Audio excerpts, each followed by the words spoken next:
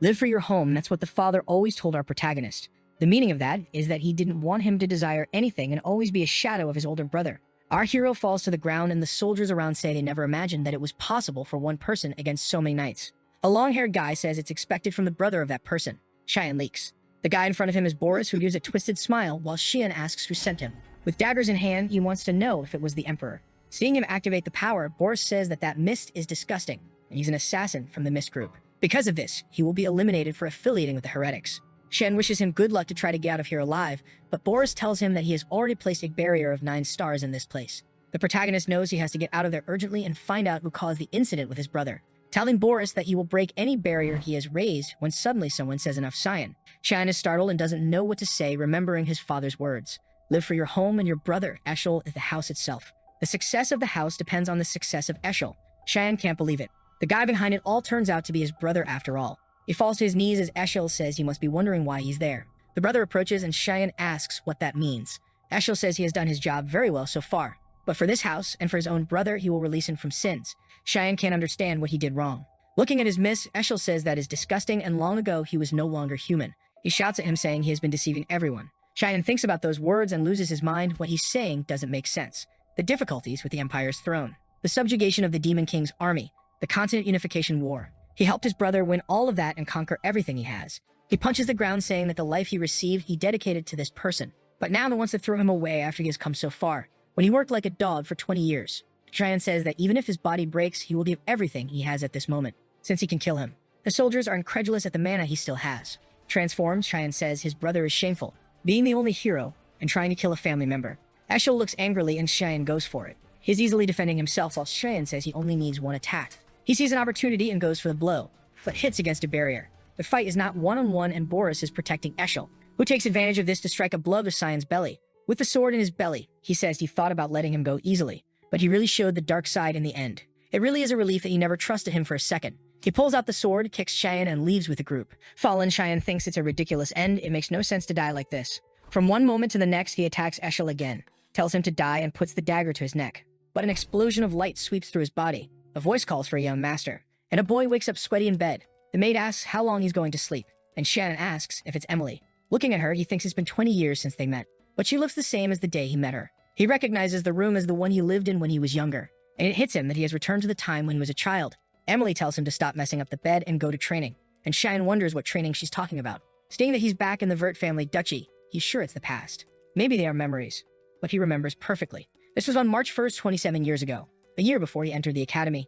At the beginning of each month, there was an open training fight for the public. It was an important event even for his father. His opponent was a boy named Krantz Vert, a brother who was also born from another mother, but was the same age as him. His mother, Marguerite, was the official wife of the Duke. Because of this, her son received much more attention. Shin, being the son of an illegitimate wife, was humiliated that day, and that's when his father told him to do nothing and give up. Emily asks why he doesn't give up, while Cheyenne now says he's just going to win quickly. But he hesitates when he realizes that a simple thin sword is extremely heavy for this body. Now he is sure it's not a dream or a memory, but he hadn't heard of magic like this, and wonders if he really went back in time. Krantz says it's incredible that he didn't run away, and when Cheyenne looks at his father, he tells him to start. The brother goes up asking where he's looking, and clearly he's confident it's going to be easy. But Cheyenne wonders why he's so slow. A step to the side and the brother cuts the wind. Krantz says he's a coward and comes to give another attack, but he takes a blow to the hand that makes him drop the sword. A kick to the shin and he writhes in pain, falling to the ground crying. The mother calls for the boy while the father seems interested. Seeing him on the ground, Cheyenne knows that if he puts the blade to his neck, it's over. But he remembers that in the past, this guy tormented him, and the bullying continued even at the academy. So now he has to end him so that he never thinks of doing something like that again. In this second life given to him, he will live for himself. The fight ended with Krantz being completely defeated. The Duke postponed the plans because he wanted to talk to Cheyenne, and even put one of the knights who worked for him to keep an eye on him. In the corridor, he sees Krantz's mother and is sure she's back from the infirmary. With a mischievous smile, Cheyenne asks if her son's okay. Duchess. She says he is shameless to say that after what he did to his brother. Cheyenne ignores her, saying it's normal for this to happen in training. The Duchess says that's why you don't talk to illegitimate children. Filthy mother, filthy child, and he should have stayed picking up trash from the streets. Cheyenne looks back thinking she crossed the line and wondering if he should kill her. But he smiles, remembering that he knows how to make her suffer gradually, and tells her he will enter the same academy as Krantz, and she asks what he means by that. He wants to know if she doesn't care about her son and his graduation. She frowns and goes to slap him, asking how he dares to say something like that. But the guard protects Cheyenne and apologizes to her. But the Duke calls the boys so they can't linger there. He stares at the Duchess and tells her they are leaving. She remains with a closed face but doesn't have much to say, And Cheyenne did this because he knows the Duke's order is absolute. And the night, there was order to protect him. In the room, his father tells him to come in. Cheyenne enters and introduces himself. While he thinks that the last time he met this guy like this was 15 years ago. Duke Wallace Verdit, who tells him to sit. People call him the protector of the continent, the one who with his magical power and military strategies stopped the demon's attack. Even if a whole army of the Demon King wanted to kill him, all he wanted was peace for this continent. But that's just how he was in Cheyenne's memories. Someone who dedicated his whole life to serving people and being an admirable man. The first thing Wallace says is that he noticed he saw the sword and dodged. Cheyenne is confused. But Wallace says that when Krantz attacked him, he saw the trajectory of the sword easily and turned aside to avoid it, and asks when he learned this kind of fencing. Cheyenne is impressed with how attentive he is and says he learned it on his own. Wallace says that as far as he knows, Cheyenne had no interest in fencing or he was hiding his skills.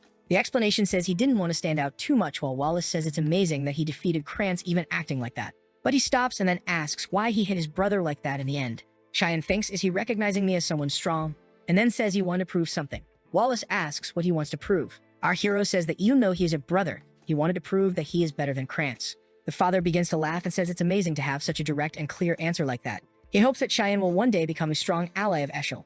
The name Eshel scares our protagonist, who wonders why he would want to be an ally of that guy. In the end, his father's obsession with Eshel hasn't changed at all. He clenches his fists without saying anything.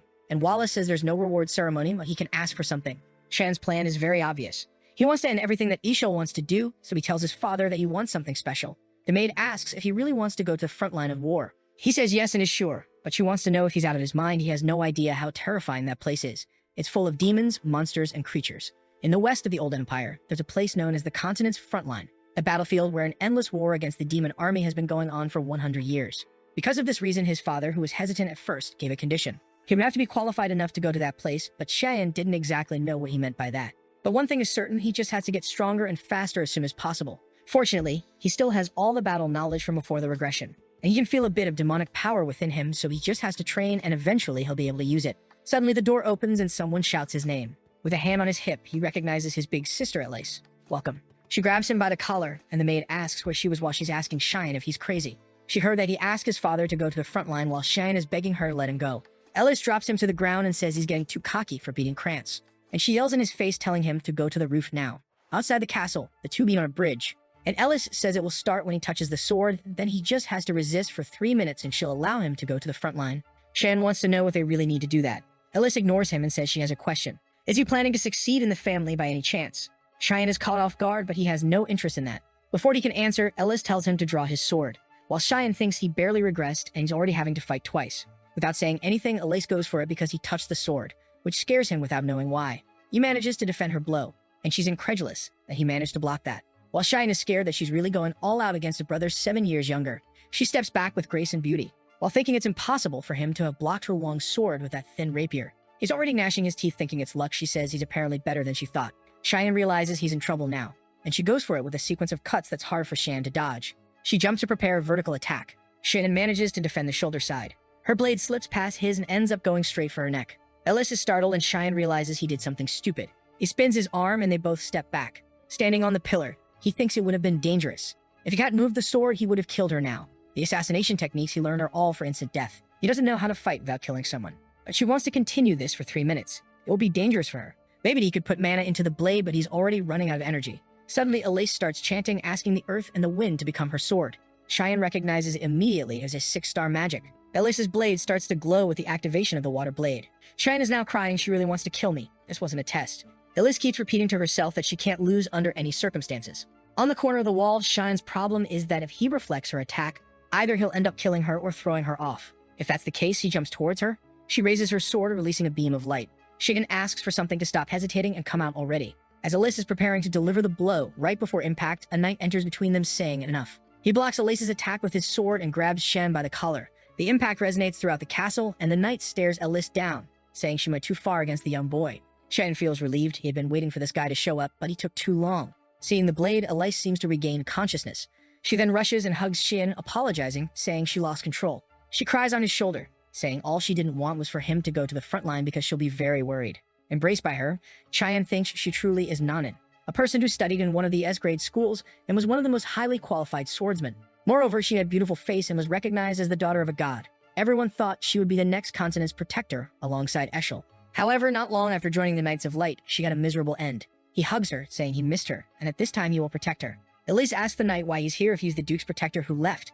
The knight says he's here obeying the Duke's orders to protect the young master. Cheyenne thinks he sensed this guy's presence since he left the office. That's why he was angry he didn't show up. Passing out, he just doesn't understand why his father ordered to protect him in hiding. He then loses consciousness on Elise's shoulder, who smiles, thinking he's still a child. The next day, she returned to the academy and he resumed training to prepare to meet his father. All he could do was push his body to the maximum to increase stamina. However, poor thing is fading. 10 push-ups is the maximum he can handle. Remembering his muscular version, he thinks he'll need drastic measures. Suddenly, Emily enters the room and says Elise sent something for him. However, she says it's too stinky and asks what it is. After Elise attacked him, Shan asked for hellhound blood as a gift of apology. Because of the terrible smell and disgusting appearance, everyone thinks it's poison. But in fact, it has the power to permanently increase the stamina of whoever drinks it. Pinching her nose, Emily asks if he's really going to drink that, and he says yes. Taking a big gulp, he says he's the only one who can eat Emily's food, so this is fine. Already remembering the purple mushroom soup she made and how much worse it was, he smacks the pot on the table and says it was delicious, exuding an aura. Calling for Emily, who wants to know what happened, he looks back with red eyes and says he's going for a walk because he wants to see the effect of the medicine and then leaves the castle. Standing aside, he says he's been wanting to come here for a long time. This was the place he came to when he wanted to be alone. Another day, a revelation from the god of light came to Eshel, his brother, about an ancient temple that was in that place, and Cheyenne was skeptical about it. Leaning against the ground, he says no one knows about the revelation yet.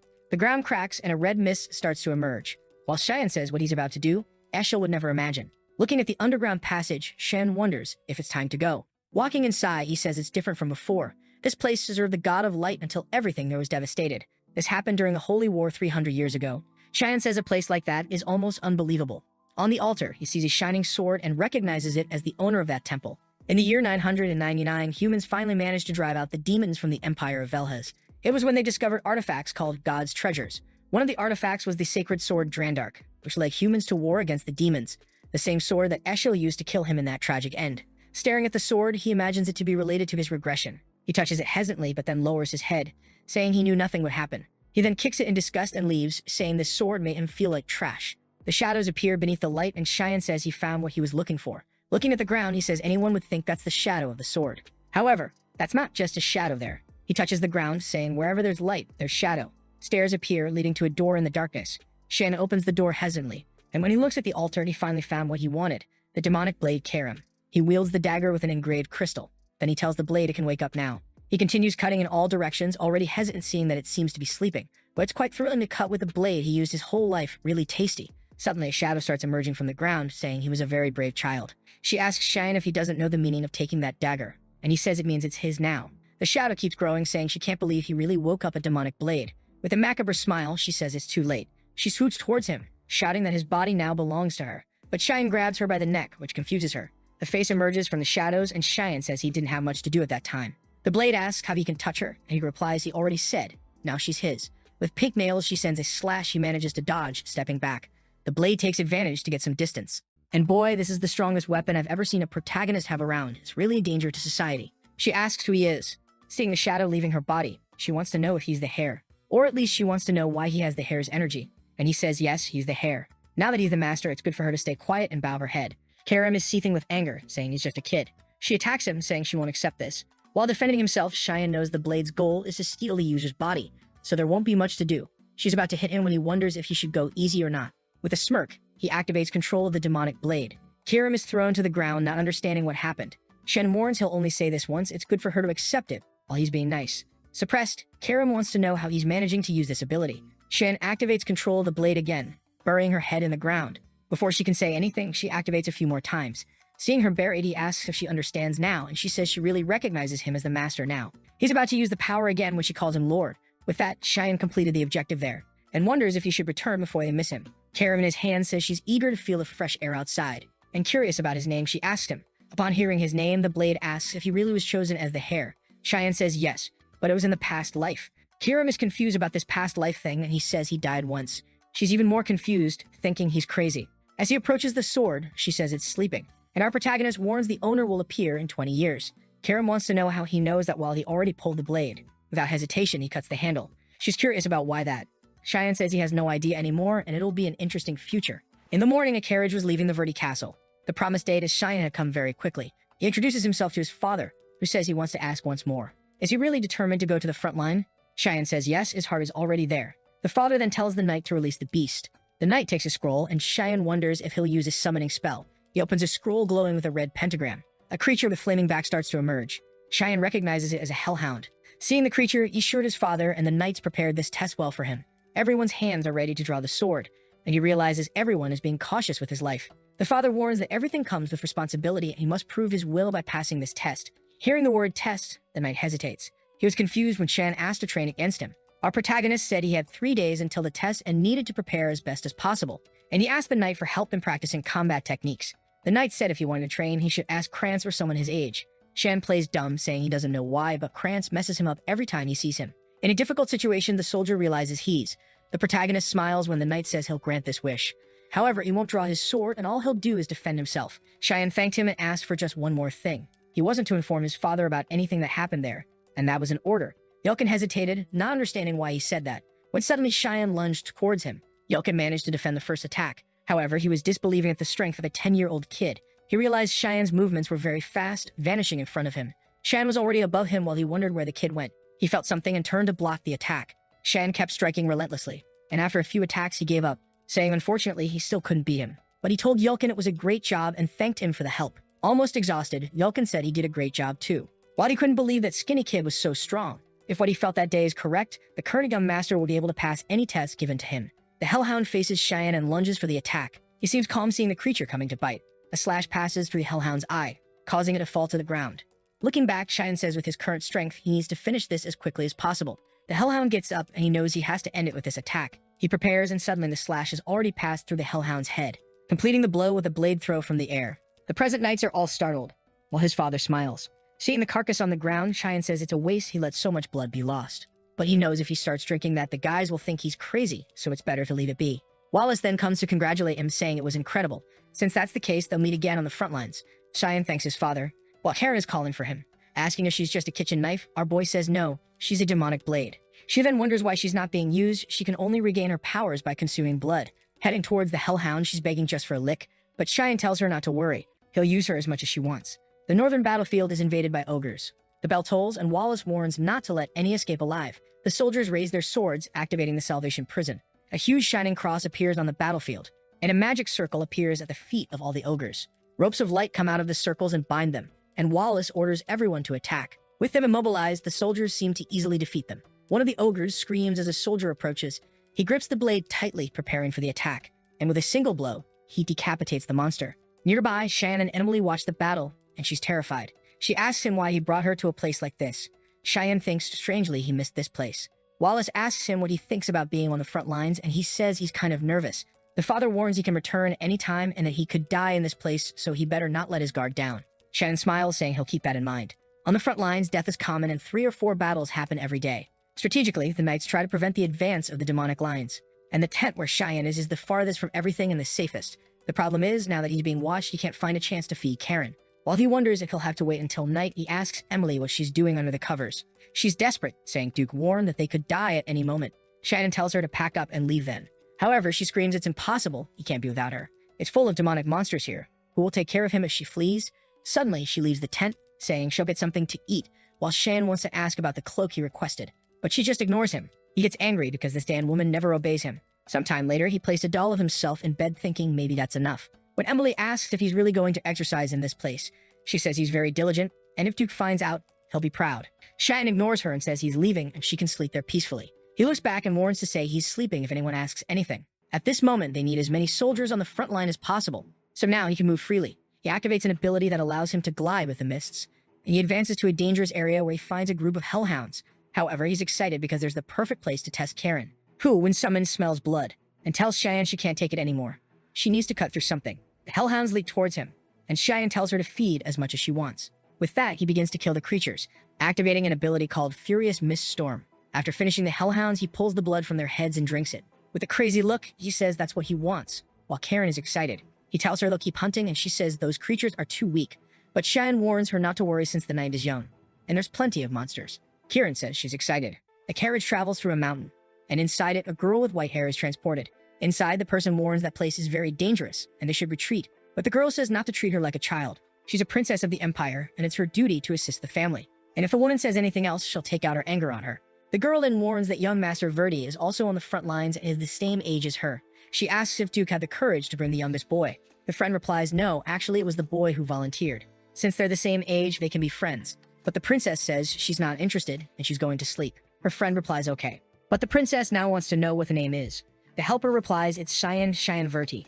Under the moonlight, she ponders that name. Meanwhile, harpies are being cut down, and Wallace is giving orders to look after those who were injured. On the battlefield, dozens of harpies and griffins are dead as they're ready to return to base. He looks to the side and someone pulls a sword from atop a harpy. It was Shan who participated in that battle. Wallace asks if he's adjusting well to the front lines. Cheyenne says yes, he's learning a lot every day, and his father warns that he thought you would want to go back home. But he's been here for a while now and he's very proud. These words leave Cheyenne incredulous, and his father leaves, saying there's something to talk about tomorrow morning. Cheyenne agrees while thinking it's the first time he's seen his father with a proud expression. That same night, Cheyenne went out to hunt once again. What he found was a death worm that normally hides deep in the valleys. Karam told him he looked very tired because he wouldn't let her take over the body, but Cheyenne said she was being too obvious. She insisted, saying the worm's flesh regenerated much faster than he could hit. Despite not wanting to accept it, he knew that was true, and he's been in this place for over a month now, every day drinking the blood of countless demonic creatures, so why can't he do it yet? The worm attacks him once again, and he says there's no chance then. He warns he'll play by Karam's rules for a while now, which she's now happy about, saying it's time to go crazy. Activating the 9th assassination technique, the manifestation of the demonic blade. Numerous cuts appear around the worm while Cheyenne's face is black. It agonizes, and our hero says he'll cut it into pieces. Under the moonlight, he activates the ability, 8 fluttering petals, cutting through the worm with numerous slashes from top to bottom. The worm's mouth explodes, and our boy is demonic. Meanwhile, one of the knights touches the blood of a hellhound and says it hasn't been long since it died. It's Yulkin and Wallace examining the area and say it seems to be the work of the demonic tribe. However, looking at the body, the father says those cuts seem somewhat familiar. Maybe it's déjà vu? Yulkin appears from behind a rock and says he has to see something. Wallace asks what it is when he raises the torch. They see the death worm cut in half, which scares Wallace. He says he can't believe that organization is behind this. The manifestation of the demonic blade hands over his body to Karen, who can now use her maximum power. But if he gets distracted, his mind will also be completely consumed. The next day, he wakes up saying he's crazy for using that power just to kill a simple demonic beast. He gets out of bed saying he was lucky he drank so much blood. Otherwise, his body would have been destroyed. Something Karen says she understands. He looks like a 10-year-old boy, but doesn't speak or act like one. Not to mention it's the first time he's used her, but he seems too familiar. He even knew all the geography of the valley and fought as if he mastered the mist technique for over 30 years. Kieran remembers he said he died once, and now she's sure. He's a regressor, isn't he? Cheyenne says he had explained that very well already, and she just hadn't understood. The poor thing is baffled. She screams at him, saying how is she supposed to understand such a serious matter when he speaks so simply. Cheyenne says explaining is kind of boring. She says by watching the way he fights, it couldn't have been easy to defeat him. With the demonic blade, he must have lost to the bearer of the Drandark, which means he either lost a duel or was betrayed. Remembering the expression he made towards the holy sword, she's sure he was betrayed. She says if he's back and preparing for revenge, he better remember one thing. If she finds him lazy or weak for a second, she'll devour him on the spot. Shen punches her and tells her to shut up because he's the master. The poor thing falls to the ground all bruised, while he smiles, thinking she really has the same personality as before. He then leaves the tent and looking to the side, he realizes everything is chaotic. Amelia calls for him, and he asks if something happened. Scared, she says today they found the body of a demonic beast at the entrance to the valley. Shen hesitates, afraid they found the body of the death worm. Amelia warns it's been a long time since they found such a high-level beast near the borders. Shen asks if there's anything else to say, and she gets scared. He asked again, did anyone say anything about me, any rumors? Suddenly, a knight appears behind, calling his name. It's Yulkin, who says the Duke wants to talk. Shen knows he's in trouble because yesterday when he was hunting, his father's group suddenly appeared. He had to abandon the Hellhound's bodies without being able to clean anything. All he didn't want was to attract attention before entering the academy, and so he presents himself in his father's tent. Sure, his father already knows everything. His father greets him while Shan hesitates about what he'll say. Wallace tells him to sit, and Shan frowns, wondering how he'll get out of this now. His father says he'll be direct and asks what he was doing last night. Sweating, Cheyenne lies, saying he went to bed early. Wallace seems to believe it for a second, but finds it very strange since the cut on the wolf was very similar to his blade. Is he jumping to conclusions by thinking that? Shannon asks if something is wrong, while Wallace finds it unbelievable that a young boy has done something like that. Shetton calls his father again, who asks if he heard about what happened last night, and he warns that they still need to investigate, but it seems to be something from the Mist organization. Hesitant, Shen asks, Mist. His father explains that it's an organization that has existed since ancient times, and they don't know its goal. But they have massacred countless nobles under the pretext of purification. Only that suddenly they disappeared. The last time they were seen was 300 years ago, but the same mist was present at the Death Worm, and that residue of power is only left by those who venerate the god of the mist. In his speculation, whoever killed the worm belongs to the mist. Cheyenne is impressed that he managed to track down an organization that disappeared 300 years ago with just that. Wallace says he doesn't know why they disappeared, but he tells him to be cautious and he will report it to the Empire. Our protagonist is relieved. It seems he will be able to escape suspicion. While his father thinks it doesn't make sense to connect such a young boy to all this, and he tells him that the discussion is over. And then he asks if he'd heard about the visit coming today. Cheyenne says he heard it was someone from the royalty. His father approaches, saying yes, and then he wants to ask him for a little favor. Sweating, Cheyenne is curious about this favor. A knight sounds a signal announcing the arrival of your majesty. Wallace and everyone on the battlefield bow and welcome the Emperor. The Emperor, who looks like a pale vampire, says hi to Wallace. He approaches him and says they are old friends, no need to be formal. Then he asks if the boy next to him is his son. Cheyenne introduces himself and says he's the youngest of the Vert family. The Emperor tells Wallace it's amazing to see that his son is on the front line. Really, his kids are extraordinary. The favor the father asked Cheyenne for was to introduce himself as his son, because in his past life he always stayed hidden and nobody even knew he existed. The Emperor then says it was the perfect time for him to introduce himself as well. A shoe descends from the carriage and she introduces herself as Erin Severus, the 5th princess of the Empire. Cheyenne remembers that she was known as the Unlucky Princess. One of the favors his father asked for was to escort the girl. He was confused because he wasn't very strong and wanted to know why his father asked for that. His father explained that it was just for him to keep her company since they would be entering the same academy and are the same age. Cheyenne remembers that in his past life he saw her at the academy while changing classes a few times. Wallace explained that it's always good to know someone from the royal family, and even though she won't be staying here for long, it's a good opportunity. Our protagonist thought he wasn't very interested, but he understood his father's intentions. He wanted him to have a relationship with her like his father has with the Emperor. However, Cheyenne says that his father chose the wrong person since that girl wouldn't serve his purpose. He sighs, saying he can't reveal the reason since only he knows the future. As inconvenient as it may be, for now he will have to follow these requests. As they walked with the troops, Erin asked why the lake was red. Cheyenne explained that it was the blood lake and there was no special reason for that color. The injured creatures jump into it to recover mana, and because of that, it has that color. Erin asks if it's red, then why are there a lot of monster remains, and Cheyenne says that's basically it. She then asks what's at the end of it. Cheyenne says there's a demon kingdom there, and she wants to know if there's a demon king there. Our boy warns that if the lake continues, she will find the king in flesh and bone. He's teasing her for asking such a silly question. Suddenly, they see a flash of light. A yellow smoke cuts through the sky, and Erin asks what that is. Cheyenne says a golden light means the entry of demonic creatures. She gets scared asking if they've already arrived, while Wallace orders everyone to protect the majesty and that they are going to the 3rd outpost. The Emperor says he's disappointed, and Wallace asks what he means by that. The Pale One then draws his sword and says he's not here just for a visit, it's because he was already bored and missing the battle. Wallace lowers his head, saying he understands, and the Emperor tells his group that they will assist the eradication team in getting rid of the creatures. Wallace calls Shan to go too, who responds immediately. Erin is confused and asks if he's really going to fight against the creatures. He says yes, he's here in the background, but he always fights on the front line. She says she wants to go with him too. He questions what she's doing, while she says they're the same age, so there's no problem. But Cheyenne warns that the battlefield is not a playground. But she's insistent, saying it doesn't matter, she wants to go. He then calls Yelkin, who appears behind her and says he'll take her to the safest area possible. She turns around and Yelkin says, "Come with me, princess." Yelling at Cheyenne, she says he's insolent and for treating a princess of the Empire like that. Approaching, he warns that her dilly-dallying here will cause a lot of people to die on the front line. Would she take responsibility for that? She starts crying. After all, she's just a child. He then turns away and tells her to leave soon and stop being a spoiled brat. The three remain silent. In the battlefield, the soldiers are being absorbed by what seems like demonic slugs. Wallace raises his sword and tells them to return to formation. He points in a direction and says they should protect the majesty and kill all those creatures. With a war cry, the soldiers enter the battle. Dion Severus had 2 wives, one named Anna, who had already died, and another known as Cassandra, who was the current ruler of the empire. The first wife bore 2, and the second 2 more. But the 5th princess was born from a peasant woman, so everyone looked down on her. Still, she did not submit to anyone. As a descendant of the imperial family, she fulfilled all her obligations and studied more than anyone else. However, many were against her. With false accusations, they expelled her from the imperial palace and she was taken to an isolated place, thus receiving the title of Unlucky Princess. Karam asks if that's what he heard from his father in his past life. Shannon says when it comes to politics and reign, things are like that, while the electric slugs are being cut on the battlefield. Watching from afar the explosions, he recognizes that the Emperor is really amazing. He plants the sword in the ground and activates a sacred ray, easily defeating all the slugs around him. Shannon heard that this guy's magic reaches 8 stars. If he hadn't become Emperor, he would be the president of the Magic Council. Obviously, these medium creatures are nothing to him. A while later, Wallace and the Emperor are drinking together, talking about the old times.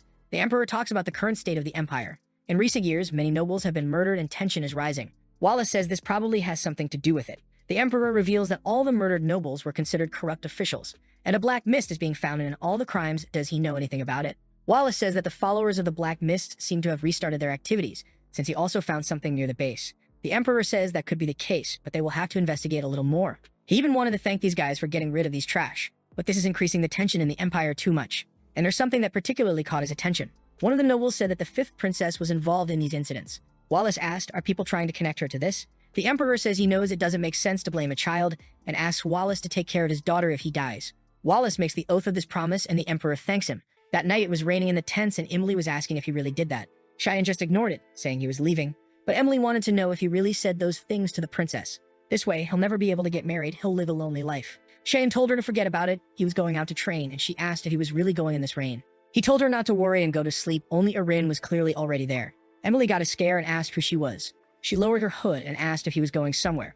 But if he's not busy, she wanted to talk about something. Seeing the princess, Emily's eyes even sparkled. Erin asked how long they had been there, and Cheyenne said it had been over a month. However, he wants to know her reason for being there. She hesitated without saying anything, and both asked Emily to leave him alone, who was already smiling mischievously. And she left, saying they should enjoy the tent. Cheyenne knows he's 40 and not at all interested in her.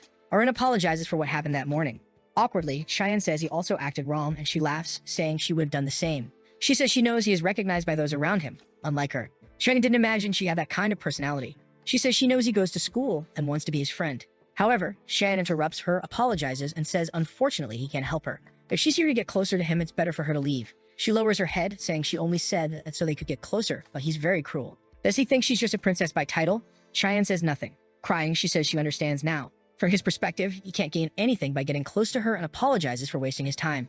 Maybe she made a mistake thinking they could have a conversation, but he's completely different from Lord Eshel. Hearing that name gives Cheyenne a fright. He turns and grabs her arm, but she tells him to let go and asks why he's acting like that. Cheyenne asks her how she knows about his older brother. She says she met him when she visited the academy last year, and he told her to continue being that strong princess. Knowing his brother's nature very well, he knows it doesn't make sense for him to be giving advice.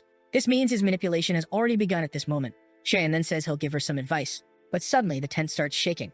Emily enters suddenly and tells them to run. But a pillar is almost crushing them already. The explosion happens and Emily is thrown from the tent. From afar, everyone sees a giant ogre and recognizes it as the young master's tent. Emily is desperate, crying for the two, while the ogre raises its club. The emperor asks what he means by that, and at night informs that the tent where Princess Erin was has been attacked by a high-level creature. He then orders to bring all the troops from the battlefront.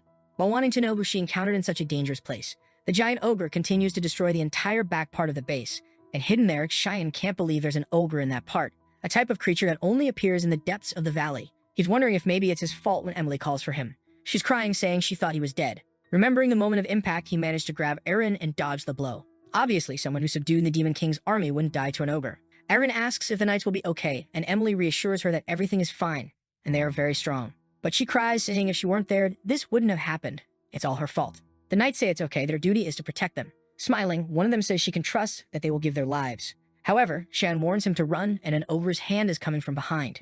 The poor guy is crushed and coughs up blood. Soon he's lifted by the giant ogre who is on the backs of the two. Cheyenne tells the princess to stay on his back, and the ogre seems to smell something. He recognizes it as he thought, and these monsters are there because of him. He's going to tell Emily to grab the princess and run, but before he finishes, she already grabbed her and ran off. The poor guy thinks the girl is fast even when it's time to run away. The ogre is coming to crush him, and he won't be able to use the demon blade so that no one suspects him. He's curious why these creatures are hunting him and what smell they're sensing. Karam says to him that he's been drinking the blood of many demon creatures, and now for the monsters, he has a terrible smell that attracts them. Cheyenne gets angry. The damn sage knew this and didn't tell him. She smiles, asking if he forgot that all she wants is his body. He grabs her and tightens his grip, turning her into the dagger who wants to know what he's doing. Chen realizes he won't have an option, he'll have to go all out against this beast. He throws himself, saying he doesn't care, and the ogre comes swinging. With one swift movement, he manages to tear the creature's arm off. Then he appears behind its neck and slices it as well. The boy's got swag, and with just 2 cuts, the beast is lying dead on the ground. He says now it's just a matter of killing the curious ones. In front of him, there's a bunch of creatures that make Karam say she's very excited for this festival. However, he gets a shock when a demonic dragon appears. The dragon roars to the skies, and Karam tells him not to be afraid. It's still just a little one. Cheyenne immediately activates the manifestation of the demon blade. Pointing the dagger, he says it needs to devour him. Meanwhile, the army is facing the ogres that invaded the base. The Emperor and Wallace have just killed the last one, and he asks if there's any trace of the princess. Wallace apologizes, saying she was in his son's tent, and the Emperor says he must be worried about his son. He replies that no, he doesn't have to worry about that creature. The important thing is the princess. The Emperor is shocked. Wow, this father is cruel. Suddenly, someone informs them that they found Princess Erin, and she comes to speak with her father. He asks if she's hurt, and she says no, but he needs to hurry to save him. Young Master Cheyenne is in danger because of her. He tells her to calm down and explain properly. Wallace asks Emily if she's Cheyenne's maid, and she confirms. He then tells her to explain quickly what happened. Trembling, Emily explains that Cheyenne drew the attention of the creatures so the princess could escape. Wallace doesn't say anything. and one of the knights says he remembers the location. If they have the command, they can go there to rescue him. The Emperor yells at Wallace, wanting to know why he hasn't ordered them to go already. But Wallace says they won't go. The Emperor and Arin are shocked, asking what he's talking about. Wallace says the recovery of His Highness is the priority. If this place falls, the entire demonic beasts will invade the Empire. They first need to rebuild the base because that's how they'll prevent further losses.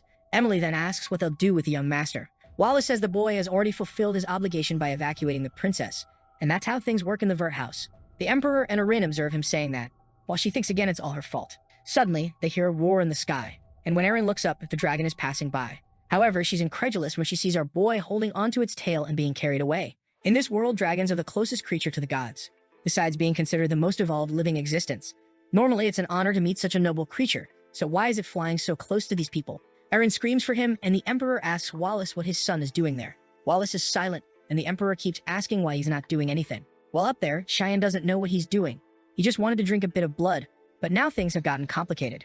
As soon as the dragon appeared, he challenged it. He saw a bunch of weak monsters attack him and sent them flying to the front. He used the Furious Mist ability and cut through the entire battlefield. He approached the dragon and realized it really wasn't an adult yet. But the dragon prepared an attack and the boy got scared. The explosion happened and a laser cut through the battlefield. He managed to dodge, and by the dragon's head, he told it it's just a baby. So how does it have the courage to spit on him when they meet? He sent a slash that hit the dragon right in the eye. He was floating midair, and the dragon took advantage to attack him head-on. When he was about to be pierced, he smirked and activated the mist blade. Using the 8 fluttering peels to cut the dragon from various directions, the beast fell and exploded the entire ground. And he felt that it really was impossible to kill a dragon. His shoulders were already done. But now that on the ground, it's time for the final blow. The dragon flaps its wings to create distance, and Cheyenne knows it's going to use the laser again. However, when he looked, the dragon was fleeing in fear, flapping its wings. Cheyenne jumped towards it, shouting, "You won't escape, you coward." And that's how he ended up hanging onto the beast. The problem is that when he glanced down, everyone could see him. So how will he explain this? Kieran asks why he's acting like a statue, and he asks if she doesn't see everyone down there. Karen was angry, saying that she'll have to use her now that she's invoked her. But Cheyenne says that if he does anything demonic, he'll be stopped. She shouts, "So what will you do, kid?" He says he's thinking and tells her to shut up. Down below, Wallace begins to conjure a light magic. Cheyenne recognizes instantly that it's an 8-star attack. He can't believe his father would attack his own son like this. And that's exactly what he does as he raises his sword to the heavens. Cheyenne is desperate, wondering what kind of father he has. But the dragon descends toward the swords and starts dodging everything. He says it's good work by the dragon, congratulating his friend and telling him not to take it. The problem is another one appears behind him. Coming almost in his face, he already knows he can't dodge this one. It hits his leg where he was clinging, and Cheyenne is thrown. As he falls, he's sad, thinking he lost his lunchbox. While Karen is telling him to protect himself, he falls headfirst. Our guy says he can't use any mist technique. She comes at him, telling him to stop being cautious or he'll die like this. He tells her to shut up, he's thinking. In the end, he really won't die, and she can't believe he's going to do this. Until he has an idea. Down below is the Red River. He says he has no choice but there. Someone from afar observes the dragon fleeing and says it's rare to see such a sight. The guy behind him says it's just a kid who must have gotten lost from the group. The silver-haired guy points in a direction and asks if there are demons there. But the friend responds that there, in fact, is the human region. He looks at the horizon and gets curious, saying that dragons shouldn't be defeated by humans. Staying silent for a second, the guy with glasses asks if anything happened. He points, saying he feels a strange energy coming from that direction, almost familiar. The friend responds that they can go check it out. However, he's forbidden from annihilating absolutely everything out of boredom. He spreads his wings and says it's okay, he won't cause any trouble, and he flies off saying he'll be right back. Meanwhile, Shine is emerging from the Blood Lake. He throws himself onto the rock, cursing up to the 10th generation, and he asks Karen if she's alive. Karen, all slimy, tells him not to talk to her. She's contemplating how to kill him. He says he'll give her a little wash when they get back, and she says okay then. But she tells him to wake up to reality, they're in the demon realm. Cheyenne tells her not to worry, it's very rare to find a high-level demon in this place. Someone behind him says he knew he would find something interesting. Cheyenne is startled. This is a voice I'll never forget. The demon behind him asks if he's a human, and Cheyenne knows he's the demon king Valkyrian. He remembers that in the past, this guy said the same thing, that Cheyenne was as if evil had gathered in one person. Valkyrian asks why he's not answering. Is he not human, by any chance? In an instant, he's on his back, asking if he really wants to fight. Cheyenne is startled and turns, but Valkyrian easily dodges. But he managed to cut a tiny strand of hair. Leaving him impressed, he says that indeed races have endless possibilities. Karen asks him who he is, and the protagonist replies that he's the Demon King. She says if he's the Demon King, he has no chance of winning. He knows it's impossible. The best option would be to escape from there. However, his hand is trembling and he wonders if he can do that. But he's surprised when Valkyrian tells him to relax. He thinks he came here to fight a kid, for God's sake, and lies on the ground saying, "Do you really think I'm going to hit a child?" Cheyenne is all confused there, wondering why this guy is lying down. Valkyrian says he will ask one more time if he's a human. Cheyenne says yes, and Valkyrian wants to know how he ended up there. Our protagonist explains that he was carried by the sea, and the guy says it seems to be his first time in the realm, right? However, he senses strange energy and asks Cheyenne what he is. He says he's just a normal human. Valkyrian says he says that, but it seems like he knows who he is. Our guy says it doesn't make sense. It's the first time they've met. Valkyrian stretches his arms, saying it might be because it's the first time he's seen a human too. He then asks why he came here while wondering why this guy is so calm. Valkyrian says he felt a strange energy while he was walking around. He says that as the Demon King, he needs to keep an eye on the lands he rules. Valkyrian then gets up and tells Cheyenne to repeat what he said. Cheyenne says, "You're the Demon King who keeps an eye on the lands he rules." He points to his face and says he's not surprised. Now he's sure he's been seen somewhere. What kind of kid reacts like this? Cheyenne knows that the invasion of the demon realm is about to begin, but this guy is completely different from what he knew. What happened to change his attitude so much? So he asks him as the Demon King what he wants to do. Valkyrian smiles, saying he's quite reckless to ask something like that to the Demon King. And then he says it's obvious, right? As long as his subordinates are alive and eating, there's nothing else he can do. But everything changes if someone wants to change that. In that case, he'll end them all. That's his simple obligation as the Demon King. For a moment, Cheyenne felt the same demonic aura from the guy who attacked the Empire the first time. Somehow, he has to prevent that from happening. He then asks Valkyrian if he wants to make a deal and asks what it is. Cheyenne says that in the future, something will happen to him, an incident that will put all his subordinates at risk. Valkyrian asks him to explain properly the nonsense he's talking about. He explains that he doesn't know exactly how it will happen, but it will be an incident that will become the catalyst to start the war against humanity. Valkyrian crosses his arms, asking if he really thinks he, the Demon King, would attack his land. And Cheyenne says that's why he wants to make a deal so that no matter what happens, at least he won't start a war. Valkyrian says he has no idea what he's talking about, but if he accepts it, what does he gain from it? The protagonist says that no matter what happens, he will help the Demon King. Approaching him, Valkyrian says he seems to know something. He's sweating, and Valkyrian asks him his name. After introducing himself, Valkyrian says he will keep that promise as the King of Demons. He flies off, saying it's good for him to keep his as well since this is a deal. And he smiles, saying it's now sealed. After contacting the Demon King, some knights found Cheyenne. Seeing him emerging from the Red Lake, they said it was a miracle. He was still alive. And with that, he received the title of the one who survived the demonic dragon. He was then taken to the monastery on the front lines, a place used as a military hospital. Cheyenne asks someone to repeat what they said. Erin is hesitant to say anything. She holds back and shouts, asking if he wants to be hers. The poor guy is confused, not understanding what she means by that. But he says he's not interested. She obviously gets startled. She starts crying again, saying it was expected. She really is the fifth princess with no power at all. Cheyenne in bed is thinking she's really starting to annoy him. He knows Princess Erin is the weak link in the imperial family, and the way she's risking it, her end is obvious. The problem is he can't shake off the idea that his damn brother is behind her death. He then says she's right. Currently, she really can't offer any benefit to him. She has no possession, takes a hit. Besides, it's extremely risky to get involved with her politically, takes another hit. But he says he'll take care of her until she figures out what's necessary. She asks if he's really going to do this. Cheyenne says yes, it's a promise, so she doesn't need to worry. She gets up, saying she understood that when she manages to turn things around, he recognizes her power. She points at him, saying she doesn't know when, but she will make him recognize her power. He says he's very eager, while thinking she was depressed just a second ago. Before leaving, she says there's one more thing, and thanks him for surviving. Then she leaves, and he stays silent. In the depths of the camps in a forest nearby, a hooded guy looks around. He takes a square in his hand and smiles, saying that now it's almost done. A voice asks him, "Reynold Crimson, was that you?" He can't move his body as if he's being held by invisible chains. The person behind him says it's a small dimensional box, and considering the timeline, it was before it was commercialized. This box can hold anything as long as the person desires. From behind, Cheyenne says that's the masterpiece created by the Magic Council. He observed the guy for a whole year smuggling things from the Empire. He grabs the box, saying he'll take it now.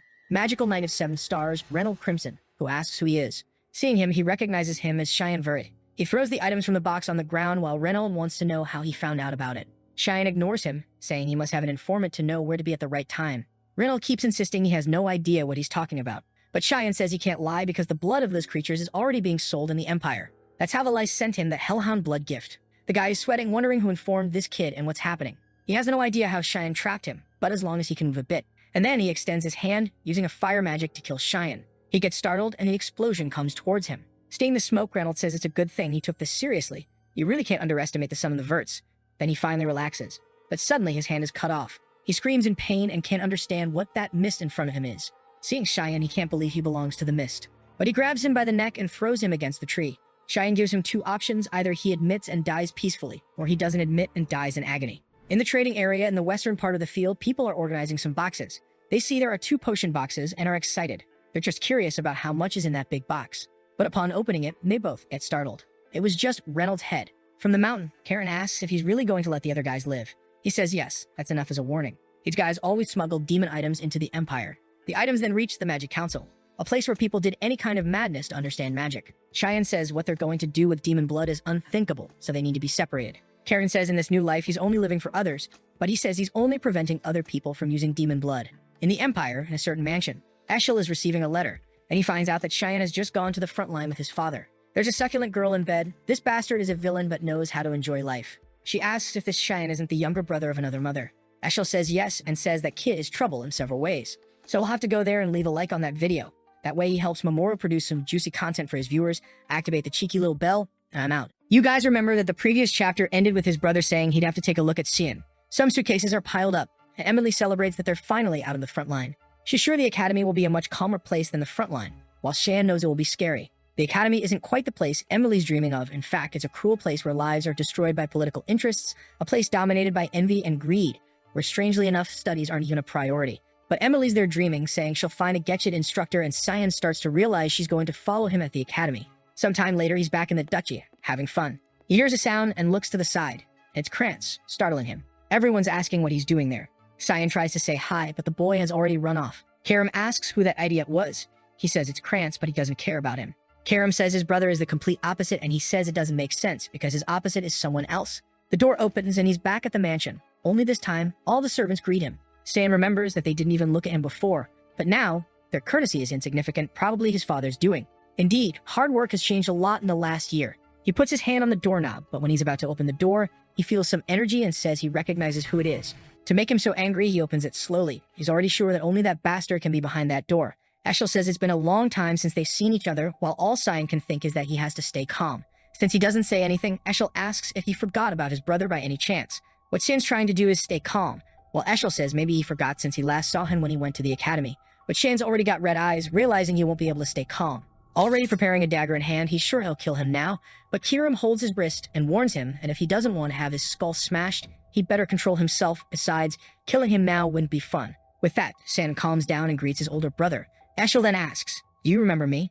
Sheehan says it's impossible to forget a brother's face. Eshel pets his head, saying he's very happy. He was worried his little brother wouldn't remember him. It's a relief. He even heard that his little brother's fencing has improved drastically, and soon he'll be helping House Verder. Even better, he'll be helping him on the battlefield. Shan says it's true and he's very eager to help his brother in battles. Eshel stares at him and says he's very relieved to hear that, as the reason he came here was just to find him. Shan knows Eshel is the kind of person who completely ignores those who are of no use to him. And now that he realizes his brother is only there out of interest in using him, he relaxes and says he also really wanted to see his brother.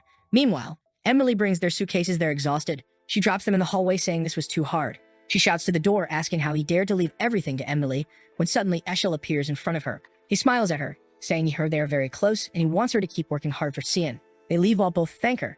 Then she shouts at Cian, saying she almost died of fright because he didn't warn her that Eshel was here. Cian ignores her and asks her to leave for a while, and she wants to know why. Coldly, he looks at her and says it won't happen again. She is startled by his expression. Cyan goes to the bathroom and starts vomiting into the toilet. He's dizzy and asks Karam why she stopped him, who replies he should be thanking her. He tells her it was the perfect chance. If he were defeated, she would take over the body. Karam says he doesn't understand how much more hatred he feels, the better for her. He smiles, saying she really is like that. Meanwhile, a guy approaches Eshel's door and asks to come in.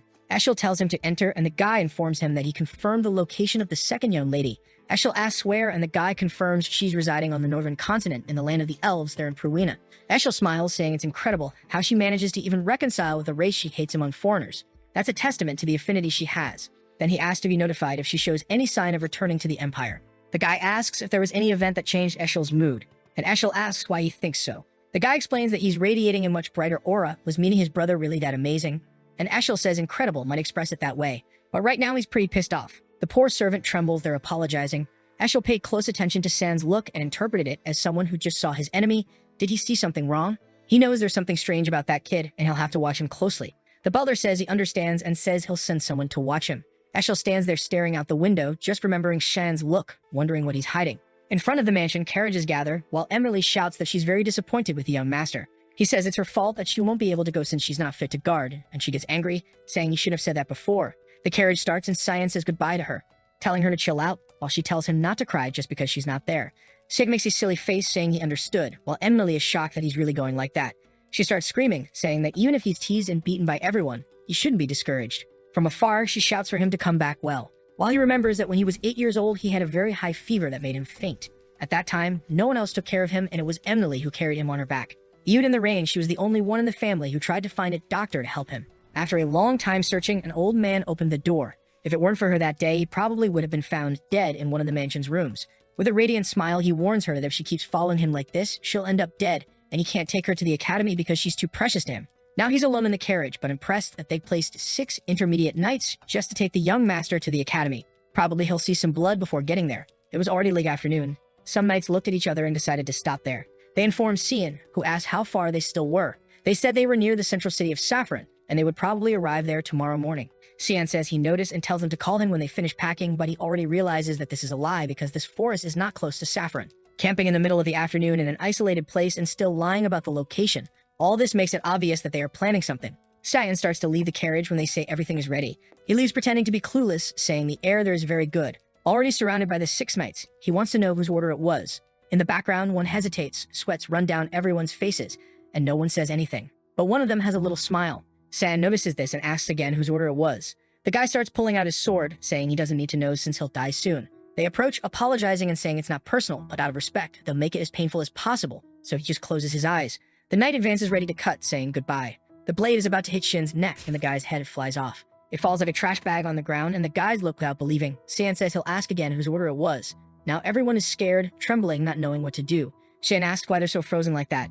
Did they think it would be so easy? One of the knights thinks he can't even believe what his eyes see, and another one tries to attack them, but this time from behind. However, in an instant, Cian is already on the other side and has made 2 cuts. The other one takes another hit on the shoulder and one on the arm. One of them tries to take advantage to run away, but obviously he's already agonizing.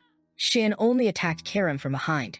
The guy who was standing and thinking is now crying, wondering if this is something an 11-year-old can do. He hasn't even moved yet, and everyone is already dead. Apparently, he didn't survive that dragon luckily.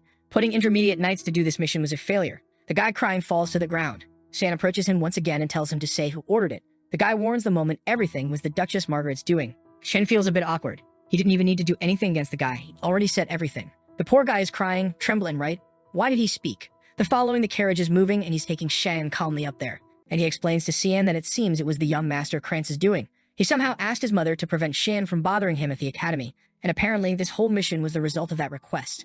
Cian remembers the fool who keeps running away and is behind this. He really will have to give him a little help at the academy. The guy then calls Shin a little embarrassed and asks what will happen to him now. Is he going to die too? Cian says he doesn't seem very attached to his life. The guy says he knows they were trying to kill him, so it doesn't make sense that he wouldn't die. Cian tells him to at least drive this carriage properly so he can have some use alive. The guy understands what he meant and thanks Cian, who says they seem to have arrived right in the central city of Saffron. A vase attacked on the ground. Margaret is asking how they found the 6 dead. The butler informs that this is the case and that the young master Xian arrived in the city of Saffron 10 days ago.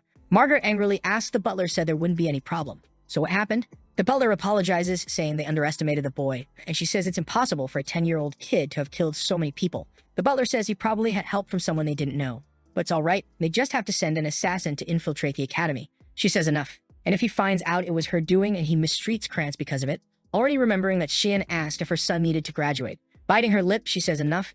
It's better not to do anything else before things get complicated. Also, no one can know about this incident, so it's best to eliminate all those affiliated with it. Eshel's spy listened to the whole conversation. It's been 10 days since Xian left Saffron. Brian has been playing his role as a servant all this time, and he knows that news of his survival must have reached the mansion. However, at this rate, he'll probably reach the academy without any problems. He'll have to start wondering if he'll have to get rid of Brian, who suddenly opens the little window with a smile, saying they've arrived. Xian says, all right, you got it. Xian says, all right, you got it. That city brings memories to him. It can't be said they were good memories, but this academy changed him a lot. He presents the coat of arms of House Verd at the reception. A bit excited, the girl says she'll register him. Yes, everything's fine. They'll receive his room too, and everything will be fine. Xian notices that she acted somewhat strangely. Is there a problem? Then she hands him a letter with a golden key. He startles and asks if she gave him the right one. Ryan lets the suitcases fall to the ground and startles. When he wonders if this is the place he'll stay, the royal dormitory, the best there is. But Shane remembers that in his past life, this didn't happen to anyone. This means that someone's influence is there. He asks Brian if that was the last suitcase. Brian affirms, saying he brought everything. Shane puts his hand on his coat, saying that now they're at the academy and he's finished bringing the suitcases. Brian's job is done. Brian's sweating, saying, hey, wait a minute, kid. With that, they throw a bag of coins into his hand. He startles and asks what it is. Shane says it should be enough for him to start over wherever he's going. He advises him not to return to the mansion or he'll die. Brian stands still for a moment without saying anything. Suddenly, he kneels and says that he, Brian Kendrick, the official knight of the old, would like to serve young Master Shan until the end of his life. Shan asks if he really is a knight. Brian says yes, but he's not very good, so he's more of an assistant, really.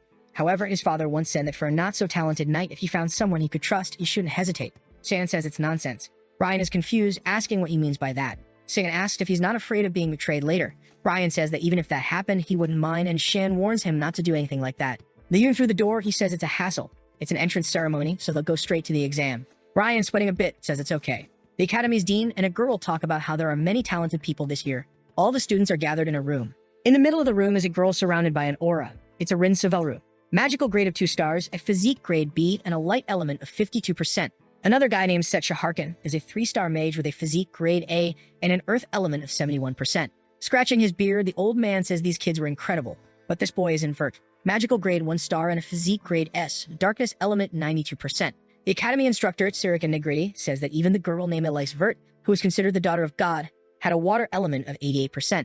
The old man says it's interesting how the person everyone thought had an untouchable talent was surpassed by his brother. He is the chancellor of the academy, Kundal Quizzle. However, Sirika says his element is darkness, and the director says that due to the nature of darkness, some people really don't manifest it and waste any talent. But he tells her that Xian received a royal dormitory. She says she heard about it from the other instructors, and he says it was an order from the emperor. It seems Xian saved Princess Erin, who was with him on the front line of some demon beasts. The emperor seems to have even been thinking about marriage.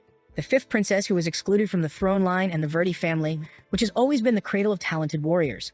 The instructor asks what she thinks will happen, and Sirika replies that if this happens, it will accelerate the revolt happening in the empire and maybe more blood will be shed. The director says for now they can do nothing but observe whether this child will become a hero or a disaster. Walking down the hall, Xian is thinking about the 92% because in his last life it was 80%. Was it because of the blood of the demon beasts he drank? Walking down the hall, he sees someone. It was Krantz, who startles, saying Xian looks odd. The chubby one behind him asks if this is a boy who's been treating him like a slave. The chubby one looks at him and asks if it's true that he doesn't even know who his mother is. And Xian recognizes this boy as the son of a Marcus Popper Penneron. In his past life, he also stood by Krantz tormenting him. So it's very good to have found them together like this. The chubby one tells Krantz to get out of the way. That boy there needs to be crushed. Krantz is sweating, saying it's better not to do that. And he takes a punch and is thrown against the wall. While Krantz is already screaming in despair, Xian still asks Krantz if he doesn't want to talk about some things. Hesitantly, he says yes. The boy is sweating more than a marathon runner when Xian puts his hand on his shoulder. He warns that he doesn't mind him planning these things, but if he finds out one more thing, he won't be able to graduate with all 4 limbs. With that, Krantz falls to the ground desolate and Xian leaves, saying this academy is going to be a lot of fun. In one of the rooms, Sirika is thinking about Xian, saying she'll have to pay a lot of attention to this boy. She walks towards and touches a book, wondering why it's not there. Behind her, Xian asks if she's looking for this as she startles. But she turns all friendly, asking how the student is there. It's a restricted area. However, she thinks it's strange because she couldn't sense his presence. She approaches, asking if he's the boy called Xian, isn't he? Can he return this book? It's research material. He says yes, of course, he'll give it back to her. But it seems like he hands her a sheet when she thanks him. He immediately senses some aura coming. One of the books in the place starts flying, and he asks if she wasn't looking for that. Instructor Sirika, or actually, the current leader of the Miss Assassins. Obviously, she wants to know how he found out. Xian remembers that in his past life, he thought of her as an ordinary instructor. She would ask how his life was in the academy, and he wouldn't say anything. He attended counseling sessions with her. When she talked about his growth potential, he thought he didn't care about that, because to him it seemed like a joke. But one day, Sirika said she was interested in him. It was interesting to see someone with an 84% familiarity with darkness, but Xian replied that it's an element that doesn't always materialize. But Sirika told him that it's just that humanity still doesn't understand darkness properly. Unlike others, she believes his growth potential is infinite. That stirred Xian's emotions, and Sirika said she wished him all the best for his future. While he thought maybe she could guide him, or at least that's what he thought at the time since he was just deceived. The girl behind those glasses is very different from the academy instructor, since she's the leader of the Mist Assassins Association, hiding within the academy where most of the continent's nobles gather. Suddenly she says, all right. She wants to hear the details in her laboratory, so let's go. Xian startles, she seems calmer than he expected. Looking at the laboratory, he says it looks the same as always. He's about to have coffee when he says apparently she put poison. While he thinks it makes sense now why she was so calm. She says he doesn't need to worry, it's just enough to melt a few organs. But Xian is confident. After eating so many demonias with Emily's cooking, he can digest anything. So he asks for something stronger next time, and she says it's time for them to talk for real, and he wants to know how he knows her identity. Furthermore, he knows the exact location of the commands that are passed in the books nobody picks up at the academy. Does he want to reveal it to her before she finds out he's also part of the Mist? And Xian says he doesn't need to prove anything else to her. She stares at him, saying he's feeling too high and mighty just because he's familiar with the element. Xian tells her that on the way here, everyone was saying he should bring more than just a knight, because a lot of nobles have been dying recently. When does she start the purification process? She gives a little smile, saying the purification process. She activates her aura, saying she has no idea what he's talking about. Sian says he'll make it clearer then he's talking about the murders. Sarika says he'll regret these threats, and he asks if she's threatening a student. Suddenly, she kicks the table and throws everything at him. Karam seems scared, asking if that's how she's going to act, and punches the table. She's already behind him with a dagger in her hand while he says he's already approved his identity. She goes for it, saying that as the leader of the association, she can't not know one of the mists. She tries to make a cut, but Shan dodges. She goes for it again, saying he won't escape. Shan pulls Karam, thinking he won't have anything to do, and defends her attack. He says that since she doesn't believe him, he'll have to show her. And he starts attacking her, causing her to defend and retreat. Sweating, she asks if this blade is what she's thinking. The weapon that can only be wielded by those who have been chosen. Kiram's demonic blade. Sian asks if she finally recognizes him, especially since the mist must be working right now to find her. Sarika wants to know how he knows this. San tells her that the hair she's been searching for is right here in front of her, in a certain street in ruin. In an isolated house, someone uses magic to open a padlock. It was Sarika with Xian, who says he doesn't seem very impressed with the hideout of the mist being right here. That one is the way to the altar he wants so badly, so he can go alone. Xian walks through the tunnels. That's a subspace created by the powers of the god of the mist, and because of that, it's much longer than it seems.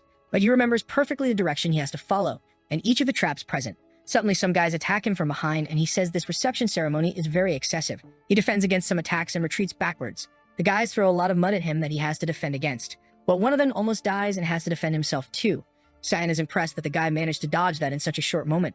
And the guy is thinking it's amazing and activates his secret technique, which makes several clones of him attack from all directions. But Shan also has his technique. The guys seem to recognize and don't understand how a kid can do that. Sam uses the wave of murderous intent. It's a technique exclusive to those who have been assassins for a long time. It allows you to instill deep fear in everyone around you. The guys can't even breathe and all fall unconscious. Sam knows they won't get up for a while, but it's impressive that there's still one standing. Is he some kind of executive? He then activates another ability, and the guy goes for it. He manages to defend against the attack, but the guy nullified his ability. The mask is thrown to the ground, and she says she can't hold back anymore, Seinvert. He stands there confused, not understanding. It's Lady Sirika again, saying she wants him to show his true power. He uses another technique, the savage attack, and sends her flying backward. She says he seems interesting. How can he use 2 assassination abilities so easily? She wanted to see his potential, what the boy is already running. Seiya knows she has something called a desire for combat. When she's consumed by that desire, she'll keep fighting until one of them dies. He who has experienced this has to run. But she's excited, telling him to come back soon because that's what he wants too. She attacks him again, and he manages to defend himself. She says this is a subspace in which no one will notice anything. He doesn't need to hold back. Shan realizes he won't be able to get out of there, and he really will have to use all the techniques. There's a risk she'll end up dead, but there's no other way. But suddenly he feels something and collapses to the ground with a stone. Karam says she knew things would end up like this and tells him to rest for a bit. Sirika asks who she is, and Karam appears, saying she didn't want to get involved. But she already knows who she is, doesn't she? Sirika bows, saying she recognizes the demonic blade Karam. Karam is the one who's angry, asking how she dares to attack her master. Sirika says all this was just a process to confirm his identity. Karam says she should have just contacted God instead of doing all this, but if she wanted to do it this way, now she'll consider it a challenge. Sirika says it's better to worry about the heir first, right? Karam is startled when she sees the boy lying there unconscious, bloodied. Sirika explains that the way Karam is materializing is very bad because she's draining all of Shan's life energy. Karam grabs him by the collar angrily, asking how he can be so weak after drinking so much blood. Sirika then says that, however, she, as a leader of the Mist, would never refuse a battle. If she truly wants to be an opponent, she cannot refuse. Karam is surprised, saying that girl is very strange. Suddenly, Shan asks her why she materialized. Karam says he doesn't need to worry, she'll just crush that reckless girl. Now it's messed up because Sirika is also excited, saying it will be an honor for her. Karam tells her not to beg later, and she replies that she's looking forward to going that far. Suddenly, a voice in the hall says that's enough, and they recognize it as Lord Air's voice. A portal begins to open, and everyone becomes apprehensive. The voice tells her to send the hair to the altar now, and she just agrees. Cyan is excited, saying they'll finally meet. The god of darkness, Hair. Some think that the god of the mist is an evil person, for whom murder is as common as eating. Someone who justifies their actions under the pretense of doing it for the world. However, he says that the death of those people was a good thing, as by paying with their lives, they became righteous people. Most people thought this was insane logic, and that this god was an idiot. Someone who had an interest in protecting those without power. Sam passes through the portal and finds himself face to face with a staircase. From the throne, the god asks if he knows who he is. Sam says it's obvious he's Air, the god of the black mist. The god asks if he is Cyan Vert and wants to know what right he has to consider himself as Hair. Shen questions him, asking if he can't feel that the power of the mist is already present in him. The god says there are paths to becoming a Hair. The first is by delivering the mist stone to the person, and the other is for the mist stone itself to find the Hair. Since he doesn't know Xian, it must be the second case. He knows that the stone that was on the altar disappeared a year ago. The strange thing is that not only did he awaken the Quarren, but he also seems to be using it very well, and his eyes don't seem suitable for his age. With this, the god concludes that he belongs to a timeline he doesn't know. Cyan is somewhat curious and says he thought the god knew everything. The god says that if he was looking for an omnipotent being, he came to the wrong place. He was long disqualified from the status of god. Shan already kind of knew that. However, the god is now wondering why it's strangely too easy for him. Shan asks what he means by that, and the god explains, he was sitting here quietly, now the hair has appeared. Why did Cyan do all his work for him? Moreover, he brought a rather unpleasant item. To think he would be dissatisfied with the demonic blade and try to take the power of the sacred spear for himself. Cyan smiles, saying he has no interest in that.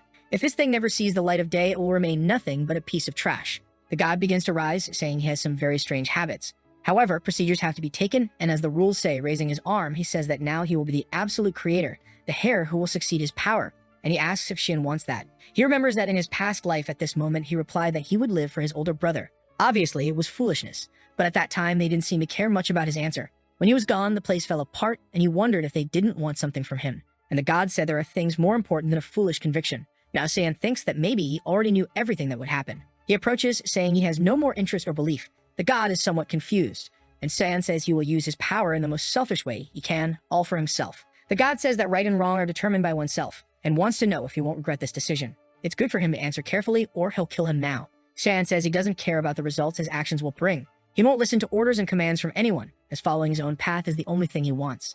The god says he seems to have something in mind and asks what it is, but Shan says he won't tell. The god says all he has to do is purify the names given to him, then the rest doesn't matter. However, he appears behind Karim and says it's time to have a little chat with his daughter.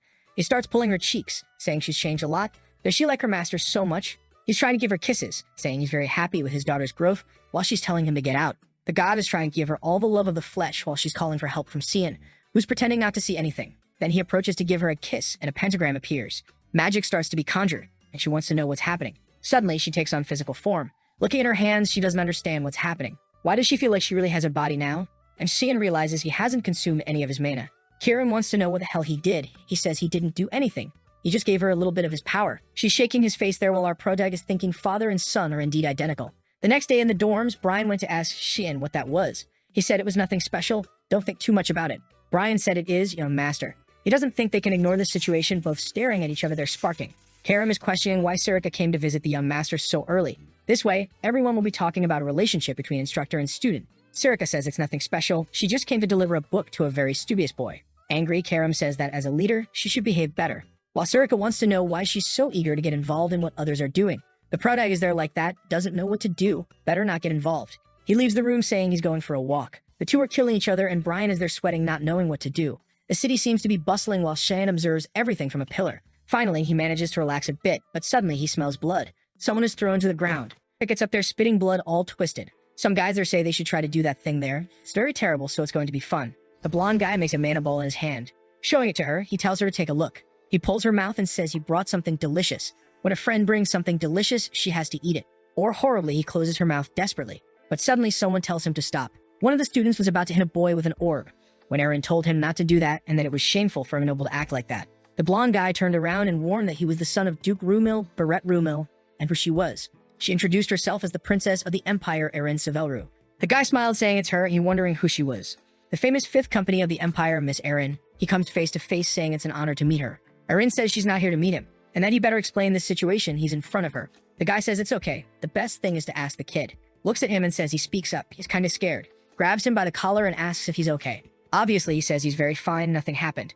Erin says it doesn't make sense for him to clearly hide and not be okay with his appearance. And the kid looks to the side, saying he's fine. She should leave now, and they were just kidding. Barrett starts laughing, asking if she heard that, isn't it? Apparently, he should be insulted by her. Erin says whatever, she's taking this kid with her. But the guy grabs her wrist and says she's not understanding. She wants to know what he's doing. The blonde guy says the kid already told her to leave. And Erin starts threatening him, saying he's holding the arm of an Empire princess. The blonde guy laughs that it doesn't matter since she's the useless fifth princess. But Shan was nearby and heard everything. And suddenly the guy took an aster from him and turned into a b-boy. Erin blushes when she sees Shin, who's more curious about Reshmus being that kid in front of him. Two people exchange blows in the Empire of Garam Fort Klein. Shan fought against someone. She was the most powerful swordswoman in his time, Reshmus Klein. Oh my heavens, I thought it was a boy. This here is the reverse surprise. You think it's a buddy or a big buddy? She originally belonged to the UCF Empire. But for some reason, she joined Guren's reign after graduating from the academy, and even changed her nationality. Sand defends himself from the thrown attack. He's surprised when she jumps cutting. He He disappears and appears behind her. He gives her a hit in the warrior's spine that falls crushed to the ground. I thought they were training, but in fact, he killed her as an order from the Empire. The order was to kill her in a covert way, but she found him and they had a sort of official duel. For him, there was no particular reason. He just saw her as an amazing person as she reached the peak of swordsmanship without any backing, and didn't want to kill such a talented person without giving her a chance to fight. Friends are calling for Barrett while Reshmus is there somewhat shocked. Barrett starts to get up asking why there are so many idiots caring about other people's business. He recognizes the kid as Cyan Vert and says he heard rumors that he was on the front lines. Is he trying to get involved in their games? Cyan thinks those games are not fun at all. Injecting mana orbs into people's bodies can cause their mana to collapse and the person to never use magic again. Cyan asks if that's the game where you keep putting mana orbs in your mouth. He starts making one of darkness and says he'll join too. But Barrett starts sweating when Cyan already created a Genki Dama above him asking what he's doing. Why isn't his mouth open yet? Oh, there he goes trying to put the big ball in the blondie's mouth. Back in the dorms, Reshmus is beaten on the bed. Orin says they've taken care of the bruises and she just needs to rest for a while, and she thanks them, saying she can't repay them. For some reason, Erin feels proud saying that their dear Xian dealt with everything so she doesn't need to worry. Cyan thinks about all of Reshmus' bruises and finds it incredible that she hasn't fainted after so many fractures. She really deserves the title of the strongest swordsman. Suddenly, Reshmus asks if he knows her. Embarrassed, she says she noticed he's been looking at her a lot. Cyan says he thought she was someone he knew but forget it, and apologizes for making her uncomfortable. Erin is just watching what he says and observing the other one who's now saying it's okay then, a little embarrassed. Suddenly, she asks Reshmus where she's staying and if those guys come to do harm to her again. She says she's in the common dorms, and Erin asks if she has any nobility. She says no, she only got in because of a special admission and instructor Veltane. He had promised to help her when she was in the academy, but as soon as she arrived, he was expelled. Shan then understands she lost the person who was supporting her, and says what she's been going through is minimal. Maybe soon she'll be kicked out of there. Erin gets a little sad about this situation, and Cyan tells Erin to accept her as an attendant, and this way she can even learn swordsmanship from the girl. Erin is shocked, asking why are you calling the boy a girl? Dude, can't you see it's a boy? Shan says that person is a girl. Erin's world collapses at that moment. From the back, Reshmus apologizes, saying she didn't mean to deceive anyone. It's just that since she was young, she prefers to wear short hair so people sometimes get confused. In the demon's work, it was the boy who was a girl. Now here it's the girl who's still a boy but inverted. Erin apologizes, crying, saying she couldn't understand and doesn't even know how Cyan noticed. Reshmus says it's okay. She apologizes. Erin then asks what she thinks of Shan's suggestion, since it sounds good to her. If she joins, she won't suffer from others anymore. That way, she can focus on her studies and still live a comfortable life. Reshmus asks what she could do for Erin. Erin says she's been feeling very lonely lately and she needs someone around. Reshmus then thanks her and says from now on she'll be her attendant and will never bring shame. Erin turns around saying she should thank Cyan. Where's Cyan? The boy's already gone. He knows from now on she can handle the rest. Now he knows why Reshmus left the UCF Empire, and she probably wouldn't have lost mana control if it weren't for that bad Barrett. Now the person who was already the most powerful swordsman on the continent will have her mana intact. Probably will be someone difficult even for him to defeat. But that doesn't matter, because his attention is now on something else. That thing Sirica personally delivered to him this morning. Her order. My first chance to help the association with a like on this video, guys. And you guys remember that the last chapter ended with our boy saying he was more interested in what he had received. With the card in hand, he thinks that this is going to be quite difficult for a first challenge. However, he remembers that when she handed it over, she said she believed in his potential. The problem is, if the missions are already starting off this hard, he doesn't even want to think about what he'll have to do in a few days. Suddenly, though, he hears something nearby and an explosion out of nowhere. Shin wonders if the monster has invaded the academy. However, what appears is a 3-meter-tall musclehead asking if he is Cyan Vert. A bit embarrassed, our guy just questions if the man knows who he is, and he answers yes. The man claims to have the level of a magic 1, but physical level of S, and he knows very well that Cyan Vert is the youngest in the Verte house. Man, this guy's name is Seth Shaharkin, and he's 11 years old. I'm just like Cyan, not understanding how an 11-year-old kid has so much muscle and is so tall. Seth starts flexing his biceps, talking about what he's heard about Shan's exploits. From killing creatures to surviving an encounter with a dragon. He also heard that the boy received an evaluation of a rank S physique, something even he himself couldn't achieve. And that's why he wants to challenge him to a fight. That's when Cyan seems to recognize this guy, all because of the mark on his chest. It represented Spain, which was his San Empire, and this guy apparently is his prince. This country is located in a desert to the east, and in his past life, Spain's entire army revolved around one single person, a prince who on his own made it impossible for any army to conquer Spain. That was a nation that carried the pride of never being conquered. However, the prince suddenly declined. He ignored his health so much and focused so much on training that he ended up dying from a random cold. Wow, what an epic story. What Cyan never imagined was encountering the prince of this city here. He's certain this didn't happen in his past life, and now it's going to be trouble. However, he decides to respond by asking if the guy wants to fight now. Seth says yes, claiming it's the only way to determine who is the strongest man. The boy should know he won't accept a no for an answer. However, that's exactly what Cyan replies, and Seth asks why. The protagonist explains that fights like this must be approved by the academy. First, they'd have to go to the office and send in a formal request. Seth immediately wants to know where this office is so they can go there now. As soon as Shan tells him, the guy runs off, saying he'll be back soon. Our boy thinks the guy is all muscle. Really, after all, the office is in the opposite direction, but he doesn't need to mention that. Not to mention there's no such thing as a training request, but he'll let the guy figure that out on his own. Oh, poor thing, completely fooled. The scene then shifts to the city. Hooded man tells Lord Zickerman that the product is ready. The man tells him not to stand there and to notify all the clients immediately. Zickerman Albus was one of the 3 richest men on the continent. Publicly, he's known as a philanthropist, generous with his donations. But in reality, he's trash who forces relationships between species. This is because he wants to create new mixed races to sell in the black market. Shan is already watching while hearing the man say that today the best product he ever imagined will be born. Now Shan's target is confirmed, and it looks like this will be easier than he thought. However, as he picks up Karam, she says she's sensing a complex energy. He's confused, and she says the target seems to be hiding something. Zickerman then stops in front of the cell and says he finally has some peace and quiet. He tells his money factory to sleep well, but that's when he notices a strange black mist around him. Someone behind him strikes. The first headless one falls to the ground, and the knight asks who's there. Desperate, Zickerman yells for someone to kill whoever it is. But Shan rushes toward the man and lands a blow that makes him drop his sword. Another strike behind the knee, and Karam is already at his neck. Before the man can say anything, he's already taken down. This one doesn't hesitate. Zickerman starts screaming, asking where the rest of the knights are. Shin simply says he'll find out soon enough when he joins them. Although he had hired a lot of people, they were useless. Dragging himself on the floor, Zickerman asks if he wants money. But Shen just cuts his hand and says he already has enough of that. The fool falls to the ground, and Sion calls him by his name. He says he will be punished for the inhumane things he's done and for his participation in the slave market. That alone is reason enough for him to die. But since he's feeling generous, he'll give him a minute to repent for it all and free himself from the pain. Zickerman, however, crying, says it doesn't matter since he'll be killed anyway. He tries to explain that all they're doing is earning a living. The real culprits are the people interested in buying the goods. Shin simply says his minute has passed and he didn't even repent. He activates the 8 stanzas of the Black Mist and starts a sequence of attacks on the back. Now that the main part was complete, he could take a look around. As he approaches Masera, he asks Karam if this is the place, and she says yes.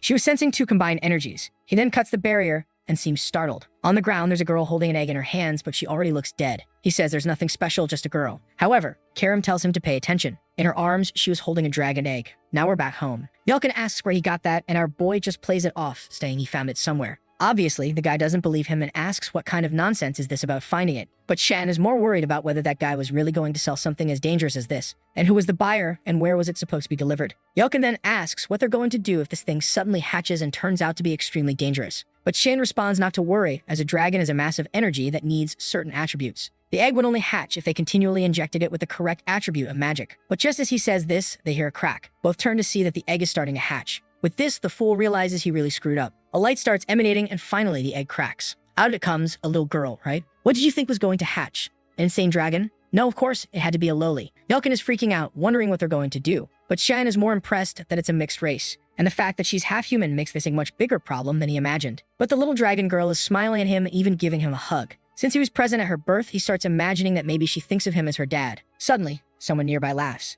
It's Karam, who says it's ironic that an 11-year-old boy is now a father. But Shan says it's all her fault. We then see the moment he picked up the egg and asked if they should really take it. Karam said yes, because it could fall into the wrong hands. Our boy was afraid of it hatching, but she assured him that a dragon egg wouldn't hatch without the right energy or a mother. Back in the present, she says this just proves that anything can happen. Our boy asks what that nonsense was about the egg not being able to hatch without a mother, and she replies that's why she said anything can happen. But this business about a mixed race was truly curious. The very existence of that creature was dangerous. The protagonist knows this. And the worst part is this is going to be a massive headache. It was already a problem for a half-human, half-beast hybrid. Now half-dragon made everything much harder. The world they lived in was far too dangerous for something like this to exist. If anyone at the academy found out about her existence, the chances of her being eliminated to prevent a threat were very high. Moreover, dragons were extremely proud of their race and pure blood. If they discovered the existence of this child, it would certainly come to eliminate her. This makes him wonder why he would take on such a huge risk. If she was destined to live such a hard life, maybe it would be better to end it. Salen smiles and says she agrees that maybe this is the best solution for the child. He places his hand on her neck, and Salen says that's the right path, as it would be a life of misery anyway. And Shan keeps repeating to himself that it would be better to end her life right there. But she starts to open her eyes, and as soon as he touches her neck, she calls him Dada. Shan was staring at her as if he was going to kill her. But when he hesitates for a second, she snuggles up and says it's love. The poor guy realizes he's screwed as he notices how warm she is. He picks her up by her little arms and lifts her, saying that apparently, now they'll have to figure out a solution for this. He tells Karam they're going to take care of her. But Karam isn't too thrilled about this. The scene then shifts back to the Verdi household castle. Kranz's mother is there, wondering what she's going to do. She couldn't let that damn Sion roam free and be a danger to her son. That's when Eshel shows up and calls for his mother. He says that if something is bothering her, she just has to tell him. But she leaves, saying she's fine and nothing is troubling her. However, as soon as she closes the door, he tells Kellen to report the information. The man says they found the bodies of some knights dead in the forest,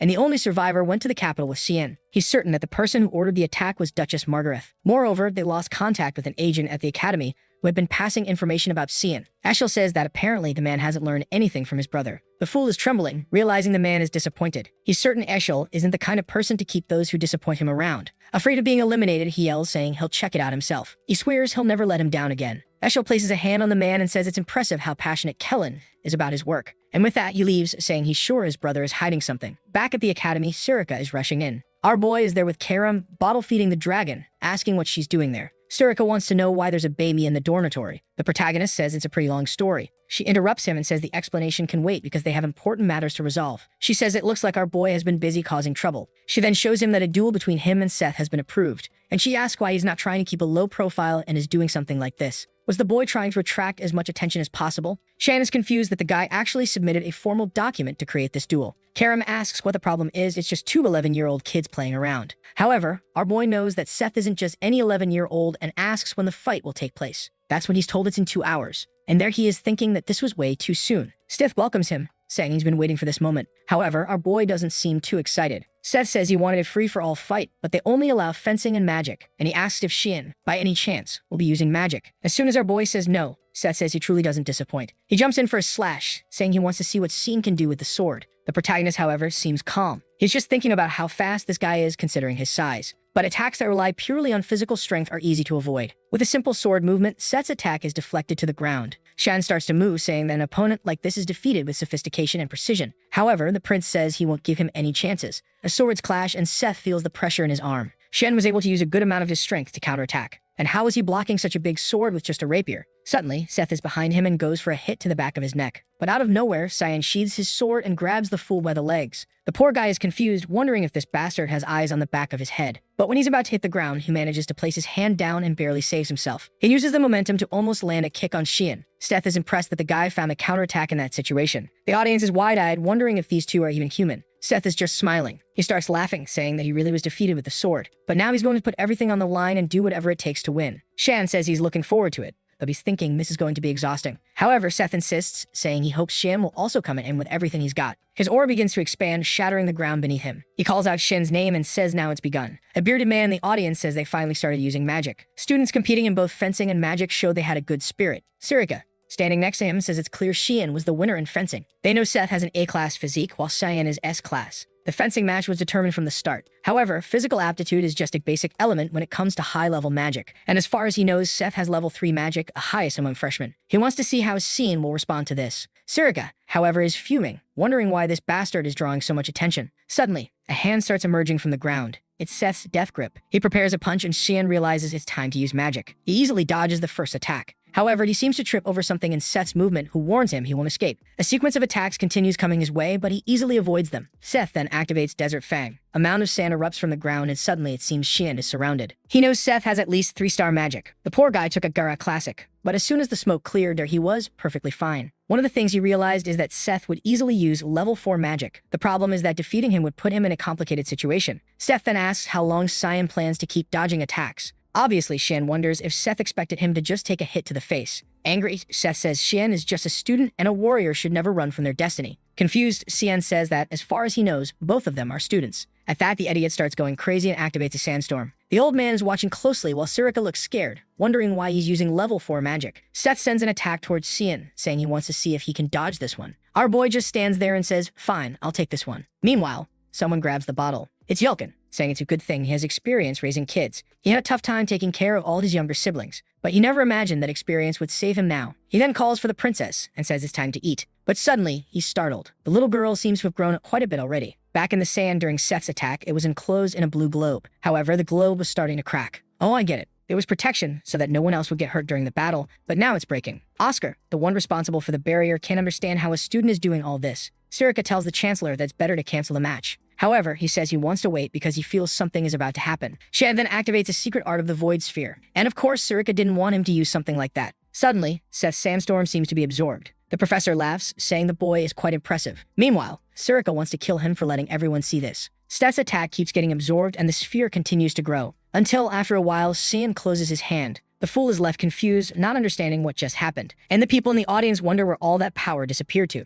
No one has any idea what that black energy sphere in the middle of the arena was. Shin asks Seth if he still wants to continue. But the poor guy is exhausted. He falls to his knees saying he can't believe he lost. He lost in fencing and lost in magic. At that moment, he was pure depression. Poor Sian starts feeling bad for crushing the guy's spirit. But then Seth punches the ground and says it's fine. He was getting tired of beating weaklings anyway. Now his motivation to keep training is restored. He then extends his hand and says he's looking forward to training with him again. And next time, Sian will have to accept the challenge. Shen, of course, says no. He's not interested at all. The scene shifts to Sian talking about how dragons develop faster than other creatures. But overnight, it seems like the child had turned 6 years old. The girl is already welcoming Daddy. Shan knows that at this rate, she'll soon be his age. He tries to explain that he just took his eyes off her for a second, and suddenly this happened. Man, he knows it's going to be tough to raise her there. Someone mentions that there will come a time when he won't be able to hide her anymore. It's Sirika, who says she can help hide the magic sword. But a dragon like this is something completely different, especially since he keeps drawing attention to himself like today. Karam is lying on the couch, peacefully sleeping, not wanting to deal with anything. They're just looking at the little dragon girl, saying she's growing terribly fast. How did she get this big while he was out fighting? Sirika then says she knew he was up to something. But bringing a creature like that home is completely different. Our boy tells her not to worry because Yulkin said he'd take care of the girl. Besides, the place already has a barrier, so she and Karam wouldn't be detected. That's when Sirika hands him a letter and says this will only be possible if he stops causing trouble. Our boy looks at it and says it's a pretty bad reward for winning that match. But she just leaves the room, telling him to stop getting into trouble. It would be terrible if he ended up angering a certain someone. Yulkin then asks what it was, and our boy says it's a warning. They want to expel them for bad conduct. The little dragon girl says that can't happen to Daddy, otherwise everyone will end up begging on the streets. Shan is confused, wondering when this brat learned to say things like that. He pets her and says they don't need to worry for now. Yulkin says it would be dangerous if he were forced to return home. Shen replies that they don't need to worry because it was just a small competition. After all, he noticed that the letter came directly from the Chancellor and not the administration. That means the guy wants to talk to him. I don't know if this was in the past, but I believe it was. The Chancellor asks if he really wants to join the Order of Light. Shan agrees, and the man says he doesn't think it suits him. Seeing the boy's face, he says he's sure Shan knows this. So he decides to give him some advice and tells him to keep it in his heart. He's certain that Shan would find no benefit in joining the Order of Light. His fate would be suffering or something even worse. However, one thing is for sure, joining that order wouldn't be worth it, because that's what life is like for a puppet. That was the conversation he had with the old man in his past life when he was called there once, which makes him wonder what curse the old man will throw at him this time. Yulkin then comments that the child might deserve to have a name. They can't keep calling her just Little One. Shan just responds with Nana. Yulkin was about to tell him to think a bit more, but the girl says it's perfect. She likes the name Nana because it's the same backward and forward. And besides, now she's Nanavert. She's spinning around Sian, who wonders how she knows his last name. The scene then shifts to the Chancellor's office. He's thoughtful and impatient because of Sian Verdict. He already knew the boy had great potential, but he saw him absorb a rank 4 magic attack all by himself. Someone with that much power is something to be feared. But the strangest part is that Sian didn't even seem to be trying, which makes him wonder what this boy is truly capable of. Shan knows that Campbell was the teacher of Emperor Dione and Princess Diana. He's one of the few 9-star mages on this continent, and after Princess Diana's death, he decided to dedicate himself to cultivating new talents at the Royal Academy. But what confuses Sian is that he always saw this man as a pacifist. So why in his past life did he suddenly get involved in the Empire's throne affairs? He stops for a second and is sure of it. That guy was as treacherous as ever. Knocking on the wall, he notices it has a barrier. Not just a barrier, but a 9-star one, even though he knew Sam was coming. It seemed the man wanting to test him, and Shan was ready to pass that test. Candle was smiling, curious to see how the boy would deal with the barrier. All right, fine, Shan mutters as he crashes through the window. He lands in front of him and calls out to the Chancellor, introducing himself as Sian Verdict, a first-year student. The old man notices that the boy did the obvious, but he has to admit defeat. He then asks if Shan received the warning about the competition. Shan says yes, he got the Chancellor's notice, but he became certain of some things as soon as he saw the barrier. That so-called warning was just an excuse to test him. Candle says that's correct and that his method was quite common, but undeniably effective. With that aside, he says he won't resign the warning unless Shan convinces him. Shan then asks if he can pose a question. He inquires whether the old man values the Empire's prosperity or his family's honor more. Candle remains silent. He says it's a bold question, but neither is Shan's concern. Shan then asks if, hypothetically, Emperor Dione and the third princess showed ambition for the throne, would Candle stand idly by and not support either side? The old man replies that such boldness is not only audacity, but also recklessness. Meanwhile, Shan recalls that in his past life, this man told him he'd become a puppet. But at this moment, Candle was no different. Shan remembers that in his past life, the Chancellor played an important role in helping Prince Luenel ascend to the throne, a prince known for his violent nature and for killing all his siblings. The day the Chancellor questioned those deaths, he was imprisoned for treason. Now Candle slams his hand on the table and says it doesn't make sense. He asks Shan if he truly believes that the peace built over the past 100 years could crumble so easily. He thought the boy was talented, but apparently he's just an ignorant child. Shan ignores the insult and says that both Candle's daughter and the second princess have already died from illness. Furthermore, the third and fourth princes are forces that cannot be ignored. and Empress Cassandra's faction is beginning to hunger for power. They would stop at nothing to seize control of the empire. After all, the peace in this land is barely holding together, and when it all collapses, it will also mean the end of the academy. Candle is stunned that an 11-year-old knows the entire current political landscape. He then asks what Shan's intention was in saying all this. Shan says he's there to propose a deal that will help Candle, peace for his family and peace for the academy. And all he asks in return is for Candle to remove the warning. The old man laughs, making Shan feel like a fool. Candle summons a magic circle and asks what power Shan plans to use to resolve this. He signals downward with his finger, saying Shan will be crushed along with his arrogance. Chains of judgment then appear and pull Shan upward. Shan immediately realizes the Chancellor wants to test him again. Candle says that while Shan may be powerful, escaping such a skill won't be easy. He remarks that the boy is getting too full of himself. However, Shan asks for permission to show what he's capable of. At that moment, the old man is startled. Shan activates an adaptation of the Void Sphere. The chains seem to be getting swallowed up. The old man is in disbelief that a level 1 skill is consuming his magic. The energy keeps being absorbed and the sphere continues to grow. Meanwhile, the old man wonders about the limits of this boy's potential. Finally, the attack dissipates along with the chains. Shan asks if he's proven enough. Candle immediately agrees to remove the warning, but says he doubts that's all Shan wants. Our boy says it is because all he wants is for there to be no problems at the academy. The old man asks if he's sure, and Shan says yes. The truth is, Shan really doesn't want to see the academy collapse again. Meanwhile, in the city at sunset, someone mentions they bought a lot of sweets, but that's what happens when there's a child at home. It's Yulkin, who's happy just imagining Mana eating all of it. Suddenly, he feels a chill. The place is eerily quiet and he assumes it's just his imagination. He slowly walks, looking around, until he senses a presence in the shadows and demands it show itself. Someone steps out of the darkness and Yulkin is so startled he drops the sweets. Man, I thought he'd react, but the poor guy just disappeared. Shan had promised the Chancellor that he'd attend all classes after leaving the meeting. But at this moment, he's tired and bored. It's tedious to study things he learned over 30 years ago. Since he doesn't have any missions to do, he considers going to train. But then someone appears behind him, asking where he thinks he's going. It's Erin, who says the lesson isn't over yet. Shan lies, saying he's just going to the bathroom. But she calls him a liar because she knows that's not the direction to the bathroom. Meanwhile, a guy named Resimus is standing behind her, calling her Lady Erin. Our boy then asks if she's allowing him to address her by her personal name. She tells him to stop changing the subject but says yes, but only in private. However, she wants to know why Cian is still so formal with her. Our boy responds that since she's royalty and he's just a simple citizen of the Empire, he can't be too familiar with her. Someone then approaches in the middle of their discussion. He calls out to Erin, and suddenly she looks startled. Shin glances to the side and sees a guy on the stairs, saying it's been a long time since they've seen each other. It's Brother Fabian and Brother Nerobian. Apparently someone really likes Bien. Erin greets them, and they ask why she's surrounded by commoners or if those people are her servants. Shan knows these guys from House Nefello always belittle the princess. Then they ask if he's the so-called boy San Vert. Our boy simply says it's a pleasure to meet them and introduces himself as the young Mist of House Verdi. The guys reply that he doesn't need to introduce himself because they saw the duel, and it was incredible. Surely he'd be invited to the next social gathering. They say they should talk more and shouldn't remain strangers. Shan notices that Erin is being completely ignored. The guys place their hands on his shoulder and tell him this is an opportunity few people get.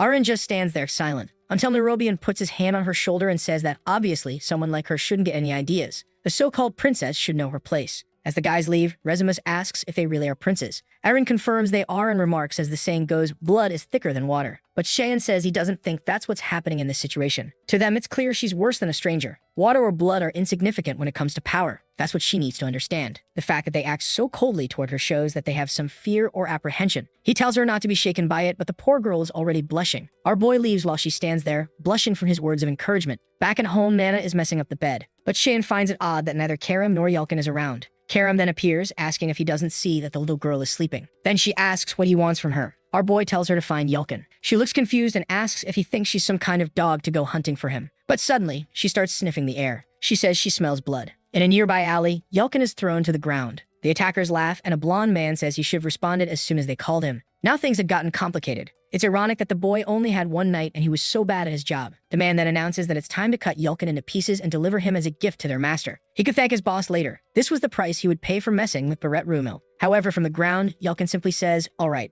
The guy is confused and asks what he means. Even while battered, Yelkin tells them to just get it over with. Barrett then tells everyone that apparently Yelkin has lost his mind. It's time to finish this by killing him. But suddenly, from above the alley, someone asks what they're doing. Man, if it's who I think it is, I guess you're all headed to your next life. It's him and Shan with Karam in hand, saying that apparently this was Rumil's doing. From the ground, Yelkin sees it's our boy. And upon seeing the state of his friend, Cyan says, looks like they beat up my poor boy. Barrett, however, seems excited that San showed up on his own. This was exactly what he had planned. Shin simply replies that he's looking forward to seeing what Barrett will do. He charges at the men, activating the 8th stance of the Violent Barrage. It's a tap to one guy's neck, a flick to another's forehead. Everyone in the alley starts getting thrown around. Barrett can't believe that all the men he hired couldn't beat this kid. What kind of monster is this, he wonders. He starts cursing Cian Vert and says he'll kill him. But before he can use his spell, he takes a knee to the stomach and is thrown far away. The poor guy hits the wall and San says Barrett hasn't changed one bit. He asks if tormenting the weak is really so fun for him. Barrett, however, says what he does in his free time is none of Shan's business. And he asks, "What are you going to do, kill me?" Shan remembers that in his past life, this guy, the eldest son of House Rumil, became the strongest figure in the kingdom of Garan. He was an infamous figure who beat his own servants to death and burned small animals just for entertainment. Until one day, his madness crossed the line. He mercilessly killed a classmate and claimed he was just practicing magic. This exposed him, and the Purge Squad gave Xian a mission to eliminate him. But that day, Xian would never forget what he saw upon arriving at that mansion. In the man's basement was a pile of servant corpses.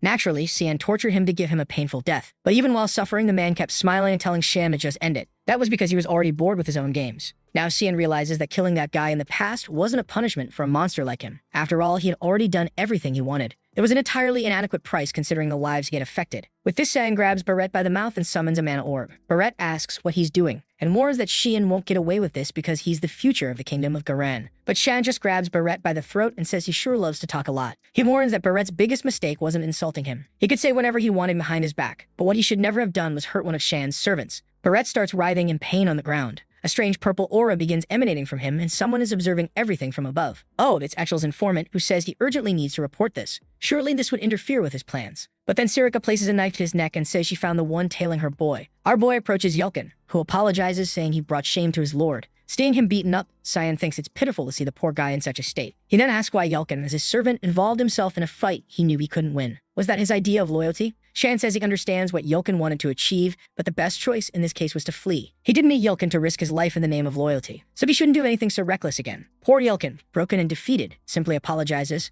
Our boy then says the leader can show themselves. Suddenly, a group of Purge Squad members appears, asking if it was that obvious. Xian says it's obvious when so many people show up together. Then Sirika appears, saying she brought a big present. She throws Kellen to the ground, and Xian immediately recognizes him as the one who had been following him recently. She seems impressed that Xian already had information about him. He says he kind of already had an idea. She responds that, as always, he's highly capable. Not only is he far stronger than any other assassin of the Mist, but he's also able to negotiate directly with the Chancellor. In addition, he has the mental fortitude to wield the magic sword. He truly deserves the title of successor, but the problem is he keeps causing trouble. Xian just replies that he took note of all that, but he warns that he will always refuse to be just a victim. Whoever harms those close to him will be crushed. Sirika interprets this as him saying he'll protect those around him and says she understands. She then says she's leaving and trusts the successor's decisions. But before that, she reminds him not to forget to deal with that person. Kellen then asks what Xian plans to do with him and if he's going to kill him. But Shan says he's learned that death is too easy. Desperate, Kellen says that if Xian thinks he's going to talk, he can forget it. But Shan replies that he already knows Kellen is the right-hand man of Eshel. The poor guy is left wondering how this brat already has that information. But Shan remembers Kellen very well from his past life, always by his brother's side,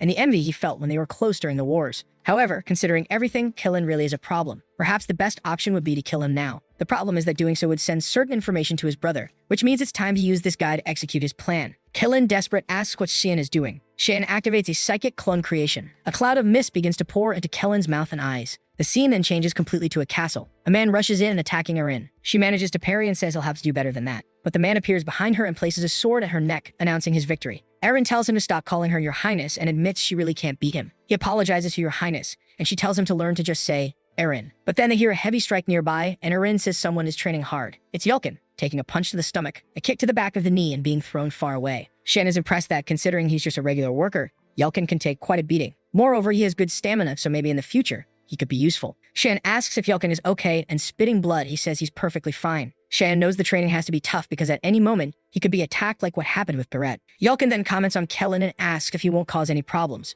To which Xian says there's nothing to worry about because now Kellen is on their side. The scene then shifts back to the moment when Xian absorbed that energy. Yelkin was right there watching everything as the body fell to the ground. Shan thought to himself that it was exhausting since he hadn't done that in a long time. The Shadow Psyche is a level 9 dark attribute. It creates a new shadow personality in the target, allowing him to control them. Even in his past life, he only used it once. He then asks Kellen to introduce himself. Kellen replies that he's Kellen Digos, a guardian of the Knight of Elias. He had received orders to come to this city and observe Lord Xian. Xian is pleased with how obedient Kellen is and asks who his master is. Kellen says he originally served Lord Eshel, but now he wishes to serve Lord Xian. Our boy says that's fine. Kellen's first mission is to return to Eshel and report everything Xian instructs. Kellen agrees and says he will obey the commands. Kellen looks motivated and Xian finds it terrifying how well that spell worked. Erin then shows up and asks if he's training with a knight. Our boy humbly replies that yes, he is, but honestly, he could have just said he's there to play cards. She then says she's been practicing fencing with Rezimus ever since what happened recently. Shane remembers what she's referring to. Everyone found out that Barret Rumil was found beaten up in front of the infirmary. But the worst part wasn't that he couldn't talk about what happened. It was that he could no longer use magic. What Cian finds strange is Rezimus' reaction. He thought Rezimus would be happy about what happened. Suddenly,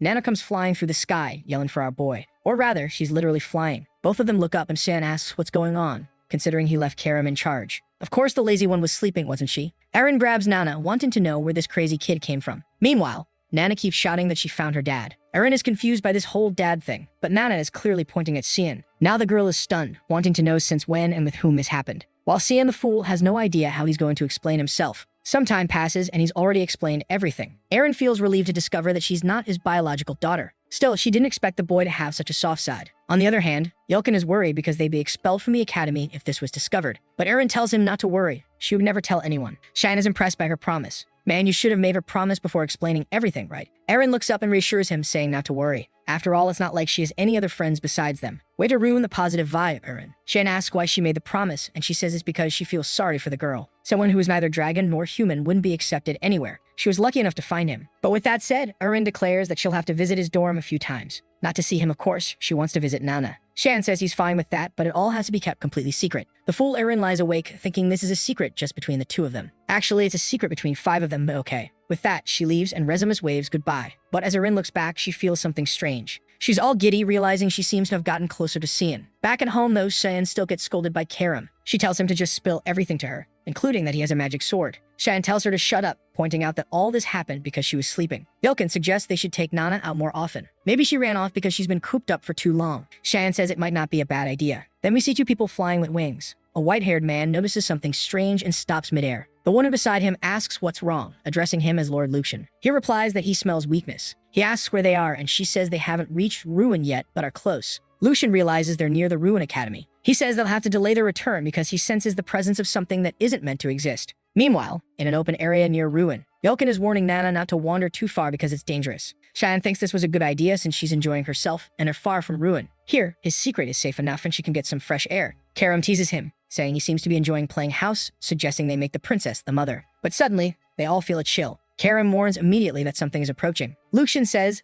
that's abominable. Yelkin shouts for Nana to be careful, barely saving her from a laser. Shan sees that the 2 are safe and tells everyone to stay behind him. The 2 descend from the sky, and they wonder what they're doing there. Dragons, superior beings, and 2 of them at that. Lucian then says he now knows where the stench is coming from. The existence of that thing is revolting. The red-haired dragon, Catalina, asks how such an abomination came to be. She questions if Shion is the owner of this mixed race and how he also possesses a magic sword. Karam is furious at being treated like a mere object, but Catalina tells her to be quiet since she's just a human's toy now. Hermia, however, retorts, asking if Catalina is looking to die. As Hermia prepares to attack, Lucian stops her. He explains that he has no interest in this fight as they dislike fighting inferior creatures. However, they must take the mixed-breed girl with them. A half-human, half-dragon existence would surely make for valuable studies. They say that if they hand her over, everyone's lives will be spared. But Cheyenne tells them all to shut up. Lucian can't believe the audacity of the boy. Cheyenne repeats, telling the winged crocodile to keep quiet. Obviously, Lucian loses his temper. He nearly fires a laser at Cheyenne, but Yelkin calls out to him, telling him not to worry and to stay behind him. However, it's undeniable that the technique Lucian used was terrifying. Lucian says that's why dealing with inferior creatures is so annoying. Cheyenne activates the 9th stance of the Black Mist, manifesting the magic sword. Every time I mess up pronouncing these massive spell names. But there he is, our boy looking like a burnt matchstick, ready to face them. Both dragons recognize that as the power of the exiled. Lucian remarks that the day is full of surprises, but in the end, boy is nothing more than an inferior creature. But before he can finish the thought, Cyan is already at his side, leaving Lucian startled, not knowing when Xian appeared. He takes a flurry of stabs and is thrown back. Lucian says the boy is a reckless human and charges at him with a slash. He extends his hand, activating a shockwave. A magic circle forms above Xian, and he takes the attack head-on. But Xian activates one of the smoke techniques, reappearing behind Lucian. He conjures another storm of blades, forcing Catalina to step in for defense. Lucian tells her not to interfere, saying this fight isn't hers. But she simply reassures him, saying he has nothing to worry about. There's no way she could lose. The flame barrier she's using has been refined for over 1,000 years, so it's impossible for a human who doesn't even live 100 years to break through. Until Sagan activates the 8 petals. Are we back at Manhwa? He delivers 8 slashes to the barrier, shattering it completely. Catalina is left wondering how that's possible. Before she can recover, Xian delivers a clean slash through her. Did she disintegrate? Did she actually die? Man, is Xian pissed off. Lucian, confused, asks what Xian is. Someone with mere powers of the mist shouldn't be this strong. He demands an answer, but when Cyan doesn't reply, Lucian says that, in that case, he'll treat him as a serious opponent. Shan notices that Lucian is activating the polymorph ability. From the magic circle, the dragon begins to emerge. The man is reverting from his human form to his natural one. Sharp eyes, massive wings, the beast is here. Lucian lets out a deafening roar in Shan's face. But Shan leaps towards him, saying he knows this is the moment when Lucian is most vulnerable. He's already above the dragon's wings, and Lucian wonders what he's thinking. Noticing Shan's position, Lucian realizes the boy knows about the vulnerabilities of the polymorph ability. Shan strikes directly in the middle of Lucian's forehead. Lucian calls him reckless, but is already thinking about escaping. But Shan smirks and says it's too late. He activates the technique Giant Tree Root directly into Lucian's head. A wave of black energy spreads through the dragon's body. Lucian rises in the sky, and sometime later we see Yelkin calling out to Cian. Yelkin looks horrified and covers Nana's eyes. What's this? Shan has already cut up the dragon and is roasting its meat. He says dragon meat is precious, and Nana exclaims that she wants some. Meanwhile, Shan's brother hears about Shan working with a mysterious group. Kellen explains that the agents they sent were killed by this unknown force. Ekel asks if that's everything, and Kellen confirms it. Ekel finds it odd. When this guy left, he was filled with anxiety and fear. But now he seems calm and collected, like a completely different person. Echel simply says he understands, but has one more question to ask. When Echel stares at him, Kellen realizes Echel has caught on to something. Suddenly, Kellen places his hand on his chest and says, "May the grace of Lumendel be with me." Echel smiles and thanks him for the response. He tells Kellen not to worry too much, but advises him to be cautious. Kellen, however, knows there's no turning back now that Echel is starting to suspect him. At the very least, he needs to ensure he doesn't become a problem for Cian. As he leaves the room, Kellen runs into a maid. He remembers that she was the girl who took care of Cian. He asks what she's doing there, and Echel replies that he invited her. He asks if her name is Emily, and she confirms it. Then Echel says he wanted to ask her for a little favor. "Girl, you better run while you still can." Meanwhile, at the dragon's base, someone asks if it's true that Lucian and Catalina disappeared. Another confirms that their energy vanished, and now there's a gap in their ranks. But it's strange for the energy of an 8-star dragon to vanish like that. Judging by their empty stones, it's clear they were likely defeated. However, upon flying over the area, all they found were remnants of a battle. One of them asks how it's possible for someone to kill those two and leave no trace of magic. The green crystal says it's only possible if the killer has the dark attribute. But as far as he knows, there's only one person in Candle strong enough to kill those two. However, that person doesn't possess the dark attribute. This means there's someone powerful out there they know nothing about. The man says the only person at the Royal Academy with the dark attribute is a boy named Sayan Vert. Moreover, there are rumors that he encountered a dark dragon at the front lines and survived. If that's true, he might also be involved in the disappearance of the two dragons. The green crystal says this is a strange coincidence and advises keeping an eye on him. He instructs someone named Luna Rainraver to send his granddaughter. It's fascinating to see this conversation among the crystals and still have no idea who's who. Meanwhile, back at the royal dormitory, Erin, of course, wastes no time visiting our boy and even brings a cake. She says it's a gift for Nana, who's thrilled. But man, she didn't just bring a cake. She brought an entire cart full of presents. Sitting at the table, San thinks that, at least for now, they're getting along well and things are calm. But if dragons can truly detect Nana, it's only a matter of time before they attack again. However, he won't allow anyone close to him to be harmed. In this life, he has decided to live for himself. And of course, to take down Echel and all his plans. Suddenly, Erin looks over her shoulder and asks why he has such a big smile on his face, wondering what's making him so happy. He responds that he just had a great idea. The scene shifts to the garden of House Verde. Someone says it's the first time they've seen him since graduation. It's Prince Luvinel Sevelos, who comments on how great Echel looks. The fool replies that it's all thanks to his majesty. The prince then tells him to stop wasting time on the outskirts. He's heard that Ellie is moving across the continent. Echel smiles and says he's very concerned about what she's doing. But the prince asks if he isn't worried that she might be a threat to him. Echel, irritated, asks if the prince isn't lacking discretion. But Sevelos says there's no need for discretion between the two of them. He then asks if Shin isn't his brother, explaining that his father is interested in the boy and is even considering marrying him off to Erin. He doesn't understand why Echel would care about this, considering that girl is useless. Echel, however, tells him not to be so quick to judge. She might gain some influence and interest, becoming useful. The prince replies that he likes how productive their conversations always are. Their relationship is quite peculiar, huh? Might as well end with a kiss. The prince even offers Echel a glass of wine. But Echel notices that the prince's knight seems to be someone new he's never heard of. The prince explains that it's a gem he found while passing through the slums. Echel examines the man and remarks that even among gems, this one appears to be of the highest quality. The man introduces himself as Boris Lehelm and offers his services. Suddenly, 2 years have passed just like that. Shed mentions that he kept a low profile, and just as he felt he had adjusted to the academy, that's when Ellis returned. In another part of the castle, someone knocks on a door. Ellis had come to visit Candle, who remarks that it's been a long time since they last saw each other. He asks if she enjoyed her trip. She says yes, mentioning that she visited the city of Perwina. The Chancellor comments that it's a place where humans aren't very welcome. She explains that it took her an entire year just to start adjusting. However, she wanted to understand the harmony he always spoke about. He always said that wherever she went, prosperity would follow. That's why she's careful about where she belongs. Candle doesn't fully understand her point, but apparently he gets the gist as he says she seems to have reached some conclusion. She confirms this, stating that she wants to join the Order of Light. The Chancellor remarks that she seems intent on preserving the family name. She replies that it's a burden someone has to bear. She's concerned about her younger siblings, especially Cian, whom she describes as extremely shy. The old man bursts into laughter, leaving her confused. He comments that the idea of Shan being shy is quite amusing. That's when the boy himself appears, saying it's very insensitive of their dear Chancellor. They look back and see our boy. I thought he might show up looking older, but nope, he just got taller. He looks like he's holding in a fart, but says he missed his sister. Walking outside, she remarks that he's changed a lot since the last time they saw each other. He's already as tall as her and will soon surpass her height. He jokes saying she must have gotten shorter, but she tells him to stop making up lies. It was July 2, 1988, a date he would always remember, because it was the last time he saw Elise alive. What's going to happen, man? She mentions that the semester has ended and asks if he'll visit home. He replies that without her there's no one to welcome him. She seems confused and asks if that's why he hasn't gone back in 2 years. He knows the real reason is Eggshel's presence,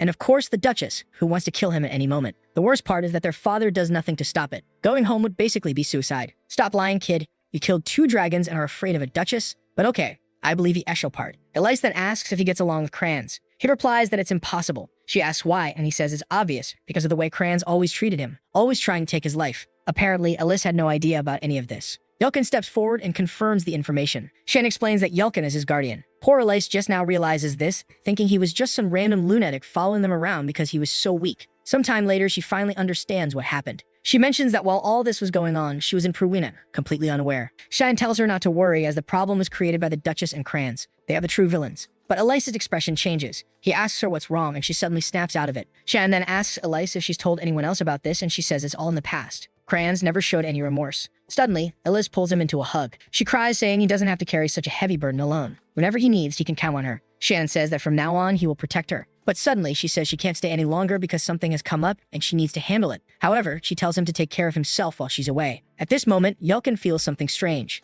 Elise gives him a tight hug, thanking him for taking care of her brother. Yelkin was about to protest, saying he doesn't take care of his troublemaker, but Shan quickly tells him to stay quiet. Some time passes and it seems like Elise is leaving. Even though Shan is smiling, he knows it's been a long time since he's seen her this serious. The scene shifts to the past, where Cyan is taking hits from a sword. It's Kranz asking if he's already tired and calling him a motherless bastard, ordering him to get up. Shannon, frustrated, says there's no need for him to say such things since he's already won. But he takes another hit to the face, and Kranz tells him to shut up. The beatdown continues until someone appears and tells Kranz to stop. It's Elise who demands to know what he thinks he's doing and orders him to apologize to Cyan immediately. Shan knows from the look on her face that this is going to cause chaos at home. But maybe this is a good way to reveal the truth about the people around her, and somehow change her destiny. Someone delivers a few letters to him saying they're for him. Yelkin mentions that one is from the academy and another is from the cleaning staff. Shan grabs the black letter and says the other one must be from the imperial court. Yelkin takes a look and confirms it. Both he and Karam seem interested in what the court wants. Shan simply says it's an invitation to a banquet. And the black letter, of course, is an assassination order. It's for the death of a man named Dranian Nephelis, set to happen at the banquet. This shocked the entire kingdom, since the man is the emperor's younger brother. Karam asks if he's going, and Shan says yes, because there are things he needs to handle. In the meantime, he wonders why that damned woman gave him this mission, especially since in his past life it was assigned to someone else. Karam notices that the banquet invitation came directly from Aaron. She jokes that Shengen finally received a love letter. He immediately activates sword manipulation and the blade nearly hits her, making her fall face first to the ground. At that moment, someone calls out, saying, "Dad, I'm hungry." Yelkin looks shocked and Cheyenne asks what's wrong, but his own expression changes immediately. Let's not mention it, but yeah, she's grown. That's all. The scene shifts to the exterior of a castle, where someone runs to open the door. It's Miss Elise, apparently arriving at House Vert. The butlers comment on her return, but she just wants to know where the Duchess is. The Duchess is calmly reading a book until she hears a loud knock at the door. Elise storms in, and as the Duchess greets her, saying it's been a long time and asking how she's been, Elise raises her hand and slaps her hard across the face. Everyone is shocked, and a butler asks why the guards aren't doing their job. From the floor, the Duchess asks if Ellis has lost her mind. But Ellis responds that it's the Duchess who should be asking herself that question, especially since she tried to kill Cian. The Duchess is alarmed that Ellis knows about this. Of course, she denies it, claiming she'd never do such a thing, and asks if Ellis has any evidence. Ellis says that by asking for evidence, the Duchess made everything perfectly clear. As the Duchess orders the guards to act, she continues screaming, asking what they're waiting for, and commanding them to restrain Elise. The guards leap toward Elise, apologizing as they do. Well, this isn't going to go well for them, is it? Elise dodges the first one and knees him in the neck. She activates a spiritual magic called Undyne and takes them all down. The Duchess trembles as she watches all the guards fall in the blink of an eye. She tells Elise not to come any closer and asks why she's doing this. Elise simply responds that Shan's guardian already confessed everything. He admitted to receiving orders to kill the boy 2 years ago. The Duchess claims it's ridiculous for Elise to act based on the words of a mere servant, but Elise tells her to shut up, saying she will have to face the consequences because everything will be reported to their father. Her time is up. With that, she walks out. The Duchess, however, thinks to herself that the foolish girl still doesn't understand anything. Duke Williers had no interest in anything except that one child. She immediately sends word to him saying she knows about the assassination attempt and asks what the problem is. Surprised, Ellis tells her father that one of his children almost died. The Duke says he won't make any excuses. He simply believed Xian would survive. Elise protests, saying it was extremely dangerous as Xian was just a child fighting 6 knights. He only survived thanks to one of them deciding to protect him. The Duke laughs and asks if she truly believes that false knight saved Xian. That man was nothing more than a simple worker. Elise questions whether he's saying Xian killed all those knights by himself. The father steps closer to Elise and remarks that she knows very little about her little brother. He hands her a letter and tells her to take a look. She asks what it is, and he explains it's an invitation to the imperial banquet. He wants her to attend in his place. It would be a good opportunity for her to relax and stop worrying so much about Xian. He's much stronger than she imagines, and soon she'll realize it. Bang, the door shuts in her face. Elise walks through the corridors, wondering how she's supposed not to worry about her 13-year-old brother. That's when someone calls out to Miss Ellis. She brightens up upon seeing Cecilia, who welcomes her back. Cecilia rushes over and hugs her, asking how she managed to stay away for so long without even writing a letter. Cecilia Lean is a knight from the elite squad of the Order of Light. From the beginning, she's been Elise's supporter, teacher, and friend. Elise then asks Cecilia what she thinks about a change of scenery. It's time for the two of them to head to the Imperial City. The scene shifts to a carriage. Inside, Nana is gazing out the window, exclaiming that she sees a little deer. The boys keep insisting that she learn how to hide her tail. She concentrates for a moment, and everything seems to disappear. Shan thinks to himself that at least his life is a bit easier when she can hide everything. He asks if she remembers what he told her. She responds that she does. Right now, she's just his maid. Still, he's nervous, sure she's going to cause some trouble. Then they hear something outside. Shan asks Yulkin what's going on, and Yulkin reports that there are some mountain bandits. Man, look at these poor fools. Kids, just go home. This won't end well for you. Yulkin, go deal with them quickly. Nana asks what's happening, and San tells her it's nothing. Before the bandit can even say anything else, Yulkin has already taken one down with a neck strike. The rest of the gang shouts for their leader and leaps at Yulkin, but he remains calm, activating a sequence of consecutive slashes. Ah, I know this reference. Is he about to go bald? He sheaths his sword, and all the bandits are dead. Now he's a force to be reckoned with. With that, Sayan tells him to get back in the carriage, and Yulkin announces that they're leaving. Elsewhere, someone slams a sheet onto a desk, saying it's the list of all the banquet guests. Sirika thanks her and is asked if the plans shouldn't be postponed. Sirika responds that no, they need to go through with this because the man must die. The one is curious about why there's such urgency to kill Dranian Nephelis. Sirika explains that he's a vile predator who uses his power to target married women. The sooner he dies, the better. And to top it off, he's her fiancé. What a plot twist. Sirika then notices someone unusual on the guest list, a person with such a fragile body that they rarely attend any classes, but an extremely rare genius with proficiency in 20% of all attributes. Lunav River, the granddaughter of the master of Garen's Academy of Magic. Sirika knows Lunav has been hidden from the world like a precious gem, so why is she exposing herself at this banquet? Her aide explains that it was Master Regents himself who sent her. Sirika isn't pleased, unsure of his plans. What she knows for sure is that something is bound to happen at this banquet. Of course, right, especially since she's planning to kill her fiancé. Well, not her. She's sending our boy. The scene shifts to the city as the group arrives. Accidentally, Nana bumps into someone. The man starts scolding her, asking what she thinks she's doing, until she apologizes and asks what's wrong. Man, if you knew her age, you wouldn't be smiling like that. He takes off running. Nana remarks how nice everyone in this city is, while Cyan just wants her to stay away from that creep. But it's clear Nana's problem is that she doesn't suspect anyone. Then Yulkin points out her eyes, asking Shan to take a look. Shin immediately notices trouble. Her pupils have turned black, and she says she's hungry. When that happens, she starts emitting an aura that makes her easy to locate.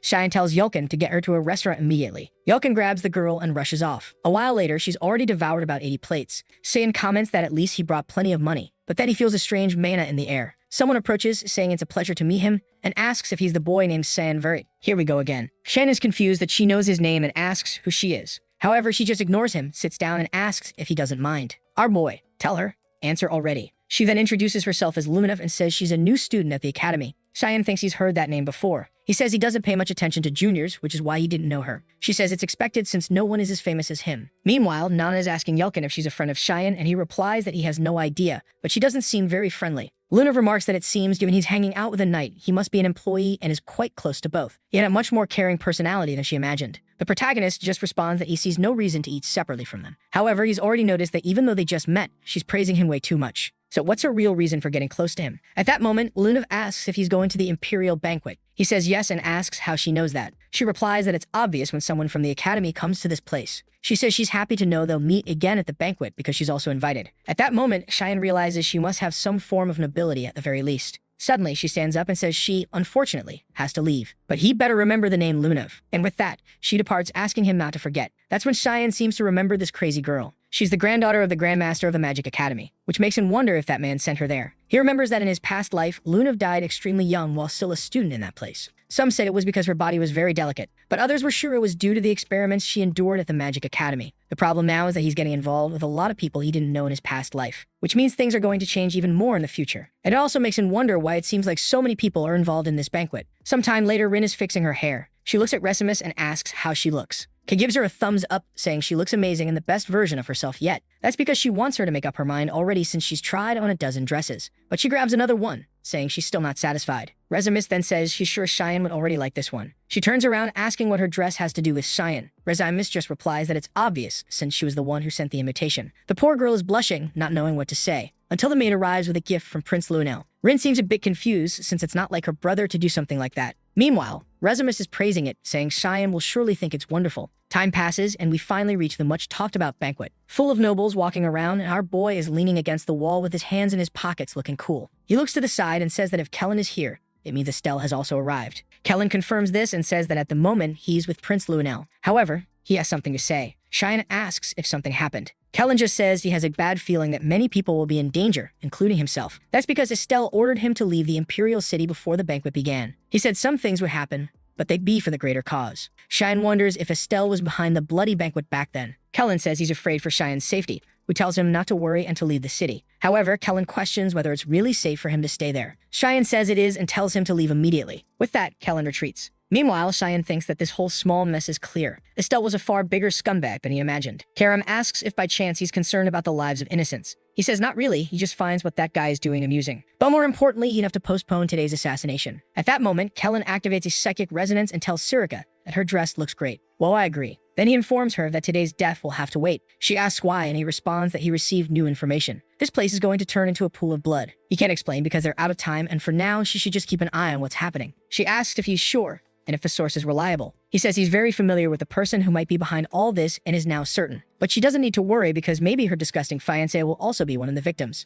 She blushes and asks how he knows it's her fiancé. He just turns around saying he's off to work. But then from behind, Elise calls out to her. Sirika turns, confused, and sees her looking stunning, saying she missed her master. Sirika asks what she's doing there, and Elise says she came to clear her head. But now she's worried since Elise will also get caught in this mess. That's when someone approaches, saying they see two beautiful flowers before their eyes. Clearly, this is not someone Sirika wants to see. It's apparently her fiancé, the beloved Dranian Nephelis. Yes, from his smile, it's obvious he's not a good person. Meanwhile, our boy approaches Yulkin and says he has a job for him. Yulkin pounds his chest, saying he's ready for duty. Cheyenne tells him to cut it out, thinking Yulkin is way too confident these days. Maybe drinking dragon blood and all the training has turned him into a true warrior. He then tells him to go to the aqueducts and keep an eye on the area. However, Yulkin says he's scared because it's too dark, and Cheyenne immediately takes back that comment about confidence. He orders him to go right away and stop making excuses. But then Yulkin tells him to look behind him. Someone extremely suspicious was watching him. Immediately, Cheyenne moves to attack, saying he'll handle it. He grabs hold of someone only for Cheyenne to shout at him to get off. It was poor Emily who had been squashed. Poor girl. The scene then shifts to someone descending a staircase carrying a torch. They reach the lowest level and announce that the time has come. They call for all the servants to rise. Back at the banquet, Erin is there, angry that someone hasn't shown up. She touches her necklace, thinking she should have expected this from him. But that's when Yulkin introduces himself and says it's a pleasure to meet her. Erin immediately recognizes Lunav Rainriver.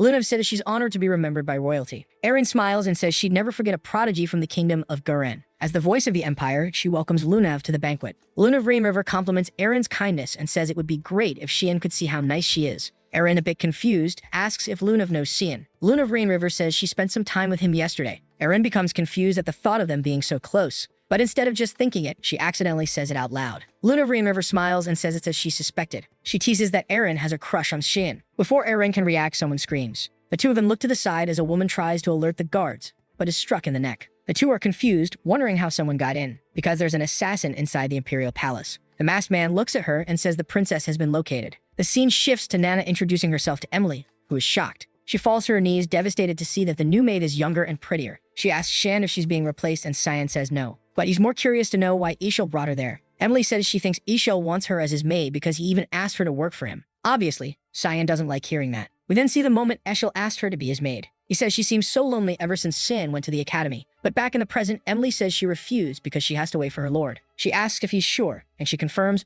but Eshil isn't giving up. After all, he brought her to this place. At that, Cheyenne tells Jokum to protect Nana and Emily because things are about to get dangerous. He recalls that in his past life, she wasn't in this place. The fact that he sent Kellen already proves he's been watching him for a long time. But he won't allow his brother to hurt his people. There's chaos outside. Suddenly, Emily shows a ribbon and says Ishil sent it as a gift for his brother. She panics because she forgot to deliver it, but Nana notices something strange. Something red is seeping from the crystal inside. It seems to have a specific smell. In another part of the castle, someone sheaths a sword. It's Eshel speaking to the prince, saying everything has begun. The prince smiles back, saying the day they've been working toward has finally arrived. Eshel praises the knights the prince sent and says the recipients must have also received their gifts. The prince smiles again and says with all of this, the empire will rise from its decline. The honest brother agrees, saying it's time to show everyone. Who does the empire truly need? Back at the banquet, someone is telling everyone to run this way. It's Erin urging them to evacuate and let the guards handle it. Lunav tells her to run as well, but Erin says she needs to get everyone out first. Her friend says she'll join her and Erin thanks her. Meanwhile, the masked man is slashing through all the guards. One hears a scream, and when he looks to the side, he sees more enemies arriving. Another knight is killed, and the man doesn't know what to do until someone calls for the commander. They warn that the area is full of mandrakes, which are high-level creatures. The problem is that this type of monster should only exist on the front lines. So what is it doing here? As he despairs without a solution, one of the creatures is completely blown apart. It's Sirika, looking stunning and strong, telling them to evacuate.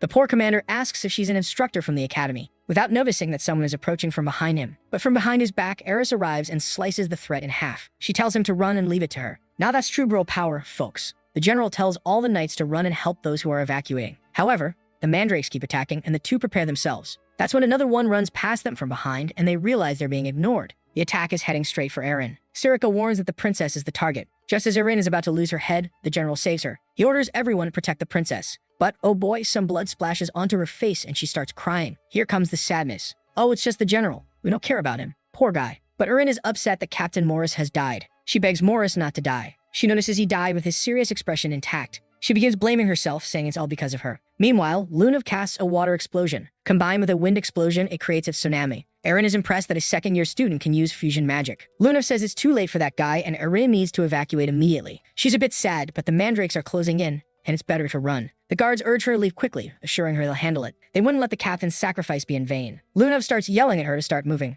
Erin closes her eyes and says she'll never forget his sacrifice. Suddenly, the knights are surrounded by a golden aura. Erin says she's cast a temporary barrier on everyone because of the mandrake's poison. Even a simple touch could be fatal, so this would protect them. She orders that none of them die. The men smile and thank her, but they have that look of, yeah, we're gonna die. But off they go, charging at the mandrakes. Slash here, slash there. Then one of them gets impaled in the chest. Everyone is thrown aside. Ellis tells them all to get out of the way and unleashes a freezing attack. She runs toward Erin, telling her she needs to leave now. However, Erin has no idea who this woman is, and Elise introduces herself as Ellis of House Vert. The mandrakes roar, but Sirika leaps in, slashing through everything. The problem is that no one at the academy can know she's a dagger user. If they do, they'll start associating her with the Mist Group. Unfortunately, given the destruction around her, it's not the time to worry about that. She uses an attack that our boy has used before, 8 pedal strikes. The mandrakes finally stop moving. But what the knight doesn't see is an assassin right behind him. Oh wait, there's no assassin anymore. He's been sliced in half. Sirika tells them to stop letting their guard down because there are many enemies around. She only hopes Elise can evacuate everyone safely. But what she wants to know is what this terrifying sensation she's feeling is. Running through the corridors, Erin is more concerned about the fact that Elise is Xian's sister, and she starts to realize she has no idea where he is either. That's when the wall explodes and a creature appears in front of them. Ellis finds it strange that the monsters are showing up exactly where they are. The problem is that a crawler is a high-level night monster. Erin activates a chain trap while Lunav uses a fire lance. The creature's feet are caught, forcing it to defend against the lance. Ellis is impressed that the two girls are far from weak. She decides she needs to show these Academy juniors that she's strong too. The creature roars and sends a blue attack their way. Lunav activates a protective barrier and Ellis appears behind it. But of course, before attacking, she delivers an epic line. She declares that as a knight of House Vert, she'll make this creature regret everything. She activates a water blade and chops off the creature's arm. Back in the hall, Sirika has cleared the area. Finally, it seems she's killed the last of them. She approaches to remove a mask, thinking these assassins seem like monsters, but something was off. And then she's startled. These assassins are actually puppets. A long forbidden spell allows someone to control the bodies of the dead, and to control so many requires an incredibly powerful person who has prepared for a long time. Something on this scale was certainly not done by just one person. Maybe someone is trying to start a war. Some of the assassins are killed, and someone asks if these are the last of them. A man collapses with his sword on the ground, and 2 knights approach from behind, asking if His Majesty is all right. He tells them not to worry, as at least he has them by his side. One of them, Eshel, offers help and says he'll assist His Majesty. Meanwhile, the blonde guy is just observing. The vile blonde says not to worry because the knights will handle the rest. The king need not concern himself, they'll keep an eye on him. The crawler is finally killed, and Elise wonders where all these monsters are coming from. But suddenly, they're surrounded by a bunch of assassins again. Back at the moment, Emily hands over Eshel's gift to Cian. Yelkin comments that he finds this very strange. After all, Eshel has never sent Shan a gift. He's always noticed that his boss harbors a sort of resentment toward his brother, something that seems much deeper than simple sibling rivalry. But then Karnan warns them that they need to run. Something extremely dangerous is coming their way. Emily, confused, asks why the girl's eyes are like that. And then suddenly, the wall behind them explodes. He turns and tells her to hide. Another high-level creature has appeared in that place. In another part of the castle, the rest of the guests are panicking and trying to escape. Among them is Sarika's cowardly husband, terrified of dying. He managed to be one of the first to flee, but right at the exit, a group of assassins was waiting. He cannot die there, no matter what, because he's eagerly anticipating spending quality time with his future wife. He asks the man beside him if the back door is truly safe, to which the man confirms it is. But just as he's about to seek further reassurance, something pierces through his head. The man is separated from his senses in an instant. The crowd screams in terror as the man's body collapses like discarded garbage. Everyone assumes this is the end for them. That's when a blue drop appears and Ellis activates a water explosion. She calls out to Luna to cast a freezing spell, creating ice spikes that pierce all the assassins. The knights stand there, dumbfounded, unsure of who these two women are. Elise confidently steps forward and introduces herself as Ellis of House Vert. This girl loves announcing her name. One of the knights spots Erin and celebrates her survival. Meanwhile, Luna struggles to get up, assuring everyone she'll recover soon. She warns that the next attack will start any moment and that they need to escape. The knights step forward, vowing to protect the princess. The nobles behind them are all begging for victory, but Erin tells them not to worry. She will give everything. She has to stop the enemy. She has realized that no matter how many times they kill him, the enemies keep reappearing. It's as if they're tracking something among them. What could it be? Nothing suspicious about that necklace around your neck, right, Erin? Back with Emily, a behemoth enters the room. She pleads with Yelkin to do something, or they'll die. But Yelkin can't understand why high-level monsters are appearing in the Empire. Still, after being protected so many times by Xian, it's his turn to protect someone. The only problem is that Emily is clinging to him way too tightly. The behemoth roars and Yelkin tells her to back off. The creature charges to attack and he manages to block with his sword. He's excited, thinking he might handle this, until he gets hit by a series of blows. Emily asks if he's sure, and he insists he will protect them. The creature lunges to bite both of them. Yelkin, seeing no way out, apologizes to San. But the behemoth takes a punch to the face and crashes to the ground. Yelkin is shocked and Emily asks what that was. Of course, you already know. Nana is transforming back, revealing her true form. Meanwhile, elsewhere in the castle, assassins continue attacking Erin. The knights are dealing with some while the others handle the rest. The problem is, it doesn't seem to end, and whoever orchestrated this planned it exceptionally well. At this rate, the mags will soon start to fall. Erin realizes she needs to find another solution. That's when one of the knights gets slashed across the face and their mask falls to the ground. Ellis realizes they are fighting puppets or undead controlled by magic. She starts thinking about the most efficient way to deal with dark magic. The first thing that comes to mind is the holy magic of Lumendo's light. She knows there's only one way to do this. She calls out to Erin and asks her to bless her sword with light magic. Erin hesitates, explaining that this would remove the knight's protection. The knights tell her not to worry, they'll hold the line for as long as they can. For as long as they can probably means they'll die the second she lifts the magic, but oh well. Now Elisa's sword glows brightly with the blessing. Combining elements like she did with Luna was challenging, but combining magic with a spiritual art is much easier. It takes time, but she finally prepares to give it her all with a strike. Meanwhile, I wonder where Shan is. He better be doing something really important. And there he is, cutting down puppets and mandrakes. Our dear Shan knows this is all tied to Eshel somehow. He's convinced Boris has started working under Eshel's influence. Karam comments that he never thought humans with this level of necromancy still existed. Shen explains that the person who enjoys this kind of magic also has another favorite method, using stones from fortified creatures to create new monsters.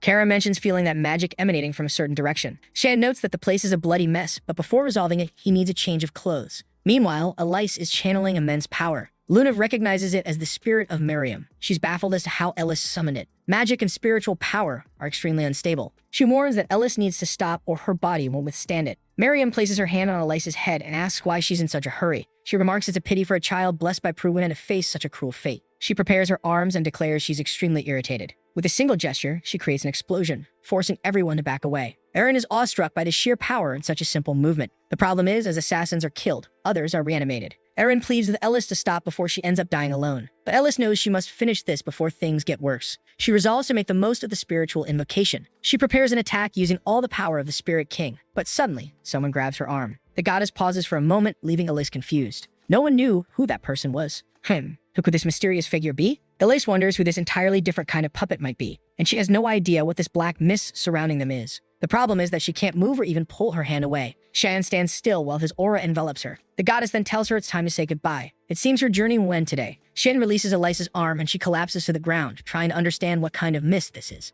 As the goddess fades away, she tells Elise to remember she's always welcome in Pruwina. Erin is still confused, and Luna comments that the figure blocked Elise's spirit manifestation. The assassins begin advancing again. Poor Elise now unable to defend herself. But don't worry, there's a cool-headed guy around to take care of everything. Now Erin realizes the man in front of them isn't an enemy. Cyan continues cutting down enemies until he pauses for a second. As he suspected, the creatures seem to be following the scent of something coming from the princess. He asks Karam if she senses anything unusual in the area. Karam mentions sensing something magical from Lunav. Shan asks for something else, and Karam finally says there's a magical creature's energy emanating from the princess's necklace. He tells her he'll need her help as he moves forward. Shan slams the ground, creating a spatial distortion. A domain of mist begins spreading outward. The puppets start disintegrating into smoke, and the knights are alarmed as the space around them shifts. As the creatures attempt to advance, they become trapped in the ground and seem to die. Elise notices the mist is consuming the puppets. In a matter of moments, the entire area falls silent, as if nothing had happened. Erin is puzzled at how someone can handle so many creatures at once. That's when she notices Lunav on the ground. Just as she considers helping her, Shan appears behind her. Everyone turns to address the princess, but she already has a knife to her neck. Erin feels a strange familiarity with this mysterious figure. He strikes the necklace, risky given its location on her neck. Everyone screams for the princess, but suddenly he vanishes. He reappears beside Lunav, and Erin panics. She orders him to step back and casts a light ray. The attack hits him directly, but he merely turns into mist.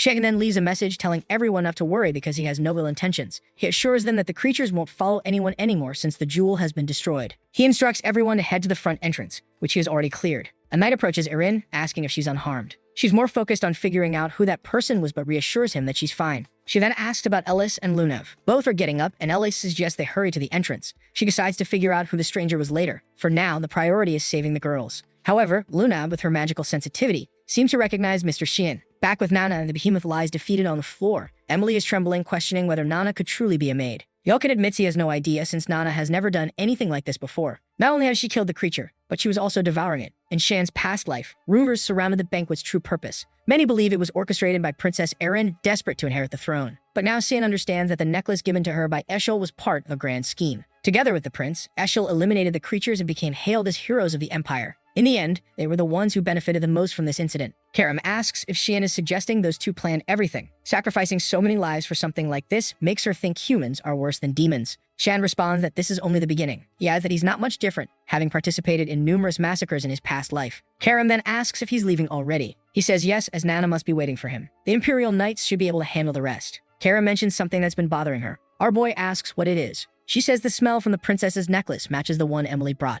Back in the room, Nana comments on a delicious scent coming from Emily. Emily panics, insisting she isn't as good as she seems. Meanwhile, Yelkin can't understand why Nana has suddenly turned into a monster. Worse, she's trying to kill Emily for some unknown reason. He needs to stop her somehow, but he can't bring himself to raise his sword against her. Nana leaps, shouting that she can't control herself. Yelkin closes his eyes, unable to find a solution. A solution? Cyan steps in and takes a hit to the back. Karam sneaks behind Emily, and San tells her to resolve the situation quickly. Karam removes the necklace and throws it to the ground. Before Emily can react, Karam crushes it underfoot. Karam commands Nana to wake up and return to reality, reminding her that her lord is there. Slowly, Nana reverts, confused about what just happened. She sees the destruction on the boy's back and asks if she caused it. Shan reassures her, saying it's fine, it doesn't hurt, and it wasn't her fault. However, she collapses to the ground in tears, crying that she didn't want to do this. Yelkin and Emily are at a loss for words, while Shan simply tells them they should leave since the place is in chaos. Meanwhile, Prince Sevelis is wondering what's going on. The hallways were supposed to be swarming with monsters, but there's no sign of them. The king comments that the creatures have vanished, and Sevelis celebrates, saying they're incredibly lucky. However, Eshel has already noticed that something is off. That's when they hear someone calling for their father. It's Erin and her group emerging safely. From Eshel's clenched jaw, it's clear he's not pleased.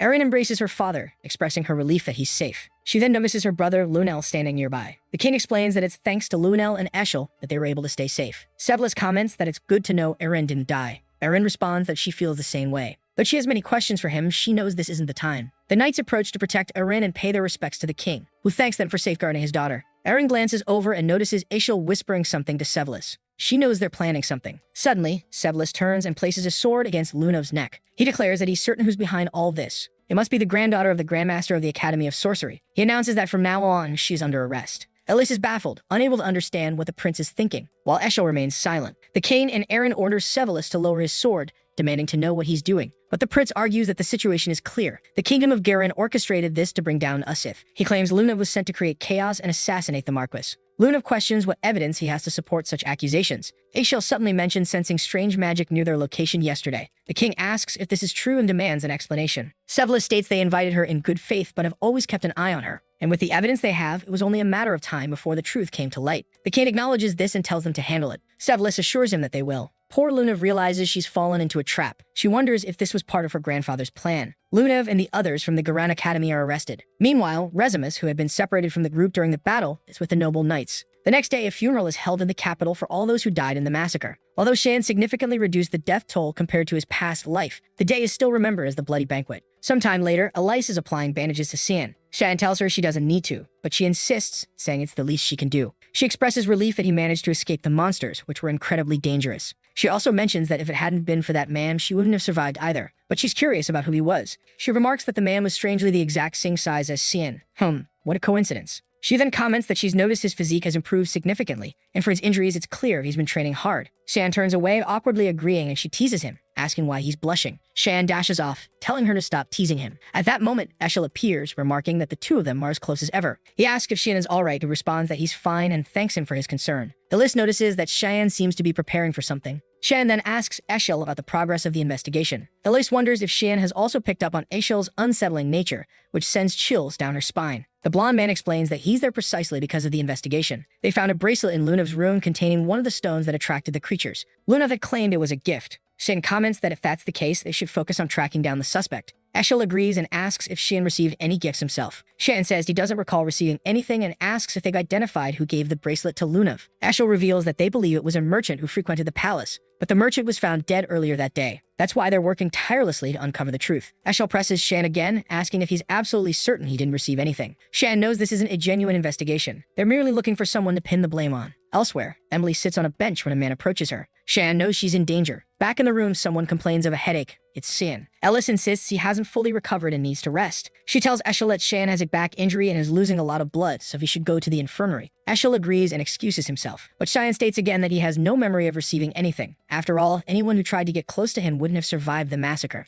Eshel thanks him for the answer, thinking to himself that he's lucky the girl didn't deliver the item. At least it spares him the trouble of eliminating another person. Yet at the same time, it frustrates him because Shan was supposed to die at the banquet. Alice suddenly calls for our boy Shan and gives him another smack on the back, ordering him to lie down. But then we see blood dripping onto the floor and a maid asks why he's doing this. She says she did everything he asked, delivering the necklace to the princess. She pleads, swearing she won't tell anyone about this. The man replies that this is why her role ends here, and now he must complete his task to finish what's been started. After all this preparation only fills him with anger. He delivers a clean cut and tells her to rest in peace. He pauses, realizing he forgot something. Opening his grimoire, he mutters that he really needs to learn to deal with bodies. Out emerge creatures with countless eyes, which he orders to devour the remains. Looks like someone borrowed a power straight out of a shady librarian's book. Back with Emily, a man approaches and she glances behind her. Oh, relax, it's Yelkin, or rather Brian, bringing her some apples. These people really know how to build suspense. He sits down, commenting on how nice the weather is, but Emily wants to know how much longer they'll stay here. Brian responds that they'll remain until Sion gives the order to return. Oh, it's the moment when Emily handed over Eshel's gift. The moment Shan saw it, he instantly knew what it was. He destroyed it and told Emily to listen carefully. Neither the Imperial City nor House Vert would be safe for her anymore. She was to hide until further instructions were given. He called Brian over, explaining that he was extremely busy and would need him to protect Emily, and of course to look after Nana too. He told them they'd need to stay apart for some time. Now, only after all this do we finally learn that his name isn't Yelkin. It's Brian. Brian is worried, noting that he's never seen Shin smile like that. Emily asks if Nana is okay, and Brian explains that she's having trouble sleeping but seems to be recovering. Emily reflects on how much has happened since Shin arrived in this place. It's wild to think his maid has dragon blood, but this only makes her want to help Shin even more. Brian agrees, mentioning he's been thinking the same. Though he's distracted, recalling the moment she grabbed his arm. He's embarrassed, wondering why that moment sticks in his mind. Emily declares that together, they'll do their best for Shin. Brian blushes and smiles, agreeing. The scene shifts to Sevelis questioning his father. He demands to know what he means by this decision. Sevelis insists the evidence is undeniable, and they can't let the suspect slip away. The king, however, calmly tells him to relax, explaining the decision is already made. Sevelis accuses him of being weak, saying he'll never maintain dominance over the continent with this approach. Almost taking a blow to the head, the king sternly orders him to be silent. The king acknowledges Sevelis' ambitions of continental dominance as noble in theory, but he reminds him that the Yusuf Empire borders not just the kingdom of Garen,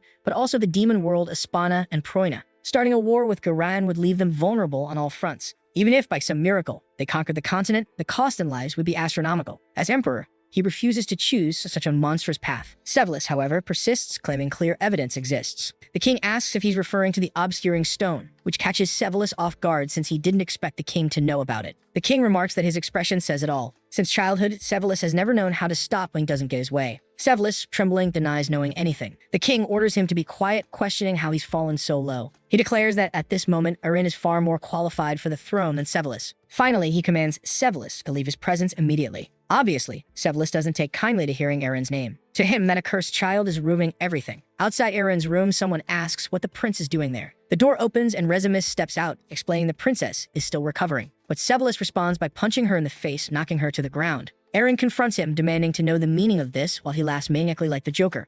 Staring him down, she calmly asks if he's here to see her or if there's something else he wants to hear from her. Sevelis is suddenly startled. Her aura is different. She doesn't seem like the same person he knew. Eren then declares that maybe he wants to hear that she, Eren Sevelis, received nothing from her brother. The prince trembles, realizing she knows everything. The scene shifts to the king asking Eren if she's certain she knows nothing about the matter. She confirms. The king explains that the necklace she carried wasn't an ordinary jewel. The stone within it, though rare, originates from a clan of dark magic users. It's something used to attract and control creatures. He'd received word from the Imperial City that someone secretly purchased this item. The known suspects are the merchant Gilbert and the maid Marilda. However, both are now dead or missing. The king found it odd that both the merchant Gilbert and the maid Marilda had frequent meetings with Sevelis. He asks Eren again if she's certain she didn't receive anything from her brother. Fiddling with her fingers, she responds calmly, no.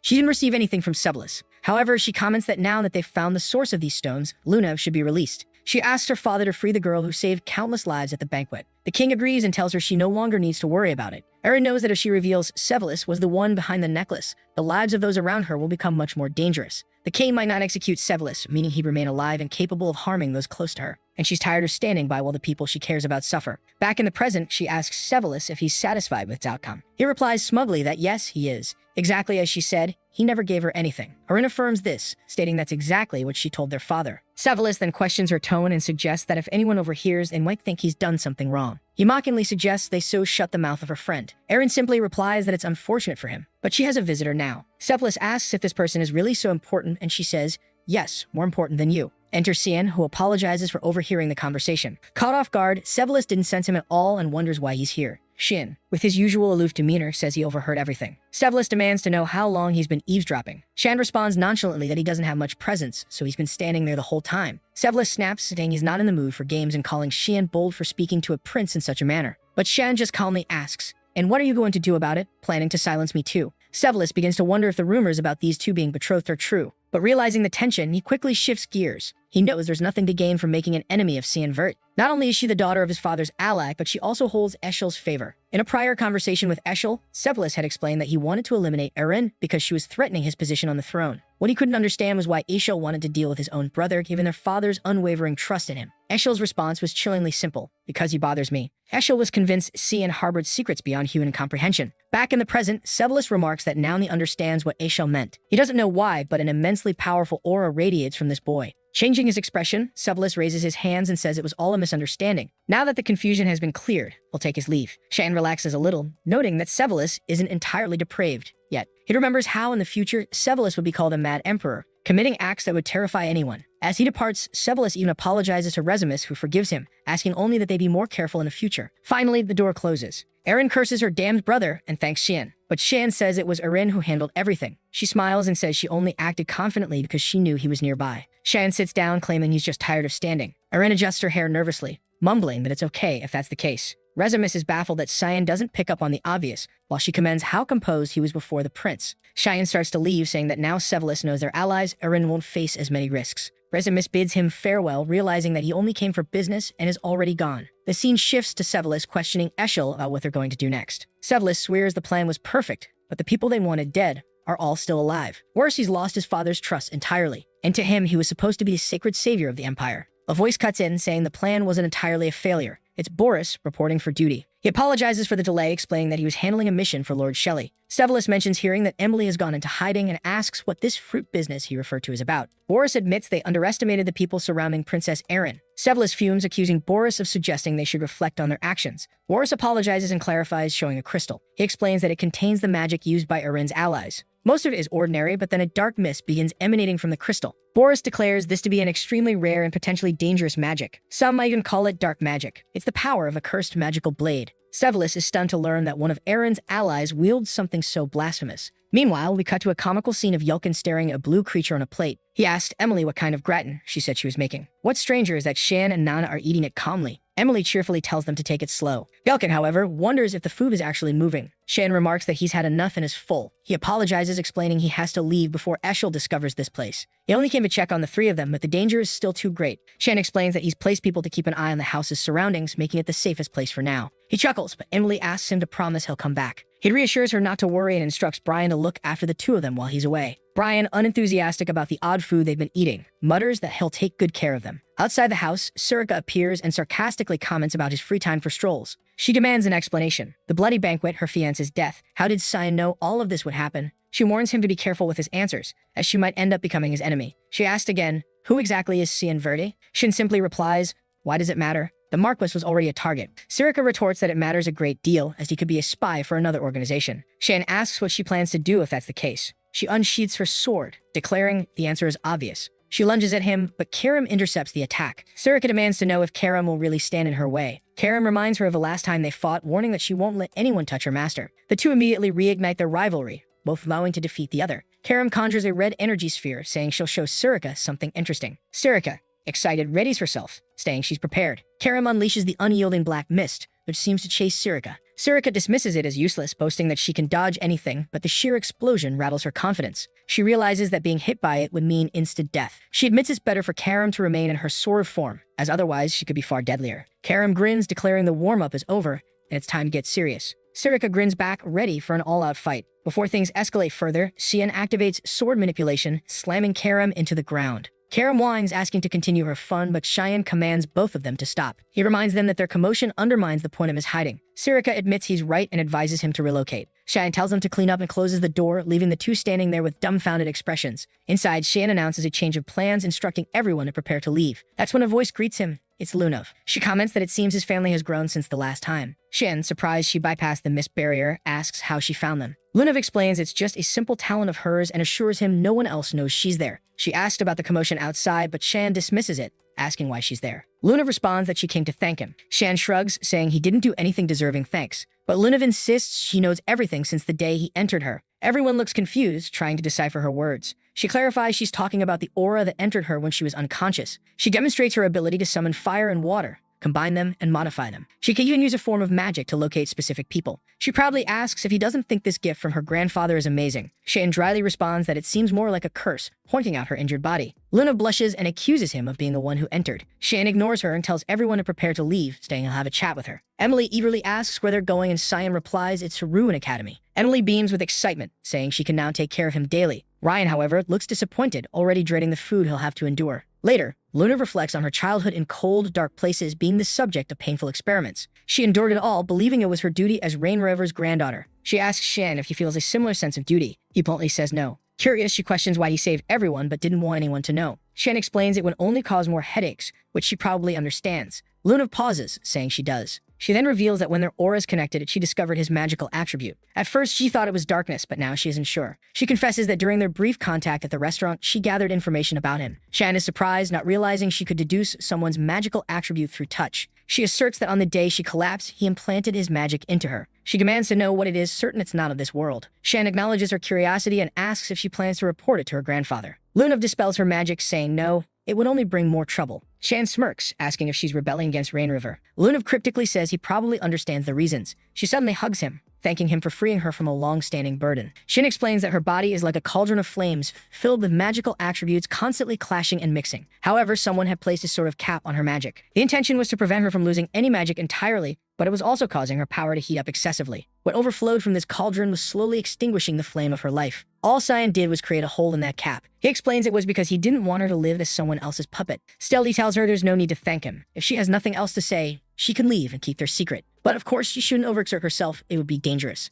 Lunav simply thinks to herself how adorable Cyan is. As she suspected, Cyan is a genuinely good person. Meanwhile, at the Garen Magic Academy headquarters, her grandfather slams the table, demanding to know what they're saying. The butler informs him that Lunav has been exonerated and released. He asks if they should file a petition against the kingdom of Yusif. The grandfather replies with a resounding no, saying that's not the issue. Instead, he wants to know how she had the audacity to stop anywhere else before returning to him. He declares they must find a like this video that helps. And you guys remember how last chapter ended with that old dude saying it was time to find Luna. Meanwhile, our boy was on the carriage ride back home. He wanted to know why Emily was so excited, and she said it was because she could finally go back to serving him again. She thought it was kind of weird though, right? Especially since she heard that servants weren't allowed at the academy. He explained that the headmaster would probably make an exception for him. But we already saw the headmaster and he made it clear. No way in hell. Our boy tried to argue, saying he'd make sure no one even noticed her and all he really wanted was to bring Emily with him. The headmaster asked for a good reason, and he said he promised not to skip class if she could come. The old man slammed the table and snapped at the brat like, "That's the bare minimum, kid. And what's this about wanting to bring 2 maids?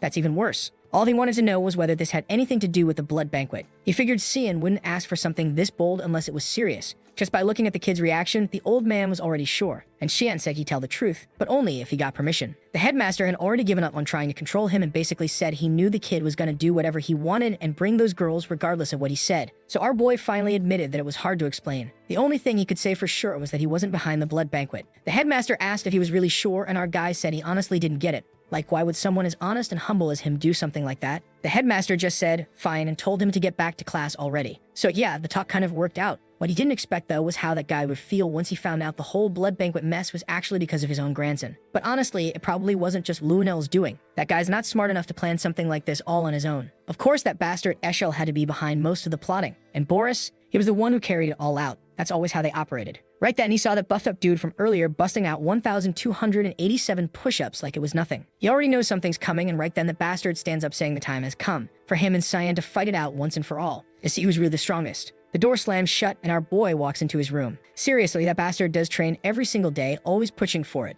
But Shan's not in the mood for any of that right now. Then suddenly, he trips over a hand on the floor. He looks down, and damn, it's his own servant lying there looking dead. He jumps back in shock, and that's when Emily shows up. He wants to know what happened to the guy. Eating her totally normal but horrifying food, she says she has no idea. He ate that delicious little cookie and passed right out. Maybe Shan wants one too. Right away he shouts, "Emily, you damn lunatic, you are never cooking for poor Brian ever again." Then he flops down onto the couch, already stressed out about what's coming in their future. That's when he notices a letter. He decides to take a look, thinking it might be from Lunav. But right at that moment, someone walks in asking who he is, and boom, it's her. She shows up wanting to know how he's doing, and tells him she ran away from home. The scene cuts to some sewers, some underground tunnels, where a group of people are talking about how the association's guards will be showing up soon. One guy tells the other not to worry, but the older one reminds him not to forget. This was the only way to put an end to the source of the Rainriver bloodline. And damn, this girl's got quite a mouth on her, and it's not just sharp, it's loud too. She says she's not that concerned. The old man tells her she better not be, since she's his student. Oh boy, that's her. Nella Aronis, the super cruel instructor. And she says she's not dumb enough to feel bad for that monster. Then she tells the group she's going on ahead, since their comrades should have already captured Lunav by now. The old man leans forward and prays for glory to the kingdom of Garan. Meanwhile, there's our boy sitting down for a quiet little dinner with the troublesome one, who's teasing him, saying she didn't expect him to be such a bold and aggressive little guy. As soon as she arrived, he just grabbed her arm and dragged her off. He shoots back that there should have been a magic barrier cast on the dormitory doors, right? So how'd she even get in? Lunav explains that it was simple. She analyzed the barrier with her mana and disabled it. He's thinking to himself, that's not simple at all. That's insanely powerful. Magic is crazy complicated. You can't just glance at a barrier and break it like that. Then Lunav asks if he read the letter. He says no. She walked in right before he could. She replies that she came in person because she couldn't wait for his answer. And right away, San wants to know, was it Ridgens who got her into this situation? She doesn't answer. He pushes again, asking if that guy was the one who told her to reach out to him. That's when she lowers her head and says yes. At first, that was the only reason, but not anymore. Even so, she knows that in the end, it's up to him to decide whether to trust her or not. Cian says, I don't trust people that easily. So what are your intentions? Lunav says there have been some strange things going on at the association. 2 dragons they were in contact with vanished without a trace somewhere near the Luan region, and people who used to smuggle certain items around the world found dead. She thinks Xian is involved in all of this. At first it was just a weird hunch, but now she's certain. Xian had no idea the association was in contact with dragons, and since there's no more hiding it, he says fine, he just wants to know what she plans to do now. Out of nowhere, she says she's going to die soon. He may have helped her, but even so, she knows her own body way too well. Unfortunately, it had already reached the point where there's no fixing it. Still, thanks to him, she got 3 extra years of life. Shan says none of this makes sense. Why is she so calm? Why isn't the thought of dying so soon getting to her? She just smiles and says it's okay, as long as she can feel something. Shan's losing it. He stands up and says none of this is his problem anyway. She should get back to her room and he's already on his way out. She asks why and he just says he doesn't want to get involved in that kind of situation. She just waves goodbye and says she'll see him later. And just like that, he's gone. Even Karim asks if it's really okay to leave the girl there like that. But Shan's certain it's the best thing to do. The Garan Association had been keeping an eye on them for a while now. And sure enough, Lunav says she thought her escape plan had been solid. Turns out they showed up way earlier than she expected. That blonde guy calls out to her right away, telling her it's time to go. Mr. Ridgens is looking for her. She doesn't react and the guy asks what's wrong. She looks at him and says that usually it's Victor who comes to get her. So who is he supposed to be? He says Victor's busy today and that's why he came instead. They're from the 6th security branch. But Lunav isn't having it. She calls him out, saying she was lying. There's no victor. Then boom, she uses a wind skill and bolts, trying to figure out who these extremists are that came to snatch her up in broad daylight. But before she can get away, someone hits her straight in the face with a sleep spell. Instantly, she collapses. Someone mutters that they didn't think it'd be that easy. The bald guy says they were discovered quickly,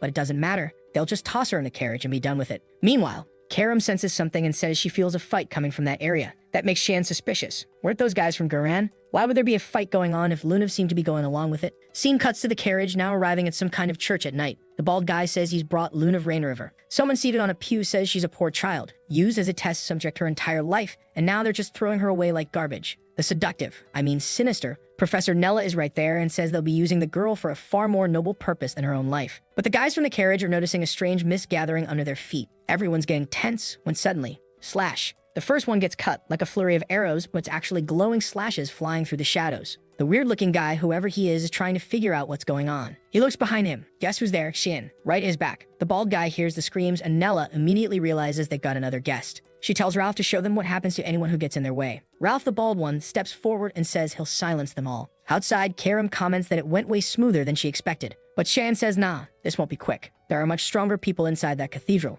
Then Ralph shows up from a distance and says Shan's not bad for a kid. But is he really alone? Shan answers that he is. Not like that guy seems to be, though. Right then, the bald guy launches an attack. Shan notices his energy is similar to Lunav's, but even more unstable. Ralph declares he doesn't need anyone's help to beat a child. Meanwhile, Nella shows up and asks if Ralph's finished. But her expression changes right away. There he is, her guy lying on the ground face first, completely wrecked. Shen just asks if the last one has arrived. But first, he wants to know why they're trying to take Lunav. That crazy professor says you won't charm any girls interrogating them like that. But Shen's already focused. He noticed her first attack had a unique blend of elements. This woman probably had something similar to Lunav's abilities. Then comes a lightning bolt wrapped in flames, but he dodges it just in time. The important thing is he's found the perfect person to interrogate. She's trying to figure out how he's deflecting all her attacks with just a dagger. But in the blink of an eye, he's already in her face and says, got you. But that sly little thing used an aerial jump and put some distance between them. Realizing the kid was dangerous, she knew she couldn't leave him alive. She immediately tried to fire off a charge blast at his back, but Karam, watching closely, saw it and said she'd gotten distracted. That's when Karam grabbed her by the shoulder. The spell still tried to activate, but it missed.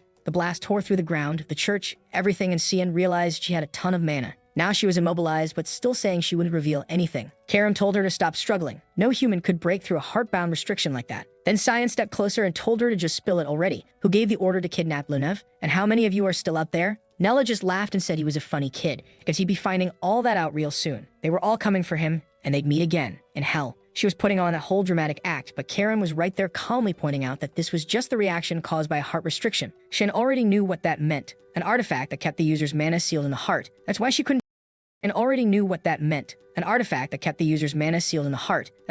transfer mana through her body. Now he was sure Lunav had something similar going on. While the woman was trying to figure out how they figured all that out without her saying a word, Shay made a comment. This twisted organization running these experiments, they saw it as the path to evolution. That made her shift completely. Now she wanted to know who he was to know all that. He said she could figure that out for herself in hell. She started begging, saying she couldn't die like this, but too late. Boom, right to the gut. In his past life, Shan had found documents in a Garan lab. One's describing how to use a certain artifact called the heart restriction, and how it was used to control different experiments. He also knew how to destroy the item when it failed to work. Now with it in his hands, he could tell it was still active. Karam asked what he was going to do with it, and he just told her to take Lunav out of the carriage. Told her to obey, otherwise he'd have to take control of her by force. The student noticed, yeah, this guy's little weapon here was getting way too disobedient. Still, she laid the girl down. And here he goes pulling some crazy moves, saying he's never tried this before, but in theory, it should work. He shatters the crystal, presses it to her chest, and says if she's got something like that embedded in her heart, then this should be able to destroy it. The girl starts glowing, and from the looks of it, the sun's already rising. She opens her eyes, but hold up, we're in the next chapter now. Watching the sunrise, she wonders what that sensation was. Her body felt light, like everything had been restored. Not to mention, she could feel Shan's mana more clearly than ever before. Over on the balcony, looking cool as ever, Karam wants to know what he's planning to do. He says he figured he might be able to use her again for a future plan, so it'd be a waste to just kill her like that. But Karam calls that what it is, charity. And what if she betrays him later? Shan laughs, saying it's funny hearing that coming from her. She says, yeah, she knows his body's going to be hers eventually, which is why she wants him to take better care of it. He tells her to quit the act and says they should just get going already. There's nothing good left there. Elsewhere, Selma slams her hand on the table, saying she doesn't remember anything after being kidnapped. But how did she end up there? Lunav insists she's telling the truth. She doesn't know what happened, but the guy ain't having it. Slams the table again and says there's no way he's buying that. The kingdom's in chaos because of that blood banquet, and she's just sitting there all calm. The butler steps in and apologizes to Mr. Regents, saying it was his fault. He should have summoned her earlier. But Regents tells him no, it's not his fault. It's hers for acting on her own. He's trying his best, and his damn granddaughter just keeps making everything worse. And just when he thought he was going easy on the butler, nope, he lights his own arm on fire, saying he knew all along the man had betrayed them. And from the looks of it, the guy had been trying to hurt his granddaughter too. The poor butler tries to beg, saying it's all a misunderstanding, that he just wants to explain. But Regent simply responds that just hearing him talk is sickening, that ignites the guy's body in flames and blows him up. Yeah,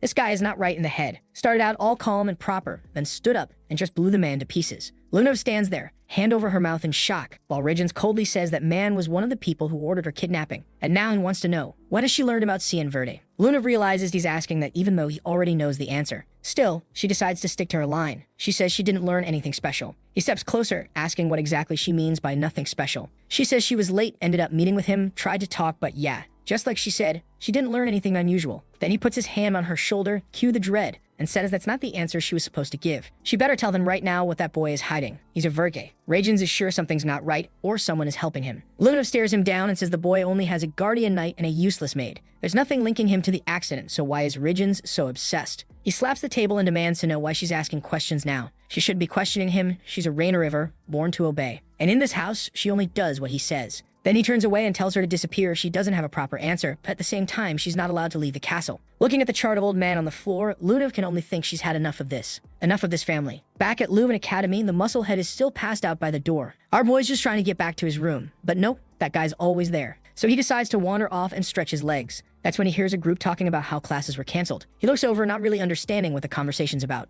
Turns out the word going around is that a professor, Nella Aronis, has disappeared. And right on cue, Sirica shows up asking if he was the one who killed the magic instructor. Poor guy stammers, no, it wasn't me. I don't even know her. Who is that? She tells him of course he doesn't. He never goes to class. But Nella was a highly skilled mage from the kingdom of Garen. There were rumors that she was against Regents of Rain River, which is why everyone had their eyes on her. But no one expected her to go as far as kidnapping Lunov. They were planning to intervene, but she took care of everything herself before they could act. And now it hits Cien. Yep, he did kill that woman. Sirica tells him to relax. She's the only one who knows. So she's giving him an assignment outside the academy, just so he can lay low for a while. He asks who's going to replace that professor. She says for now, they'll have to take turns covering her classes. They'll need a powerful mage to fill that position. The job opening is already being posted. Scene shifts to an open field. Someone says they love that view. An older guy asks what he's doing all the way out here. The man replies that there's a job he wants, and he heard the position just became available. Wait a minute. Hold up. It's been so long I nearly forgot. But isn't this the guy who slashed our boy back in the very beginning? That's right. It's Boris. Now I remember. Meanwhile, Emily's face is on the floor, saying she's bored out of her mind. But here comes Karam, walking in all smug, telling her to get up. That spot belongs to her.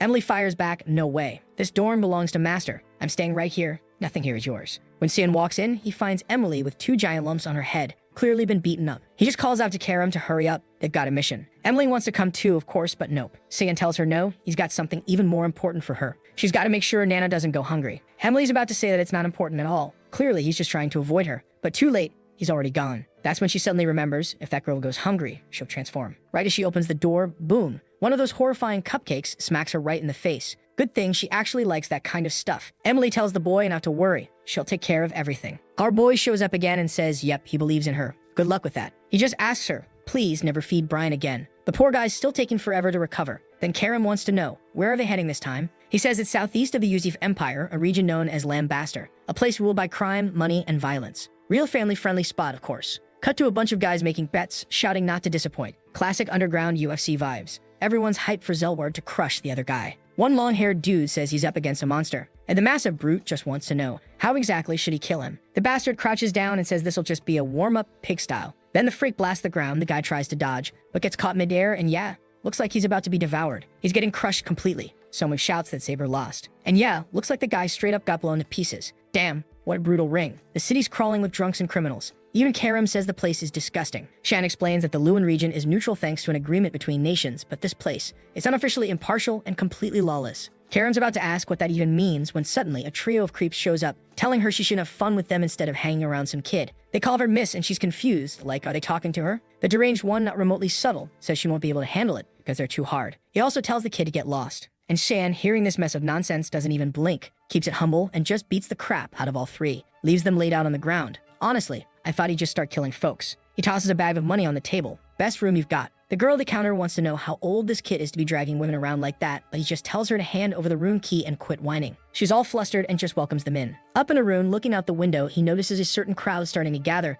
which means it's time for him to make his move too. He heads downstairs and asks someone if she's Lisa. The girl confirms and welcomes him, asking how she can help. He says he's interested in using the cage. She says she understands, but new customers don't have access. He stares her down, asking if she's sure, because he knows full well these scumbags are selling drugs in there. Then he asks what happened to all the other customers. Is he the only newbie? She glares at him, and he can feel the killing intent. But suddenly, she backs off and apologizes, saying she's just doing her job. Shan laughs, thinking she's an interesting one, wondering why she's being so cautious. Out of nowhere, the girl whips out some daggers and lunges straight at him. He's having fun with it. Ducks deflects her attack with a coin. She's in total disbelief that this killing intent she felt is coming from this kid. He says she's a difficult woman, and that she just wrecked his gold coin. She apologizes, but he still wants to know. Why did she attack him? Girl's straight up bipolar, says she didn't want to attack him. But he replies that he's not happy. She's going to have to take responsibility for that. She gives up, realizes it's better to just show the kid the way and get him off her back. She hands over a license, a VIP badge, and tells him to go straight in from there. Only special clients get that kind of pass. It's basically his safety net now, even though she doesn't really understand why he's so fixated on visiting the cage. He really shouldn't go down there unless he's got a bunch of extra lives saved up. But hey,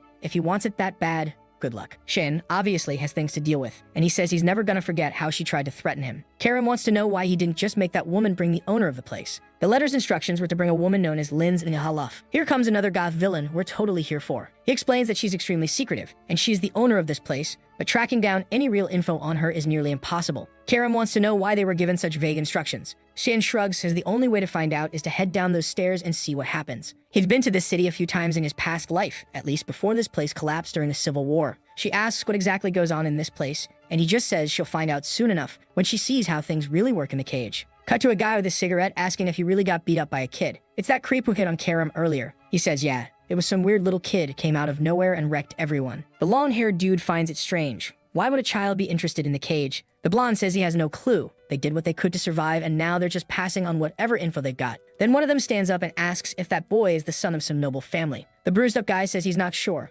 but it felt like it, and begs Lord Gunther for help. Says he can't even show his face in public anymore because everyone's laughing at him. Gunther stands up and says this is getting interesting. Hell, look into what this kid's deal is. Scene cuts to the cage, and someone's catching a knee to the face while the crowd goes wild. Damn, looks like it's Buff Girl Hour. From afar, Karim finally gets it. This is why the city's such a mess. Xian confirms it, says the place is always busy, because betting on fights is just one of those things people love. And that's exactly why they're here. Getting to Linz and Holoff won't be easy, so they'll have to make her come to them. Karim's confused when suddenly someone yells at the kid, saying this ain't a place for children. Shin just smirks, says the timing's perfect, and goes straight to beating the crap out of them. First, a punch to the gut. Then Baldy shows up all wild, asking what's going on, only to have Shin grab his buddy by the dreads and smash his face in. Well, at least the other guy doesn't have hair to grab. Shin calmly says he just wants to know where he signs up to start betting and fighting. On the stage, people are freaking out. There's no way the cage has fallen so low they let this kind of contestant in. This has to be a joke. But of course they're reacting like that because Cheyenne just stepped into the arena. Then someone calls out to him saying he didn't expect a special event like this today. He looks fired up, can't wait to see how he's going to kill the kid.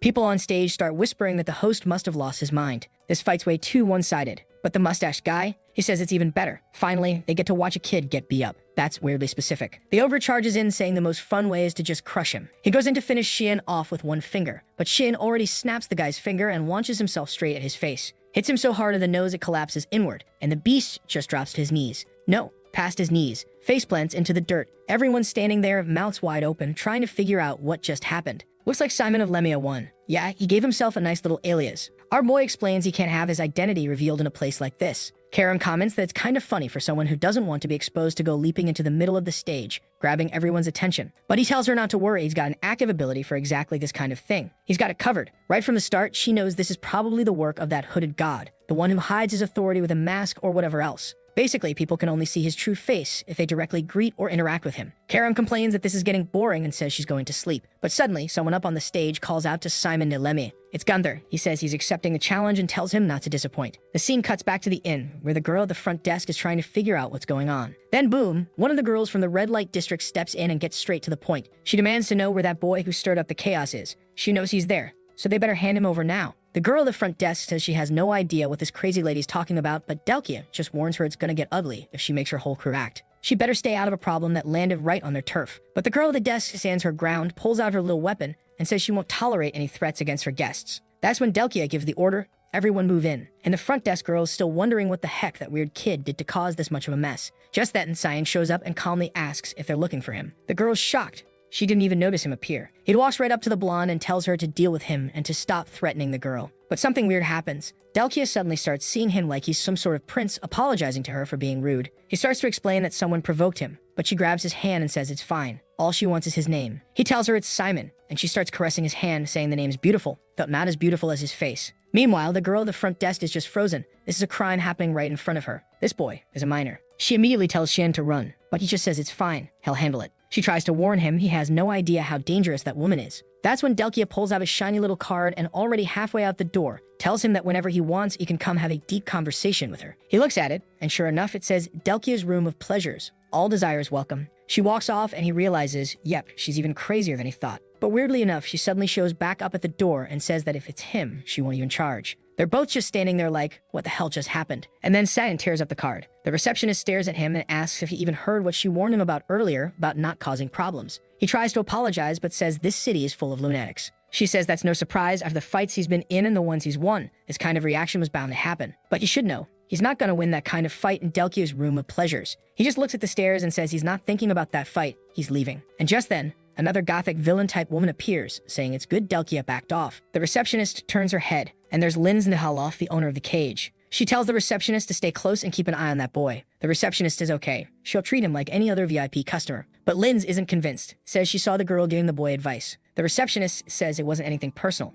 It's just that he's a kid. Gunther suddenly steps in and says she's underestimating that boy way too much. This place is already falling apart, and maybe it's time for a full renovation. Lynn says she was the one who called Gunther there. The receptionist wants to know why. Lynn says it's because she wants her to arrange a fight between Simon and Gunther. That seems to hit a nerve. Apparently, this kind of match is forbidden because Gunther was kicked out of the cage a long time ago. But Gunther walks right up and says himself he wants a fight with Simon Milemia. Scene shifts again to the red light district, where someone's shouting behind a door, saying that this isn't what she wants. A couple guys are standing outside, one laughing and saying the girl would stop thinking about that kid. Another guy, hair all over the place, says it looks like she'll do whatever it takes to bring him over. The guy in red agrees, after all, she always gets what she wants. He just feels bad for the kid, honestly. Good thing they're a bit tougher and she doesn't seem all that interested, at least not right now. I thought there was something crazy going on in that room. It turns out she's just sitting there drawing. Looks like she's trying to remember his face, but can't. And then, yep, she loses it. Starts screaming, desperate, crying, demanding to know where that beautiful face went. It's like her mind is all fogged up, everything blurry. But somehow, that just makes her want him even more. Everyone loves the crazy girls, until the real crazy one shows up.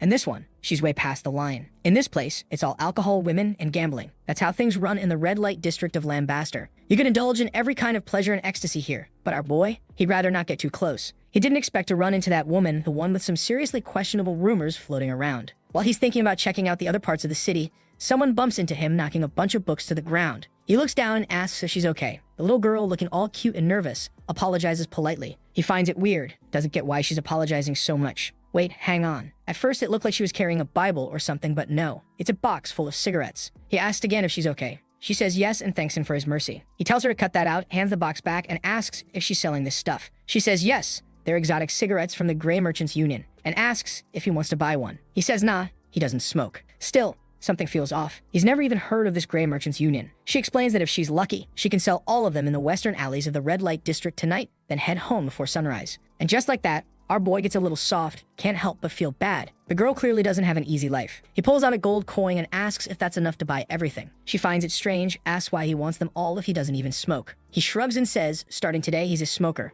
then hands her a second coin. Her eyes sparkle, and she runs off all happy, thanking him like crazy. Of course, he just burns the cigarettes right away. Karim wants to know why he's doing charity now. He says that where she was heading, that's the city's trash dump area. He's gonna follow her. Karim wants to know why. He tells her, just keep watching. Meanwhile, the girl's already been thrown to the ground and the guys are demanding to know where she got those coins from. They're convinced she's lying about selling cigarettes. She must have done something awful to get that money. One of them's already itching for a fight, says he's been needing a way to blow off steam ever since that brat Simon pissed him off. The girl tries to explain and she didn't steal anything, begs them to believe her. And right at that moment, guess who shows up right behind them? Shan, calmly asking why they don't believe her. A bunch of full-grown men robbing a little girl? That's pathetic. You'd think the guys would be afraid, but nope. They're mad that he came straight into their base by himself. They say this time they're not gonna let their guard down. Yeah, sure. They immediately get stomped. One guy takes a heel to the head. Another ends up in a leg lock, begging for mercy, swearing he'll never do it again. Shan tells him yeah, it's a leg, but he's really enjoying making this scumbag suffer. And yep, from the sound of it, he snapped the guy's leg. The dude's crying now, Shan picks up the coin and says this guy won't be talking anytime soon, hands it back to the girl and tells her to be more careful.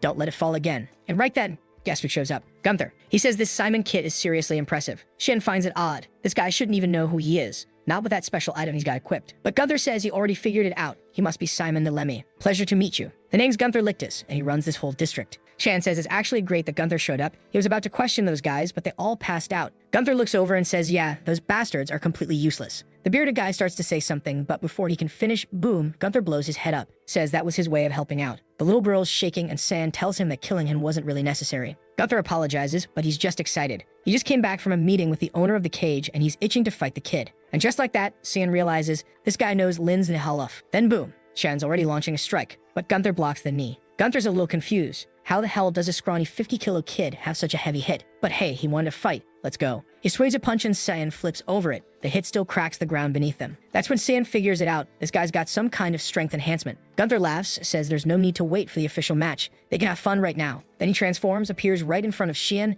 and says the kid's even better than expected. This is perfect. He just hopes the fun keeps going. Shin's starting to realize, yep, another full-on psycho in this city. And then bam, he takes a clean hit to the chest. Meanwhile, somewhere in the dimension of the Black Mist God, Sirika is practicing her dark powers. Someone comments that the mission she gave Shan is interesting. Apparently, the boy's not even on voters' list. He's not scolding her, but it's odd she's pulling a kid into something so personal. Sirika admits it. Yes, she won't deny it. Linz Halof is someone they were gonna have to eliminate eventually. She was just eager to see if Xian could really be trusted as a successor. The man says the boy might even end up turning out just like Linz herself. Sirika replies that they'll find out soon enough. After all, no one can predict the future. Back in Lambaster, Xian's still standing after that hit. Gunther's impressed. He's even happier now that he came looking for him. Time to keep going. He wants to see the boy really put on a show. Explosions echo across the city, the two of them throwing punches and clashing hard. Shan asks him straight up, what does he know about Linz? Gunther raises a brow. Surprised he's asking about her now in the middle of the fight. Tells him not to underestimate her and to focus. He fires off more attacks, but Shan keeps dodging. Still, he notices something strange.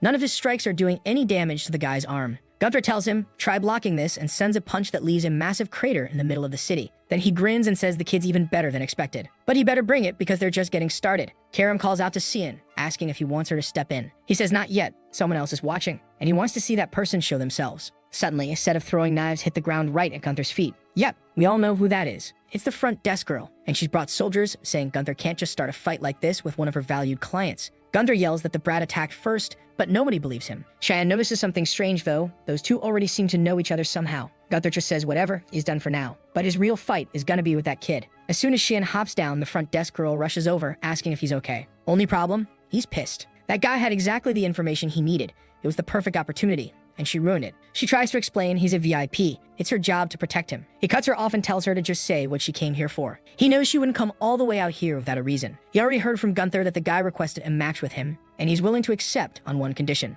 They've got to give that little girl a job. Shin figured the condition would be something like, I want a meeting with Linz, but hey, feels like that's basically guaranteed at this point anyway. Meanwhile, in the city, rumors are already flying. Gunther Lictus is coming back to Cage. And apparently his fight will be against the Dilemma Ape, the one who wrecked that giant dude. The whole city's buzzing with gossip, and during the week leading up to the fight, Shan occasionally dropped by the cage just to beat up some poor guys. The place didn't have many rules. First, no weapons. Second, you stop if your opponent loses the will to fight. Third, don't kill your opponent. But today, the blonde guy steps up and announces that none of those rules apply. The owner of the cage gave both fighters permission to go all out. Shan's thrown off, and the announcer just confirms, yep, that's exactly what he heard. Only Shan hadn't been told anything about this. Gunther's already slipping on brass knuckles, saying he's been waiting for this fight all week. Shatton starts to argue that this isn't fair, but the ref has already vanished. Poof, gone. The fight's about to start. Off in the distance, Linz is watching with that cold, unreadable black lipstick look, saying she's curious to see what the powers of Simon Nelemia are really like. Gunther asks if no one told him it was a no-rules fight. Says whatever, just grab a weapon or something.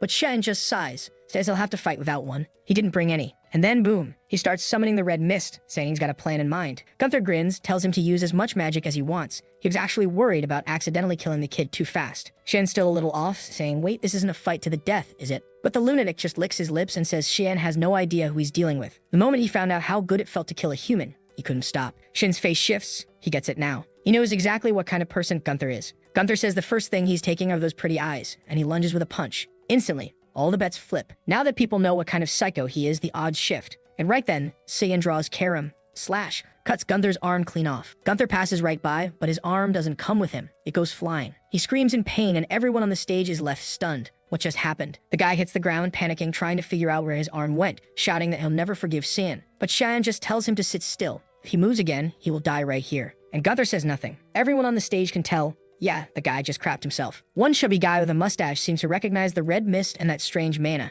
He's convinced this is a demonic sword. Shan's confused now. Why didn't anyone tell him this fight was rule-free? Why was he the only one kept in the dark? Maybe Lin's had something to do with it. The scene shifts again. Now the sweet little girl comes up with a drink for him, saying he was amazing. She's all smiles. Shan thinks it's great she already got a job. She says the receptionist made her an assistant, at least for now. He notices her name is Lewis, pats her on the head and tells her to keep working hard. Right then, the receptionist shows up finally. She apologizes, but Shan cuts to the point. Just tell me why you hid the rules for today's fight. She says she didn't hide anything. The truth is, only the owner and Gunther knew. Shan says fine, then take him to meet the owner. Of course she says no, that's not possible. The owner prefers to stay anonymous. So no, it wasn't going to be that easy. Shan accepts it, says fine. Just focus on taking care of the little girl. Right then, the same chubby guy from earlier approaches and calls out to Sin. He introduces himself as Morris from the Grey Merchants Union. He says he's here to talk to Sin because he recognized a certain demonic sword, and he's very interested in buying it. Shin's face changes instantly. He says he has no idea what this guy is talking about. But Morris just smiles and tells him to drop the act. He knows exactly what that sword is,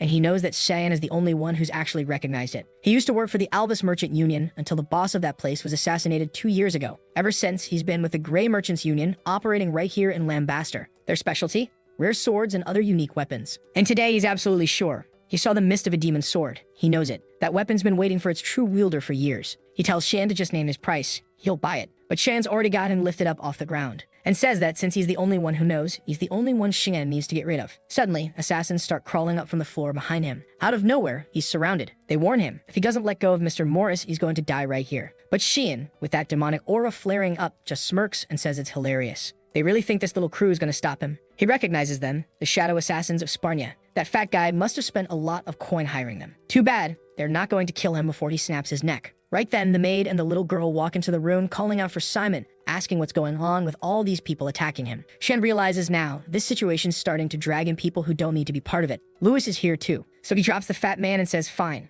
This time he gets to live, but he better get lost before Cyan changes his mind. The assassins ask if they should proceed, but Shan just tells them all to lower their weapons. Morris, even after that, bows and apologizes to Simon, says he's backing off for now, but his offer still stands and Shan should think about it. Then the bastard walks off. That merchant union, yeah, it's looking a whole lot more like a criminal assassin network. Lewis comes over worried, asks if he's okay. Shan pats her head, tells her not to worry about it, then turns to Lisa and says he's got a little favor to ask. It's about time she figured out a way to get him a meeting with the owner of the cage. Yeah, let's see you dodge this one now. Meanwhile, elsewhere in the city, explosions are going off. Gunther's going berserk, slamming his fist into the ground while everyone begs him to calm down. They say he's reopening the wound, but he's lost it, missing an arm, screaming Simon's name, saying he has to kill that kid somehow. The moment he looked into Shan's eyes, he was so terrified of dying. It made him feel completely powerless. Now he's desperate to find a way to erase that boy. And then he remembers, Shan was protecting Lewis. Perfect. He's got a way to destroy Simon now. Back at the hotel, Lewis is working, happily running around helping guests, when one of the doors opens. She smiles and welcomes them to Lambaster. But then, yep, it's Gunther, standing there, greeting the little girl, asking if she remembers him. She says she does. He grins and says, good. She's going to be useful for something he needs. Scene shifts to another room. Shan's there trying to understand why he can't meet the owner.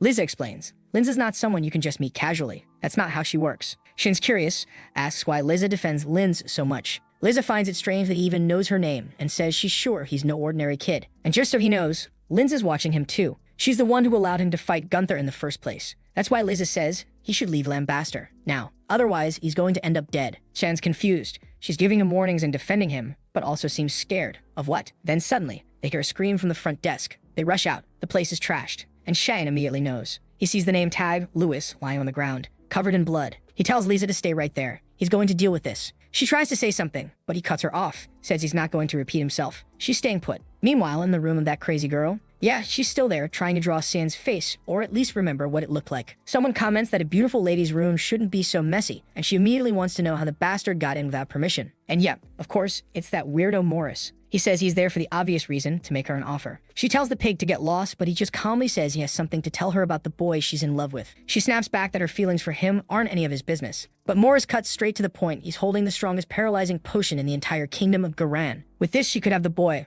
all to herself. He hands it over and Delka demands to know what he's getting out of this. The chubby guy smiles and says he just wants one little item from the boy. She can keep the body. Delka narrows her eyes and asks if he's sure that's all he wants. He nods, says yes, and that he's looking forward to their cooperation. Morris is clearly deep in this little scheme, thinking it's all going to work out, but little does he know the guy's not even remotely interested in that woman. So how's that gonna happen? Scene change. Gunther's sitting on top of a crate, saying he's been waiting for Simon. Our protagonist shows up and demands to know where the girl is. Gunther tosses something at him, calling it a gift. Dude, it's a freaking ear. Then tells him the rest of her is under the box. If he wants her, he better dig. Shane calmly says that if Gunther wanted to die, he just had to say so. But then, Gunther's missing arm starts regenerating. He grins and says that's exactly what he wants. Now come at him, Simon. Scene cuts to Linz asking Lisa if she really thinks that kid's going to kill Gunther. Lisa says yes. Linz asks if she's worried. Lisa says it's been a long time since she had any ties to that guy. That's not the issue.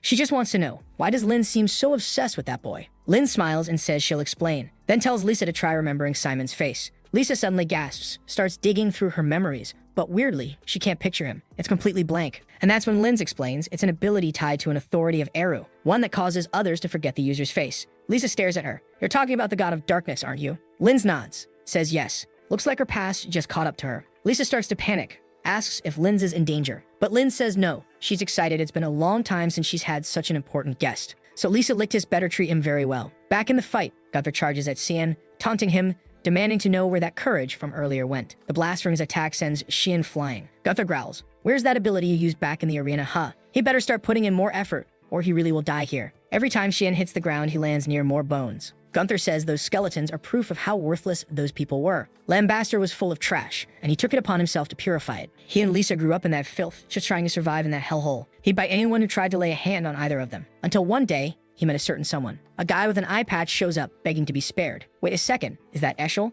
Gunther says that on that day, this boy showed up and wiped out the manager who'd been tormenting them. Apparently, he dropped out of Loon Academy for a while just to enjoy himself, used the opportunity to clean house. Eschel gives a casual, hey, and says the kid's safe now. Gunther admits he never forgot that angelic face. Okay, sure bro. He decided to admire that person, and from that day on, his life changed. He started dreaming about cleaning Lambaster of every last piece of trash, and expanded his influence bit by bit until he became the boss of this junkyard. He started making money in the cage, but after a few killings, he was kicked out. That's when Lisa cut him off completely, but he didn't care. His goal was to cleanse this place, and he wouldn't stop until it was done. Cheyenne, midair, finally shouts, enough with the backstory. I'm still standing. If Gunther really wanted to take him down, he was gonna have to try a little harder. Gunther says that's fine. He'll go all out. He activates some kind of ability, and suddenly his arm starts morphing, covered in chains and scrap metal junk. He grins and says now things are about to get interesting. Cheyenne notices immediately, this guy's using some kind of artifact. But how the hell did he even get his hands on something like that? Gunther holds up a glowing cube and says it's called the gravity chamber. It creates a mana field in a designated area and multiplies the gravitational force by more than 20 times. He compliments the kid for holding up so well under the pressure, but says it's time to end this.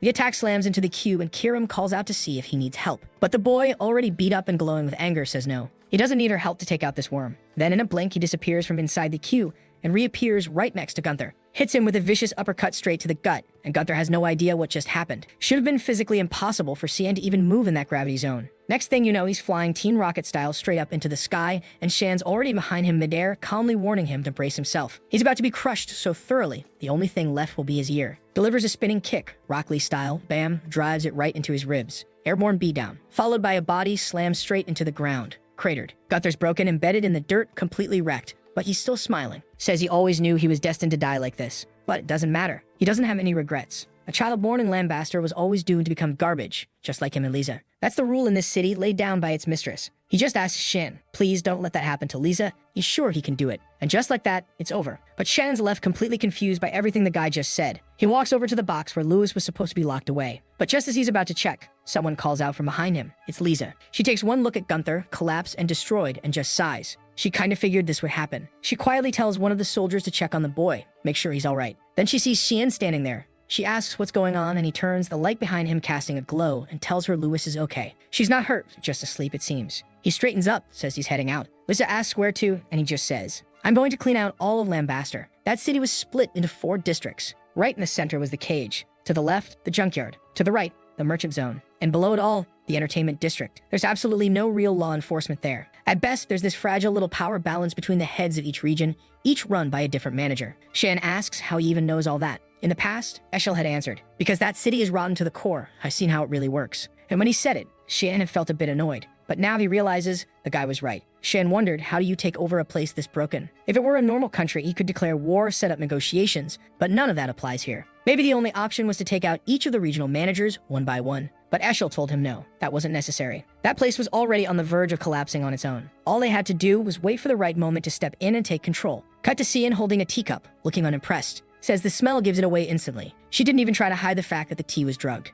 Delkia is clinging to his arm, all flushed and giggly. This city really is rotten from top to bottom, and today he's going to rip it up by the roots. Delkia, grinning ear to ear, says she's glad he accepted the invite, and tonight's gonna be fun. He agrees. Oh, it's gonna be fun all right, he says, especially with a special tea like this. She freezes for a second, he noticed. But he just smiles and says, yeah, tonight's gonna be a long one. Then he downs the cup, drops it, and either collapses, or pretends to. Delkia is thrilled. Smiling wickedly, she declares, now this little boy is all mine. The scene shifts to the merchant district, where the butler informs Morris that a message just came in from the entertainment district. The big guy's fuming. He gave Gunther that gravity chamber artifact, and the idiots still went unlost. But it's fine. Soon enough, the demon's sword would be his. One of the shadow operatives nearby says they should be cautious. Everything's going way too smoothly. Morris tells him to get lost with that bad omen nonsense. But the spy insists his instincts have never been wrong. First, they should head out and do some recon. Morris agrees but warns them not to do anything unnecessary. In his head, though, he's thinking these damn fools from Sparnia are just getting in his way. Maybe they're even planning to steal the demon's sword for themselves.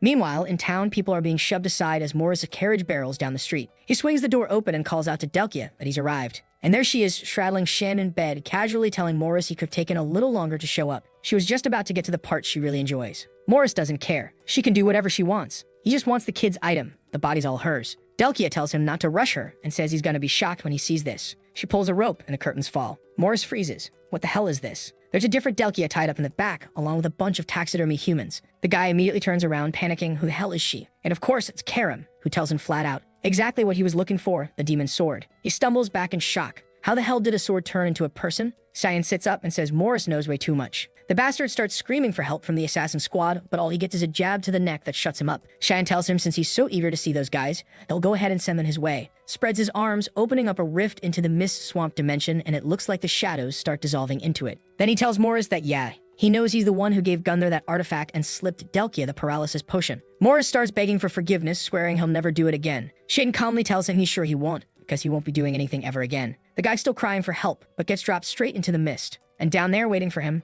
all the assassins he'd hired. Shan says that just leaves Delkia. But Karim steps forward and tells him she'll handle it herself. He can go. He just asks her not to go overboard. She flat out says she will go overboard. And oh boy, she is livid with jealousy. Starts shouting, demanding to know who the hell gave Delkia permission to touch what's hers. She knows damn well Delkia is not really out cold, so no point faking it. Tells her to brace herself, she's gonna get broken into 1,000 pieces. The blonde tries to plead, says she never should have tried anything, but gets clocked right in the face. Meanwhile, Shan just closes the door, knowing full well tonight's gonna be rough for Delkia. But right then, he feels something. A mana signature. Familiar. He looks around and finds himself inside the domain of the mist. Someone speaks up. That expression of yours, priceless. And just like that, Linz Nihaloff steps forward, introducing herself as one of the regional managers of Lambaster. She starts to materialize from within the mist, and Sayan realizes she is part of it. She casually mentions that apparently Surika didn't tell him anything about her, which explains why he's been running around killing off the other managers. Shan immediately powers up, thanking her for finally showing her face. Now he doesn't have to go searching anymore. Says he can call her Linz, or senior colleague, the backstabbing traitor. But Linz says he's got it all wrong. She's not here to fight. Right then, he senses something from the side, barely manages to dodge an incoming attack. Linz tells him to say hello, because the two of them already know each other quite well. And sure enough, it's Lisa, the one who always seems so kind, so trustworthy, now standing beside that monster. And she coldly declares Simon Delemia is going to be eliminated. She charges at him again, but he blocks it, telling Lissa to stop, that this has nothing to do with her. His problem is with Linz. Lissa doesn't need to die. But she's not listening, not one bit. Only option, knock her out cold. He activates the bloodlust wave technique, bam, launches her across the room. But of course, she's already back on her feet. That's when he realizes, damn it, she's been training. Most enemies wouldn't have been able to withstand that. Linz just watches, saying she knew the boy could have finished it, so why did he hesitate? All San wants to know is how long she plans to keep hiding in the mist. Linz tells him she just wanted to see the skills of the child Surika had trained, especially since Lisa was her student. Now that throws him off. Linz knows Surika. So what exactly is the connection between the two? But Linz vanishes, telling him he should be paying attention to someone else. Suddenly, Lisa begins summoning a rain of needles and hurls them at him. Sin flips backward, dodging, but she's already following up with another strike, forcing him to catch her arm midair. She says she might have cut ties with Gunther, but he's still going to pay for killing the last member of her family. As he defends himself, he notices it, her eyes. That personality of the shadow, it's been activated. Most likely, Linz implanted some kind of memory fragment to stir up that resentment. But she made one mistake, getting too close. He slams her down and raises his hand. Not a punch though, just enough to knock her out clean. With her down, he says, all right, that just leaves two of us. Come on out, Linz. but she tells him to stop playing games. He should know by now that she is this entire Mist realm. Shin admits he's surprised, not just that she belongs to the Mist, but that she's a traitor and a thief. She asks what the hell he's talking about. He tells her he knows exactly what that ring on her hand is, the Ring of Anbari, an artifact that lets you absorb anything, mana, authority, whatever, and she's using it to pretend she's part of the Mist. He doesn't know how she got her hands on it, but he's sure of one thing: she's a fake. That sets Lin's off. She shows the ring, shouting at him to kneel before its absolute power. Shan, meanwhile, is grinning. Everything's going according to plan. But just as he thinks he's got her, her mist expands violently. In seconds, she's right there in front of him, whispering that it's time to wake up and face the truth. This is how the real mist works. It's a shame, she says, but it's time to say goodbye. She's about to stab him when suddenly, a voice interrupts. This little kingdom of yours is lame as hell. Cracks start to form behind Lin's. Boom. Karam appears, furious. What's this? Another woman going after my master? Linz stares in shock. How? How is this place broken so easily? This mist was a copy of the realm of the god of mist. It should have been impenetrable. There was only one other being who could have done something like this. Yeah, she didn't even need an introduction. Karam. The demon sword. Karam cracks her knuckles and snaps her fingers. First order of business. Let's destroy this dump. The entire domain starts fracturing, shattering into countless shards. Linz can't believe it, that it was broken this easily. Meanwhile, Shan complains. What took you so long, damn it? Karam scowls. Excuse me? I just saved your ass, and that's what you say. Linz watches this couple bickering scene and loses it. She yells at Xian to shut the hell up. No way someone like you is the successor. That person disappeared over 300 years ago. There's no way it's some brat like you. While she's throwing her fit, Karam just raises an eyebrow. What's with her? Xian shrugs. Said a few things earlier. Guess I got her riled up. Now Linz is totally unhinged, screams and charges at him with full speed. But Karam dissolves into a blade. Xian grabs her and smirks. She'd make a terrible assassin. Together, the two unleash their technique, Miss Storm Surge, and charge in for the final clash.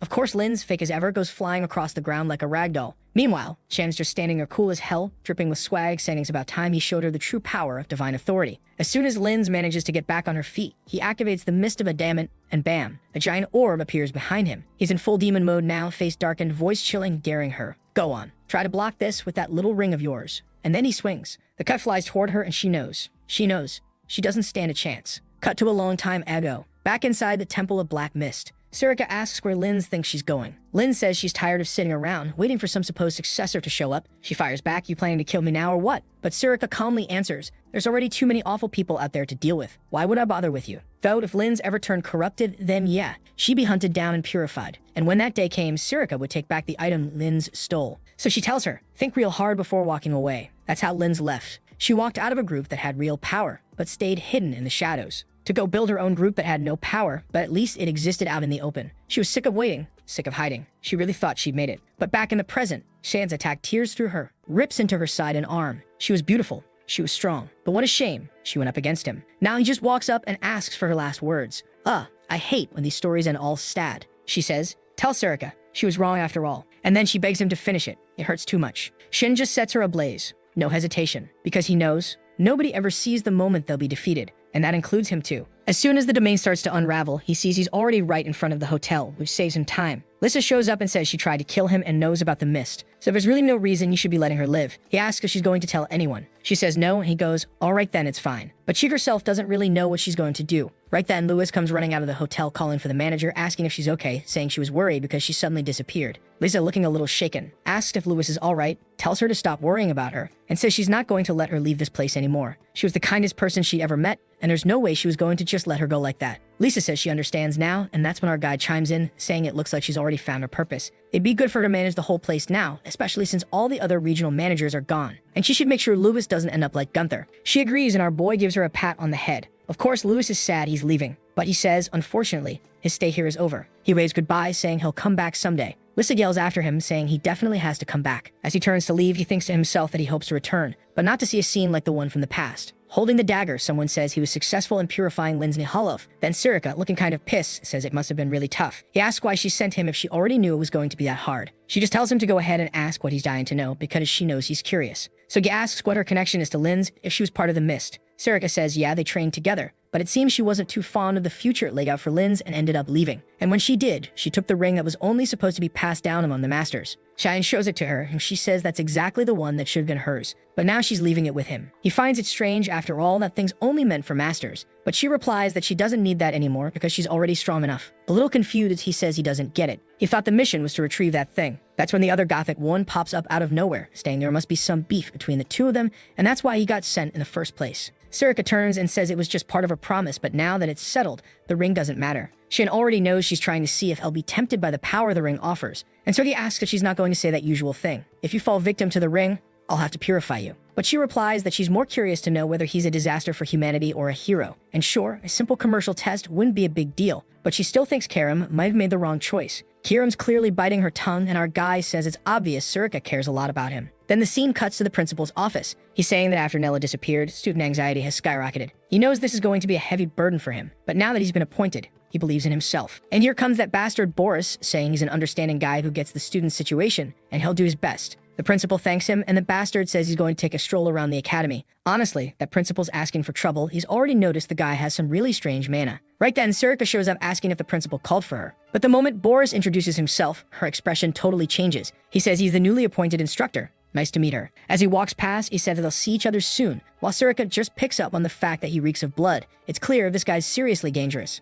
The principal says he's from the capital and that she should keep an eye on him. He's skilled and well-mannered, sure, but his mana is weird. Director, we gotta get this guy out of the school seriously. You can't just throw someone that's shady into a classroom with students. But Sirika's standing there cool as ever, saying she understands. She knows full well what that smell is, no matter how hard anyone tries to hide it. It was like death itself was walking through the hallways. Then the scene cuts to a bunch of guys raising the banner and welcoming people to the city of Harmony. And wait a second, look who it is. Erin. Long time no see, girl. Thought you vanished from the story. She comments that the place has way more guards than usual. And of course, that probably happened after the blood banquet. Someone calls out to her. It's Lunav, popping out from the corner, saying it's been a while since they last met. In another part of the school, Erin says it's good to see she's doing okay. Lunav says it's all thanks to her, but Erin disagrees, saying Lunav helped her out a lot too. Then she introduces Resimus, her new friend, who's already blurting out how gorgeous Lunav is, clearly smitten. But hold up, here comes trouble. Boris just rolls up like the scumbag he is, already introducing himself to all three of them. He wants to know if she's Princess Erin. She, all sweet and innocent, says she heard he was the new instructor and asks if he's the one who's going to be teaching about mana.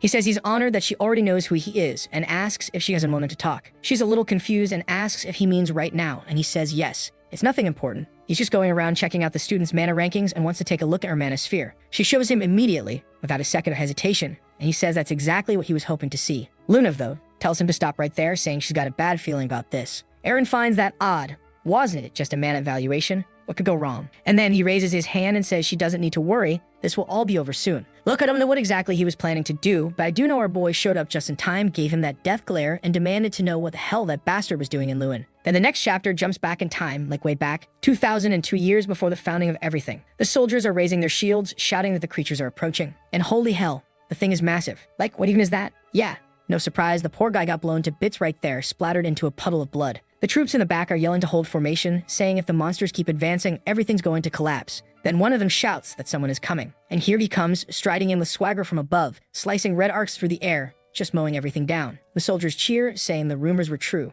They thought he'd been sent to a Western Front. It's the young master Xian, arriving to save everyone. A monster charges up an attack, but he dodges another laser and says he's actually excited. He'd heard this creature was high-ranking, but he's already standing on its head, realizing it's way too slow. He activates the Void Sphere and obliterates the thing. And of course, Creepy Boris shows up again, clapping like a freak, saying Master Xian is incredible. No wonder Eshel admires him so much. Xian doesn't even entertain the flattery. He just wants to know what Boris is doing here, when he should be back in the rear with Eshel. Boris, kind of shifty, says he came up this way after hearing the North needed reinforcements. But now that Xian's here, everything should be fine. Xian, though, says nothing's fine. Everyone here is on the verge of death. This war doesn't end. It's been over a year now that he and the Verdi have been leading the charge. And while the elite knights are out fighting on the front lines, supporting the Emperor's crown at Lunel, the monsters are using the distraction to push deeper and deeper. This war is endless, and all of it, every last bit, is because of the Emperor's greed. If it weren't for Eshel's request, not even Xian would have come here. The place would have already been wiped out. Boris tells him to be careful with his words, but admits that, yeah, given the state of things, there's no arguing it. The protagonist finds it strange. He says he thought Boris had come because of the Emperor. But Boris says nope, he's here because of the talents he possesses.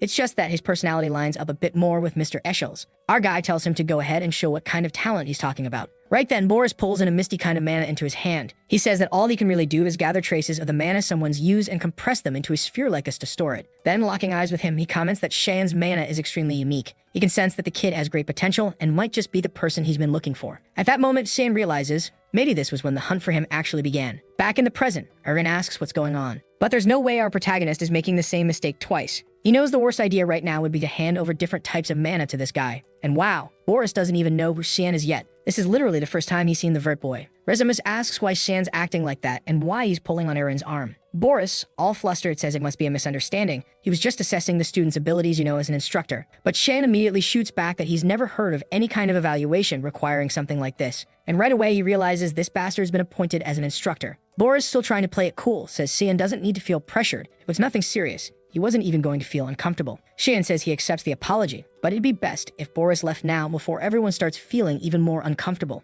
Boris, he's a scumbag, but he's not stupid. He picks up right away that the kid's so hostile there's no point trying to argue. So he just says alright, bows, and says he'll take his leave. They'll come back another time. But the moment he walks off, Luna is already wondering why that name, Boris, sounds so familiar. Rezimus tells our guy to let go of Eren's arm already. He apologizes and she says it's fine. She knows he had his reasons. She's totally sure he's always looking out for her. She even says it out loud, turns bright red from saying it, then grabs Rezimus by the arm and walks off. Yeah, she was embarrassed about saying that, grabbed the wrong person, and dipped. Luna immediately asks Shin if he knew that instructor. He says something like, kind of. She finds that weird. She has access to tons of information, but she's never heard of that guy before. Shin just gives her a serious look and says she'd better not investigate. She shouldn't look up anything about that man. Luna stands there, realizing that whatever it was, it clearly bothered Cien deeply. Maybe she missed something, and that just makes her even more curious. Cheyenne taps the ring and boom. Now it's raining candy in his room. All of it a reward because his daughter behaved and everyone's still alive. Brian says of course everything turned out fine and it's good to know Shan's doing okay too.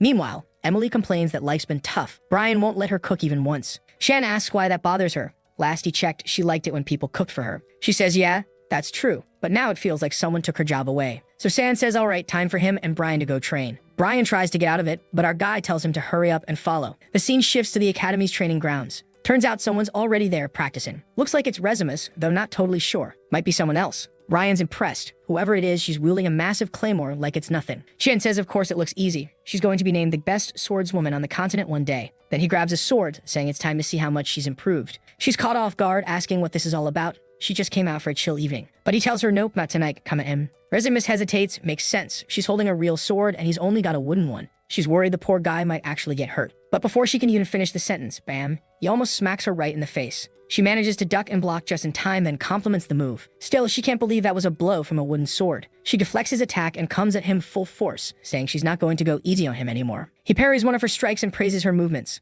Too bad though, he says she's still got a long way to go, because this right here looks like her current limit. Rezimus is confused. He's saying all that, but she's the only one attacking. She finally says enough and goes in for a strong vertical slash, only to get tapped right in the forehead and drop like a chump. Shannon tells her that letting her emotions take over like that is exactly what creates openings in her attacks. She's slumped there, frustrated, admitting she's no match for him. Must be nice, being that strong. But when he compliments her, saying she's actually really skilled, she goes totally red. He says he's sure that if she keeps up the pace she's going, no one will be able to beat her with a sword. She's all flustered, saying it makes no sense to get a bunch of compliments after getting her butt kicked. But with his hand on his chin, Cian says there's really not much more he can do for someone at her current level. So he tells Brian to help her train. Poor guy wasn't ready, but he turns to Rezimus and says, alright then, the two of us are gonna practice every day. Shen hands him the sword and asks where he's going. But our boy just says he's got something to take care of and leaves. Brian's left standing there awkwardly, muttering that he's really looking forward to training with her. But he better be ready because Rezimus looks like she's going to take it seriously. He's starting to realize he's got another little menace on his hands. While walking through the halls, our guy feels a strange, familiar sensation. In the middle of the academy, yep, there's Luna.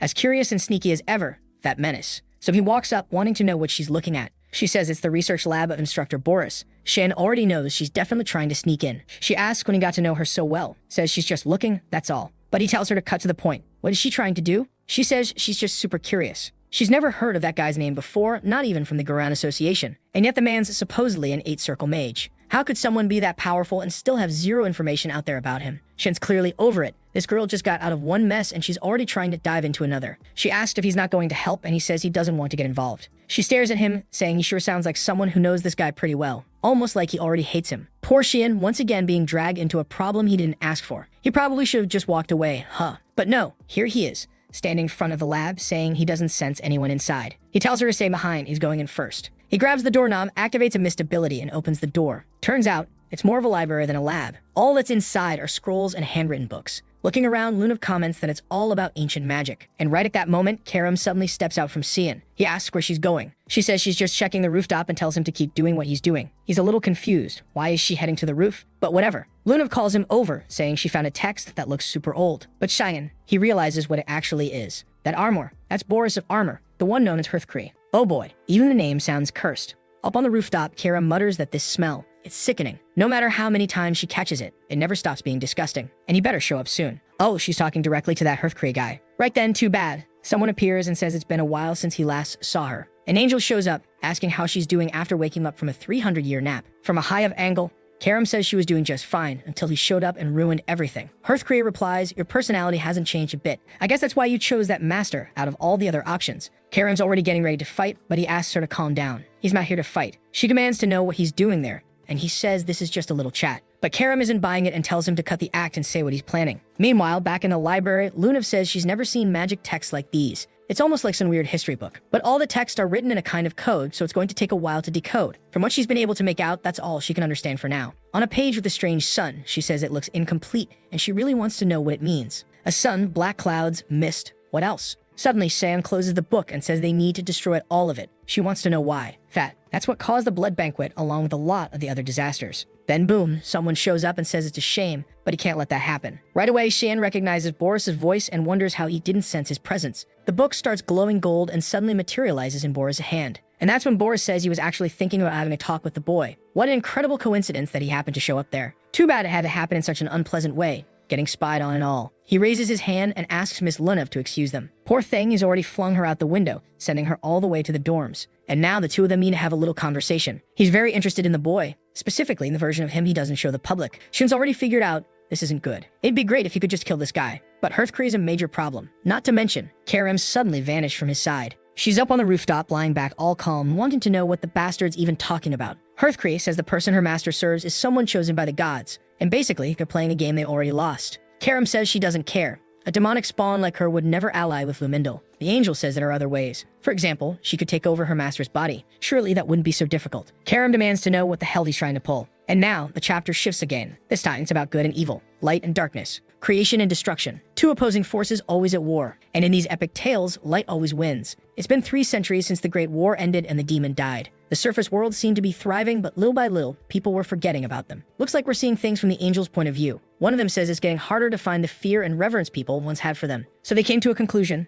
In order to be worshipped again, they needed darkness. It's the darkness that makes their light shine brighter. So they came to a conclusion. In order to be worshipped again, they needed darkness. It's the darkness that makes their light shine brighter. Karam just calls that reason completely idiotic. Now it all makes sense. They want her to take over her master's body, so that they can defeat her and be hailed as saviors. The deranged angel smiles, saying it's amazing, she figured it out perfectly. And bam, he immediately takes a slash to the face. She tells him to quit talking crap. But of course, the little immortal thing just regenerates, saying it's a shame. He really thought this was the perfect chance to talk with her. Karam answers bluntly. They're the ones who decided she was the bad guy. But she's already figured out that these so-called angels are way more concerned with their own problems than protecting anyone else. The angel shows up again, saying it's a shame. He really thought talking to her would be as easy as it was with Eru. It was a nice visit, but now he's heading out. And just like that, he vanishes while Karam's left wondering, what the hell did that idiot Eru do? Back with Boris, the bastard's calmly serving a fancy high-class tea from Sparnia, saying he hopes the boy enjoys it. Obviously, Cheyenne doesn't give a damn. He tells him to get to the point and explain why he's so interested in him. Boris, fake as always, says he's just a teacher concerned with a promising student. Cheyenne tells him to cut the crap. He doesn't even show up to class.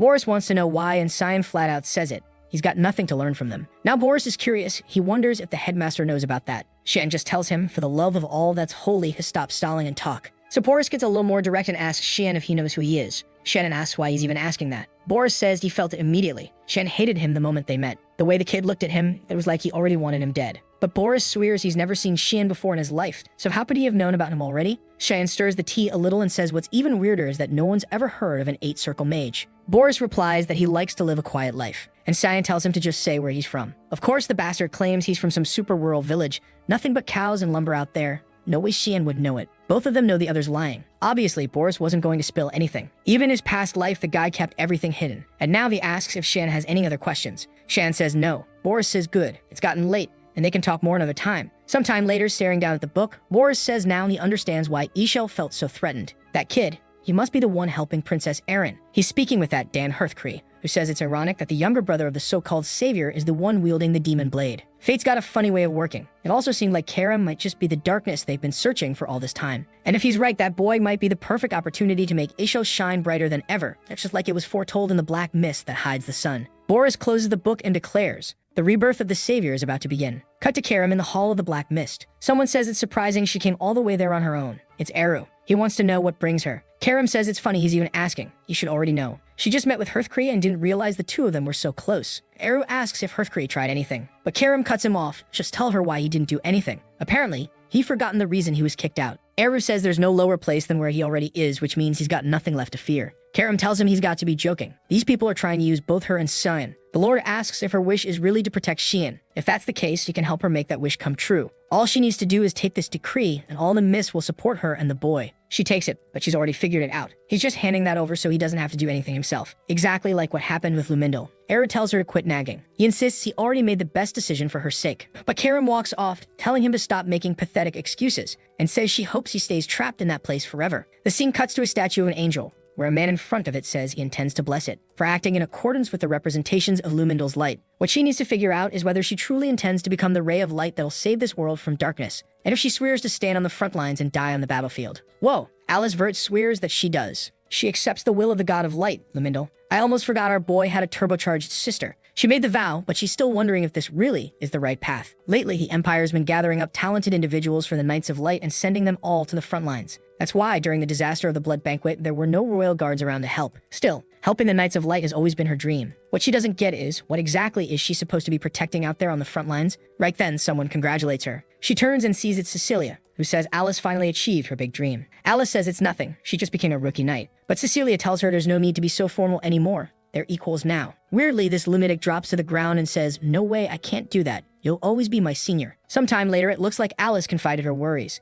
Cecilia tells her it's impossible she picked the wrong path. She's known her for a long time. This has always been her dream. But Alice says she's still unsure. She could hear people screaming for help. So if her friend says she knows the perfect way to find out if the front lines are really where she belongs. When she gets there, they'll fight together. Apparently, this Duke Villiarth confirmed an important mission. It would be Alice Vert's first official assignment, but she finds it kind of odd, since the one who gave her the mission was her father. Boots are on, swords in hand. Brian's ready. The girls ask where he's going, and he says he doesn't even know. Xian just told him to be on standby. That's when our boy shows up, saying they won't take long this time. He tells Nana not to worry and tells Brian to move it. Brian asks where they're headed, and Sion says this time it's to the Lemia Valley. Emily points out that for someone saying, we won't take long, that place is super far away. But Xian opens a portal right there with his ring, saying they won't take long if they go through that. And it had to be now, because today was the day Alice was supposed to die. On the battlefield, someone yells for everyone to hold formation. A man turns to the young lady and says it must have been a tough journey, but Alice tells him not to call her that. The guy praises her, says he's super proud she's finally standing among the Knights of Light. She awkwardly tells him to stop, she still has a lot to learn. Still, he's confident she's going to do great and that the Duke will be proud. Suddenly, she steps forward and introduces herself. The eldest daughter of House Vert reporting in after receiving the summons. Her father turns and says the third and fourth princes, as well as the second princess, are all coming to visit. She better be prepared. Alice notices he didn't praise her at all. Still cold as ever. He already tells everyone to greet the guests. They should arrive by now. And there they are. Third prince, Phagian Severus. Fourth prince, Nerovian. At least their names are easy to remember. And then comes the second princess. All right, why is she showing that much thigh? Who is she trying to seduce here? Me? Her name is Violet Severus, the bold one. Right away, everyone from our boy's family bows and greets them. But Nerovian's already done. He says they finished the formalities, so can they leave now? Fabian's nervous. He's scared that white-haired guy's going to get attacked by monsters. But Shan's dad tells him to relax. They're in the rear guard. Monster activity is super low here. Plus, the best knights are stationed right there, so there's nothing to worry about. Well, look who's here. That damn bull-headed Eshel. Alice gives him a quick glance, and her father turns to him and says he better fulfill all his duties. He says he won't disappoint, while that Fabian guy over there says they better take out the monsters before they get any closer. His body's too valuable, unlike theirs. Okay, your highness is really asking to get slapped. Now here's a body that is actually valuable. Violet's already thanking Eshel for his hard work. He just replies that it's an honor,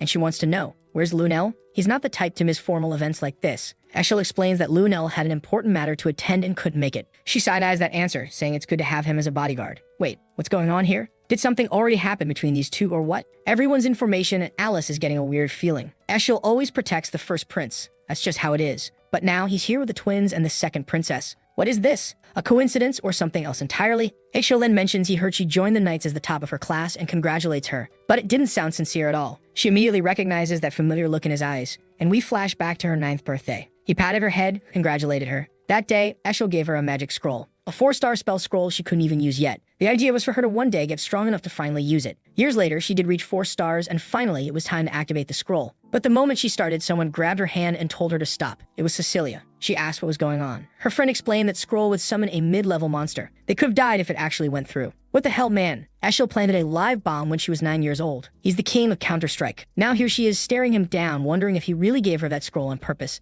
If so, why would her brother do something like that? The group's still escorting the carriages. Inside one of them, Nerovian asks if Lunel is the one who assigned Eshel to this escort. Fabian says the whole thing's suspicious. He wants to know what they're planning. Violet agrees. Having someone as skilled as that acting as a bodyguard, that's a red flag. Everyone already knows what kind of person Lunel is. They better stay alert, or they're gonna end up dead. Right then, the carriage shakes. Alice comes running, shouting it's an ambush and everyone needs to fall back. A special creature called Antararch is attacking the area. The tower soldiers are already freaking out from the monster's roar. The coward prince starts demanding answers. Why didn't anyone warn them something like this might show up? A strike from the boss monster sends everyone flying. Alice yells for them to retreat immediately, but a massive tail swipe is coming right for the group. No worries. Big Sis blocks the hit. But now she really wants to know why something that powerful is showing up in the rear guard. The princes are already running for their lives. One of the white-haired ones yells for them to turn back. If they keep running, they're gonna get killed alone. Violet's totally panicked when suddenly, Eshel comes toward her. Nothing sketchy at all, right? He tells her to come close. He'll protect her. And right then, Violet realizes, this bastard planned all of this chaos just to kill him here. And judging by Alice's face, she's picked up on something fishy too. Then, bam, a windflower spell slams into the boss monster. Cecilia shows up to help and yells at Alice to escape through the side path. Right away, she grabs her friend and also pulls Violet along, who's just confused and being dragged, but honestly, anywhere away from Eshel is the right move. Still,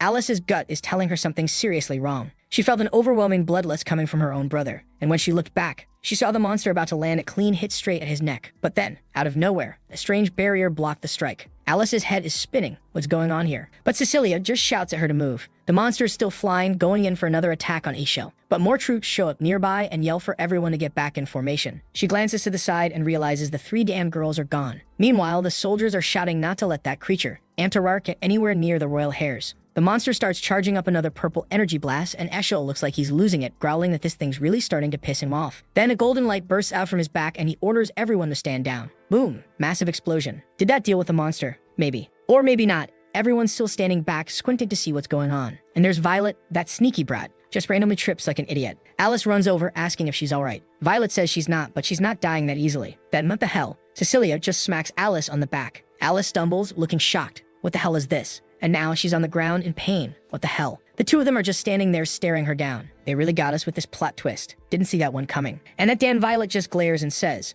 "So you're Eshel's little sister, Alice Vert." She says she knew something was off when Eshel showed up and Lunel didn't. And she's sure Alice was planning to kill them all during the chaos, so everyone else would get blood on their hands. That's why this was self-defense. Damn. Even Cecilia's just standing there, completely silent. Alice tries to explain. It's all a misunderstanding. She just wanted to protect them. But Violet cuts her off and tells her to shut up. So she knows exactly how ambitious the Veres and Lunels are. She's not going to sit around like some idiot while everyone lines up to kill her. If Alice has got any excuses, now's the time to give them because she doesn't have much time left. Violet throws down a scroll and says she hopes Lumindel won't save her. And poof, looks like the two of them just teleported out of there. Alice, though, she's not thinking straight. She's sitting there wondering how impulsive Cecilia must have been to betray her like that. She has to be under some kind of mind control, or there has to be another explanation. Tears in her eyes, she mutters that it can't be real. But now some creatures appear in front of her. She struggles to stand up, saying she has to pull herself together. She can't die here. She has to survive and asks Cecilia why she did this. She begins activating a power, calling out to her dear mother, the source of all life. The monsters charge, and she begs the goddess to act through her hands. She triggers a skill from Udine of the Spear,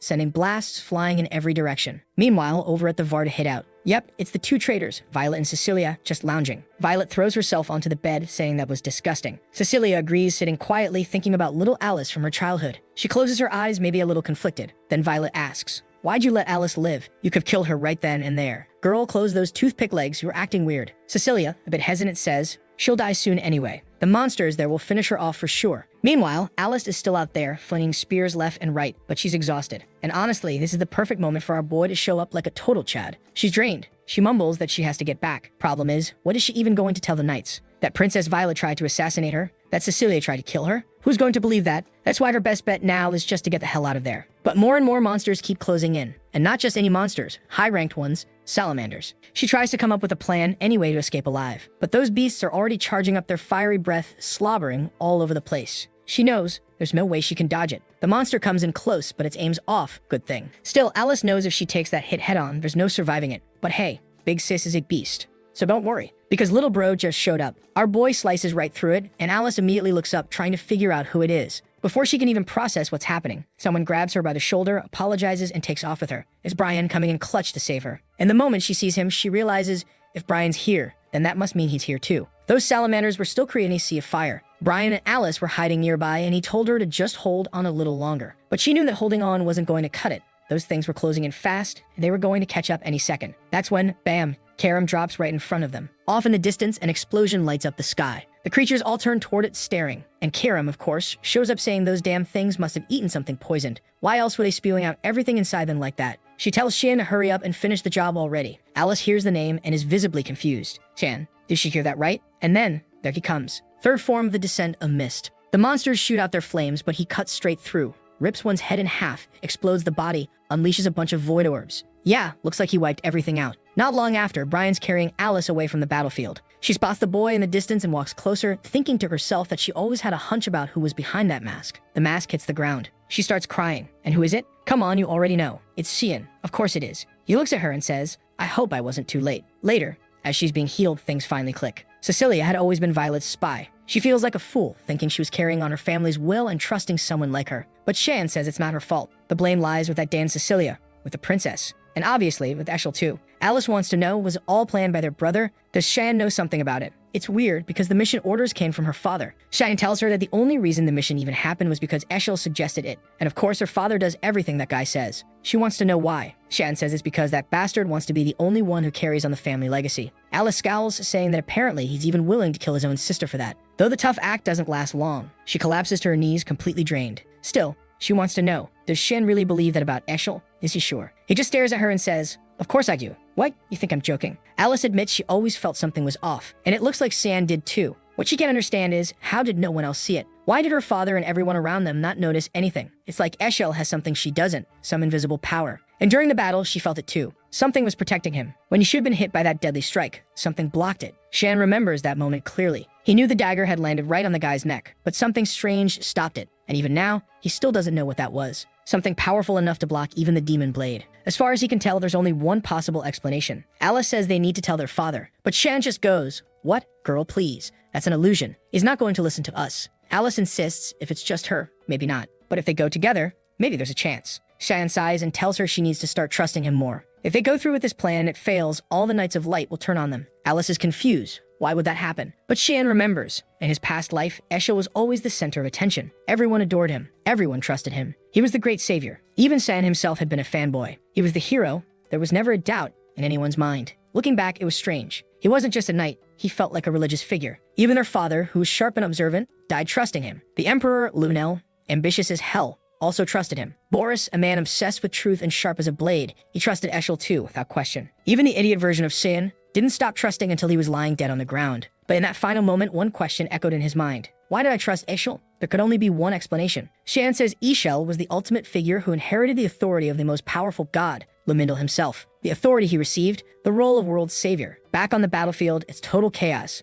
Everyone's yelling to protect the princes. Redhead and Albino are absolutely losing it, panicking like they're seconds from death. Meanwhile, Eshel is right there on the front lines, holding off a dragon. Mr. Platinum Hair starts gushing over him, but Eshel just snaps, telling the idiot to back off before he gets himself killed. The dragon charges in for another attack. Eshel activates the Judgment of Regis, his dark technique. The beast fires off a huge laser while the two brothers are over there practically clinging to each other. These two are something else. What the? Eshel just summoned the dark titanic wall or something to tank the entire blast. The laser hits dead on, but then it just dissipates. Through all the smoke and fire, Eshel is still moving, still channeling attacks. The dragon watches, then Eshel lunges and slices it clean down the center. Yeah, no joke. That thing got cut 50% straight down the middle. Immediately, Eshel turns and asks if everyone's okay. And everyone starts cheering, praising him, calling him amazing. The great savior. Even the princes are saying they'll tell the king how incredible he is. Ah yeah, Eshel's not dumb. He's milking that clout from the royal brats. Meanwhile, back with Alice, she still doesn't understand why Eshel was chosen by Lumindal. Shan explains that Lumindal only needs one person, regardless of what kind of person they are. And obviously, once Eshel was chosen, trying to deny him was like denying the entire Church of Light. If they did that, every follower of Lumindal would come after them. Alice says it's hard to accept. These are the things she's believed in her whole life. What she can't wrap her head around is, how does Shan know all this? He just says he can't tell her. He's trying to keep her from getting too deep into this mess. but she's understanding. She places her hand on his shoulder and says she gets it. She knows he can't tell her yet, but someday, she hopes he tells her everything, and that he won't carry this burden alone. She bows her head a little, and it's kind of sweet. Meanwhile, she thanks Brian, and he turns bright red. Shin immediately tells him to calm down. Don't get that happy just because you talked to my sister. Then he turns to Alice and wants to know, when is she planning now? And the crazy girl says she's going to find Cecilia and get answers about why she betrayed her. Thank God Shan says he's going with her. Like, seriously, girl, what's your death wish? He says he's got the ring. He's sure they haven't gone far. Then the scene jumps to Violet's hideout. Suddenly, Cecilia's expression changes. She says someone's getting close, a manna she's never felt before. Violet tells her to relax. No one knows about this place. But mid-sentence, boom, the whole place explodes. An attack nearly takes her head off. A sword comes flying through the window and slams into the wall. And Cecilia instantly knows. That's Alice's sword, but she shouldn't even be alive. Next chapter kicks off back on the battlefield. Eshel detects a trace of teleport magic and a spell scroll. He tells everyone to find shelter. One of the soldiers asks him, do you really think Princess Violet is okay? Eshel just says, we'll find out soon enough. Obviously, the whole squad's spooked. There are monster corpses everywhere, lava flowing across the ground. Chaos. Back to Cecilia, now running. She's muttering that she thought the kid would be skilled because of the mana and that bloodlust. But turns out, it's just a child. He couldn't possibly be traveling with anyone else. She activates a skill from the Wanderer of the Wind and closes in. She's coming in fast with a sword strike that looks like it'll land, but the kid dodges. She commands to know who he is. Why has she never seen anyone from the Veers move like that? He just stares at her silent. She orders him to answer. Why does he have that sword? Did he save Lady Alice? Still no answer. So she gets ready. Says if he won't speak, let's see if he can scream. She charges. Left, right, up, down. Swipes near his stomach. Swipes past his ear. She's going for blood, but she hasn't landed a single hit yet. While thinking to herself that only a handful of knights could keep up with her speed, Cecilia pushes off a tree and launches in for another strike, yelling that it's over. But he just does a calm little hop to the side, dodging it like it's nothing. Now she's starting to wonder, does he actually move faster than me? Cheyenne, dude, the enemy is right there. Stop standing around like you're in a Kalon commercial. She's burning with rage. He hasn't even drawn his weapon. She darts left and right like a damn Pikachu, charging again and yelling at him not to underestimate her. Sharp tempest, a clean slash, massive explosion, shockwaves everywhere. Blades cutting everything in their path, but Cheyenne's just standing there, orb in hand. Cecilia can't believe it. And then, he activates the Void Sphere, makes one clean motion. Boom. He slices the mountain in half. She's blown away again. Literal explosion. In the middle of the dust and rubble, he approaches her body, crumpled on the ground. She mutters, barely conscious. What a pathetic way to lose. I never thought I'd die in a place like this. He really is the Grim Reaper, not even saying a word. But now that she's dying, she just wants to know, is Lady Alice still alive? That's when, for the first time, Shin actually speaks. He says he's curious. Why does she look so relieved? Most people about to die would be terrified. Cecilia responds, that's called retribution. In the end, this is the fate I deserve. Then, retribution for what? A voice cuts in. Cecilia flinches. It's Alice. Walking up, eyes locked on her. She wants to know why. Why did she betray her? Cecilia's crying now, completely emotional. Says she's just happy to see Alice alive. But Alice isn't having it. She tells her to shut up and answer the damn question. Here comes the tragic backstory, folks. Let's go. We're taken to Cecilia's hometown, a small village that was wiped out during a monster attack. She was just a starving orphan digging through scraps to survive when someone finally found the survivors. A group from the army showed up claiming they'd defeated the monsters and that she was safe now. They picked her up, gave her food and water. She was saved. Right when she was about to die, the Megs arrived. And the one who saved her back then was Princess Violet. Even at that age, she had that smug face you just want to punch. But she was talented, powerful. So of course it made sense for Cecilia to dedicate her life to the person who saved her. Not long after, she was given the chance to repay that debt. The order was clear: get close to the Veers and wait for further instructions. That's how she ended up working in the household. And that's when she met little Elise. So sweet, so kind. But now, she regrets everything. She should have just died in the ruins of that village. Then just today, Violet arrived and said, today, Alice must die. She's a threat. Alice, confused, asks, what threat? What the hell are you talking about? Cecilia explains. Violet has always seen the Veers as threats. Because of their connection with Lunel and Eshel. She always believed the Veers were allies of Lunel. So when she saw herself under attack, she must have thought it was all a plot by the Veers and Lunel to wipe out the rest of the competition. Cecilia says Violet is nothing like Alice. Alice actually trusted her, believed in her until the very end. But Shan cuts in. Don't. Stop trying to justify it. Just admitting she was wrong doesn't mean she deserves forgiveness. Cecilia is shaken. Alice tells him to hold on, just listen a bit more. But Shan already drew his blade. Tells her this isn't some light matter. Cecilia, she accepts it. Says she's ready. Meanwhile, Alice is desperately pleading, asking him to wait to listen to think. Ryan gently tells Alice to calm down. Trust in Master Shingen. Then, Shan raises the dagger. Swipes it. Blood hits the ground. Looks like she's dead. And the scene cuts. We're in Violet's room. Everything's been torn to pieces. She's looking around, demanding to know who's there. She wants to know where Alice is. But the person who walks in, yeah, it's the worst possible option. Yeah, it's him. Bullhead himself, Eshel, walking in and saying he's here to escort Her Highness. But Violet's trembling, barely holding it together. She blurts out that he looks way more like he came to kill her. Kind of rude, barging in like that. Eshel doesn't even bother lying. He says it straight, yeah, he was planning to kill her. The perfect setup? She, Fabian and Erovian, all of them die in the monster attack. Violet reaches for something behind her, saying he's not going to get away with the consequences of a move like that. But he flicks a divine sting, knocks the item out of her hand. It burns. He tells her to calm down. He hasn't even finished explaining yet. Violet growls at him to just spit it out. What exactly was his grand plan? He steps in, cool as ever, and says, no one knows. But then he spots Alice's sword jam in the wall and asks, where's her sister? Violet smirks, says she killed her. She didn't know if Alice was working with Lunel or not, so she figured she'd play it safe and make sure she was dead. And hey, Eshel probably liked that too, didn't he? Wasn't he planning to get revenge on his sister? But Eshel says not this time. He was actually planning to change the plan. Now she's confused, shaken. He draws his sword and says she's being way too calm for someone who's been killing off every suspicious person in her circle. Smart strategy. He admits he's surprised. She's nothing like Lunel in that way. Now Violet's bluff is backfiring. She faked the whole Alice is dead line, but now realizes Eshel really doesn't care. Eshel then says the whole plan was doomed from the start, so he's just going to report back to Lunel that everything failed. Violet, on edge, demands to know what he really wants from her. And Eshel calmly replies, he's suggesting that she joins his plan. That gets her attention. She asks, isn't he always been on Lunel's side? But he answers that they're just business partners, nothing more. Violet sits back on the bed, arms crossed, not buying it. Says she doesn't believe that for a second. Eshel doesn't care. He tells her to believe whatever she wants. Lunel was just another piece in the bigger picture. Right away, Violet's mind is racing. She's convinced Eshel's trying to take control of her entire empire or something, and there's no way she's helping him with that. But he shuts that down. He's not interested in any empire. She presses him. So what do you want then? He answers, I want the eradication of evil. He says he's going to remove everything bad from this world. Violet's skeptical. Are you serious right now? He readies his sword and says, you'll find out. Only thing he knows for sure. A piece of that evil just showed up nearby. The ground starts cracking. A weird, creepy mana floods the room. It sends chills up his spine. Something primal,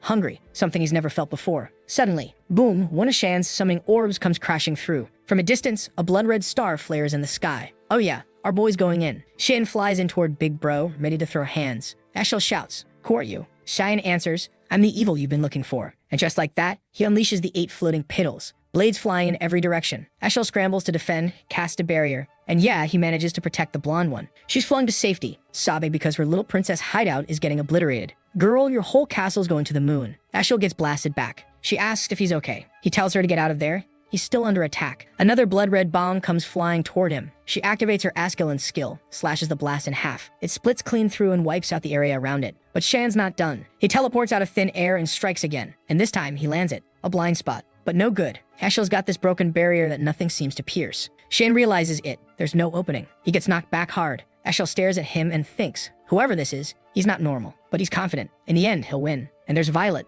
looking way too flush, way too excited. Like she thinks she's the main heroine now. Then Cyan turns to Karim and asks, what's wrong? And she winces. Says, it hurts. It hurts like hell. Like her entire body's being torn apart. Obviously, that pain was from Eshel's barrier. He turns to Cyan and asks why he stopped. Didn't he show up saying he was gonna bring the end of everything? So what's he waiting for? Truth is, Xian would love to kill him right then and there. But seeing how he can't even scratch that barrier, and not even understanding what the hell it is, yeah, best move now is to fall back. That's when he pulls out of the ring the shield and umbrella soaked in Cecilia's blood. And Violet immediately wants to know what the hell he just did. He simply says, that girl's been purified. Violet doesn't get it, and Eshel spells it out. She's dead, sweetheart. Now he's starting to put the pieces together. He just wants to know who ordered Xian to do this. Xian replies, I'm the mist, and the mist, they don't forgive anyone. But this wasn't some divine purification. This had a different purpose. Eshel seems surprised. So if the mist is acting again, before he can say more, Xian disappears. Eshel's left alone, frustrated as hell. Why are so many people suddenly standing in his way? All this time, maybe it was the mist screwing up his grand plans from behind the scenes. Scene shifts to a nearby waterfall. Karim's clutching her head, groaning that it hurts like hell. Shan's confused. She says she's never felt anything like that. It's like she couldn't even touch him. Yeah,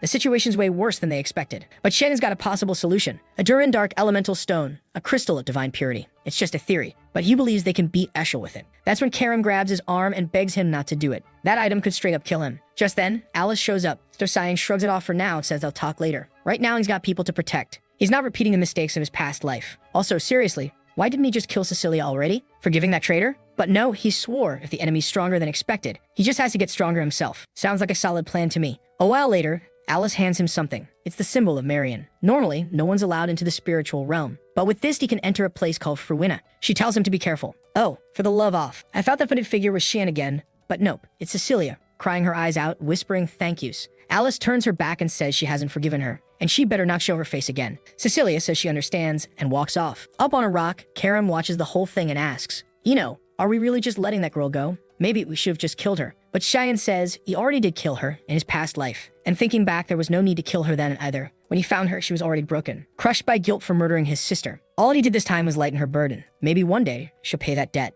Then we cut to the moment earlier, when he killed her. Turns out, it wasn't a death slash, just a clean cut on the shoulder. He removed her armor and told her to stay hidden and wait to be summoned. Back to Cecilia, she's convinced Stan believes she has a shot at redemption, and she swears she'll repay the debt she owes them. Karam, though, she's squinting at Cian like, are you sick or something? This guy's been way too soft lately. Sheegan slaps her on cheeks like, what's happening to the Cian the Slayer I know? Suddenly someone calls out, it's Cecilia again. She says she already delivered the girl and thanks Karam for saving her. While Karam's sitting there like, this is crazy. I'm face to face with a possessed demon sword with emotions. She has no clue how she's supposed to deal with someone like this. Karam shrugs it off, says it was nothing. That's when Alice lights up. She's all smiles, saying how happy she is to finally meet someone close to her brother. Karam immediately shuts that down. Yeah, nah, it's not like that. It's just a master weapon kind of deal. Nothing more. But it's good to know that the boy's body belongs to her. So to be smart, not to try anything. Alice quickly realizes this demon weapon is definitely not on the good side. Scene shifts to the Lewin Academy. Someone's writing a letter saying they found answers to all the questions they had. And because of that, they decided to leave the Knights of Light.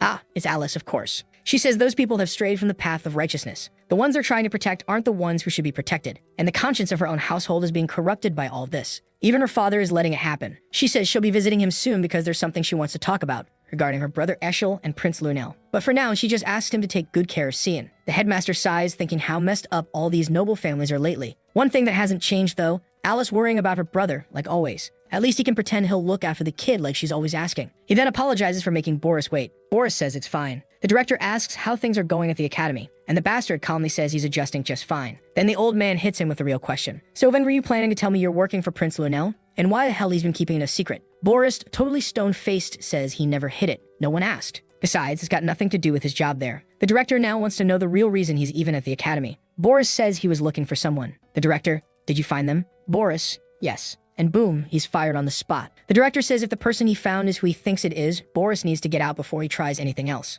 Boris is practically shaking now but says he understands. This director's playing the badass role, but honestly, he's not even good at threatening people, especially not this shady old fox Boris. Outside, Boris mutters that he didn't expect that kind of reaction. Clearly, Qian's built some very strong connections. He sends out a message saying he's got fresh intel to report every single day. Hearthcrea wants to know what he's planning to do. If another party gets involved, things are gonna get a lot harder to control. So it's best he treads carefully. Unlike him, Karam has a physical body. Boris just says it's fine. He just needs to sever the connection between the two. The angel compliments his resolve. Right at that moment, someone speaks up. Did you want to see me, Boris? Oh snap, it's Sirica. Boris thanks her and says he's been wanting to ask something about the boy Shan. He explains that Cyan spends most of his time in the dorms, skips all his classes, yet is still incredibly skilled. Sirica agrees, maybe he's just some kind of prodigy. She asks if he's caught Boris' attention. Boris says yeah, he did at first. But now he's more interested in the people around Cian. For example, Miss Sirica Nagrithi, who just so happens to be part of the mist. Boom. Sirica immediately reaches for her dagger. But Boris raises a hand and suddenly she's caught in a trap full of sharp, snapping teeth. That power, it's giving off serious librarian's grimoire energy. It looked like she got devoured by some hellhound. But no, she steps out calm and deadly, slicing through everything like some gothic menace. Why did I even say that? She's terrifying. She activates the power of the god of the black mist. Boris is straight up shook. He wasn't expecting this. She's actually forming an entirely new domain. Turns out that's how she's been hiding her mana from the rest of the world. Sirica says she has no idea how her identity was found out. But now that he's pulled this stunt, his life has to end here. If death is what he came looking for, she'll happily grant it. Boris opens the book saying this isn't going to be easy, and Sirica replies that he may be full of confidence now, but she wants to see how long that's going to last. Suddenly, they're both surrounded by a bunch of assassins, and she calls out to Boris, saying it's time to begin his purification. The pages flip, and he says fine, he can handle everyone there. The scene shifts to our boy's room, with Emily calling for him, saying that Dad's home. He steps through the portal with Brian, who looks like a total fool. Nan throws herself into his arms, saying she missed him, while Brian immediately heads over to Emily asking for something to eat. Our boy notices that strangely Nan is growing bigger. He asks if she's okay, and she says yes.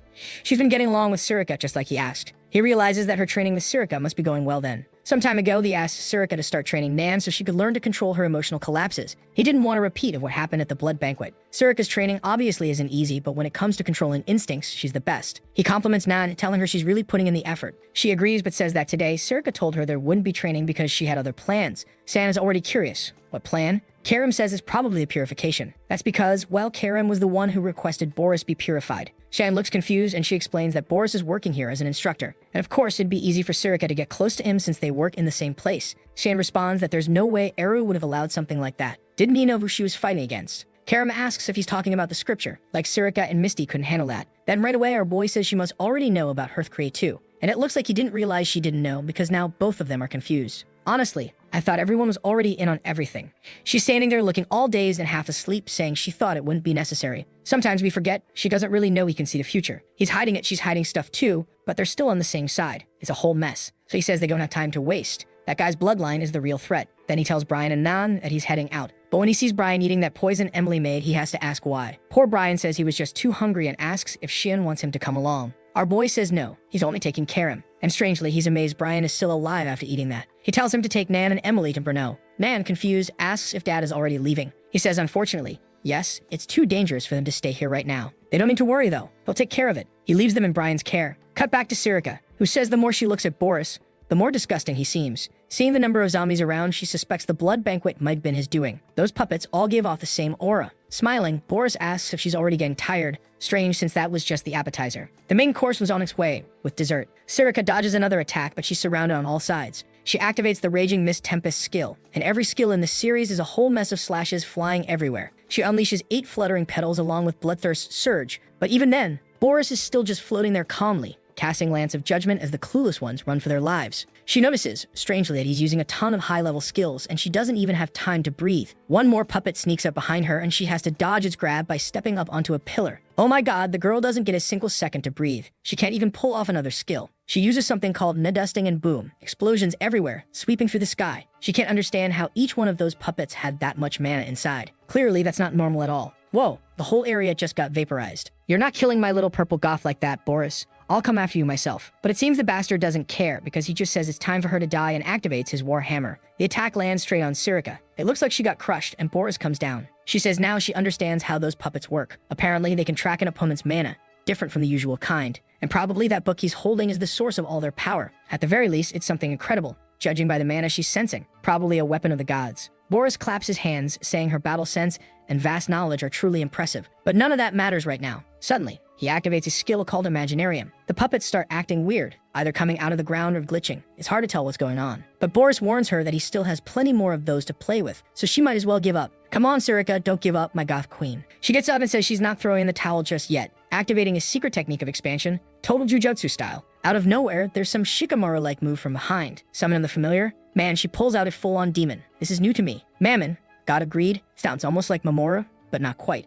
Boris is confused, trying to figure out how she pulled this off. The mana he felt coming from her earlier, completely gone. Mammon is roaring and the puppets are all trembling, but they still charge in recklessly. Obviously, they get slapped silly and smashed into the ground. Wait, nope. Turns out they're like cursed ants clinging to his arm. But then Mammon activates some kind of spikes and pierces through everything. From a distance, Boris says it's unthinkable that she would create a demon like that with her own mana. She's truly talented. But even so, all it was going to do was buy some time. At this point, she's completely drained, just a hollow shell with no mana left. Oh no, what just happened? Why is Sirika's hair white now? I've got a bad feeling about this. Boris says that even casting a simple spell will be hard for her now. Unfortunately, her choice was a mistake. But she suddenly lunges at him from the side, saying it looks like he thought he wasn't in any danger. She strikes, and those protective shields of his show up again. Every time that same pattern. Boris is startled he can't keep track of her movements. How is she still this fast with no mana at all? That rapid combo of attacks back and forth. The barrier starts cracking, then shatters. She spins her blade and slips through the gap. He's completely panicking. She goes in for a heavy blow, telling him it's checkmate. Come on, Sirika, for the love of everything. Win this?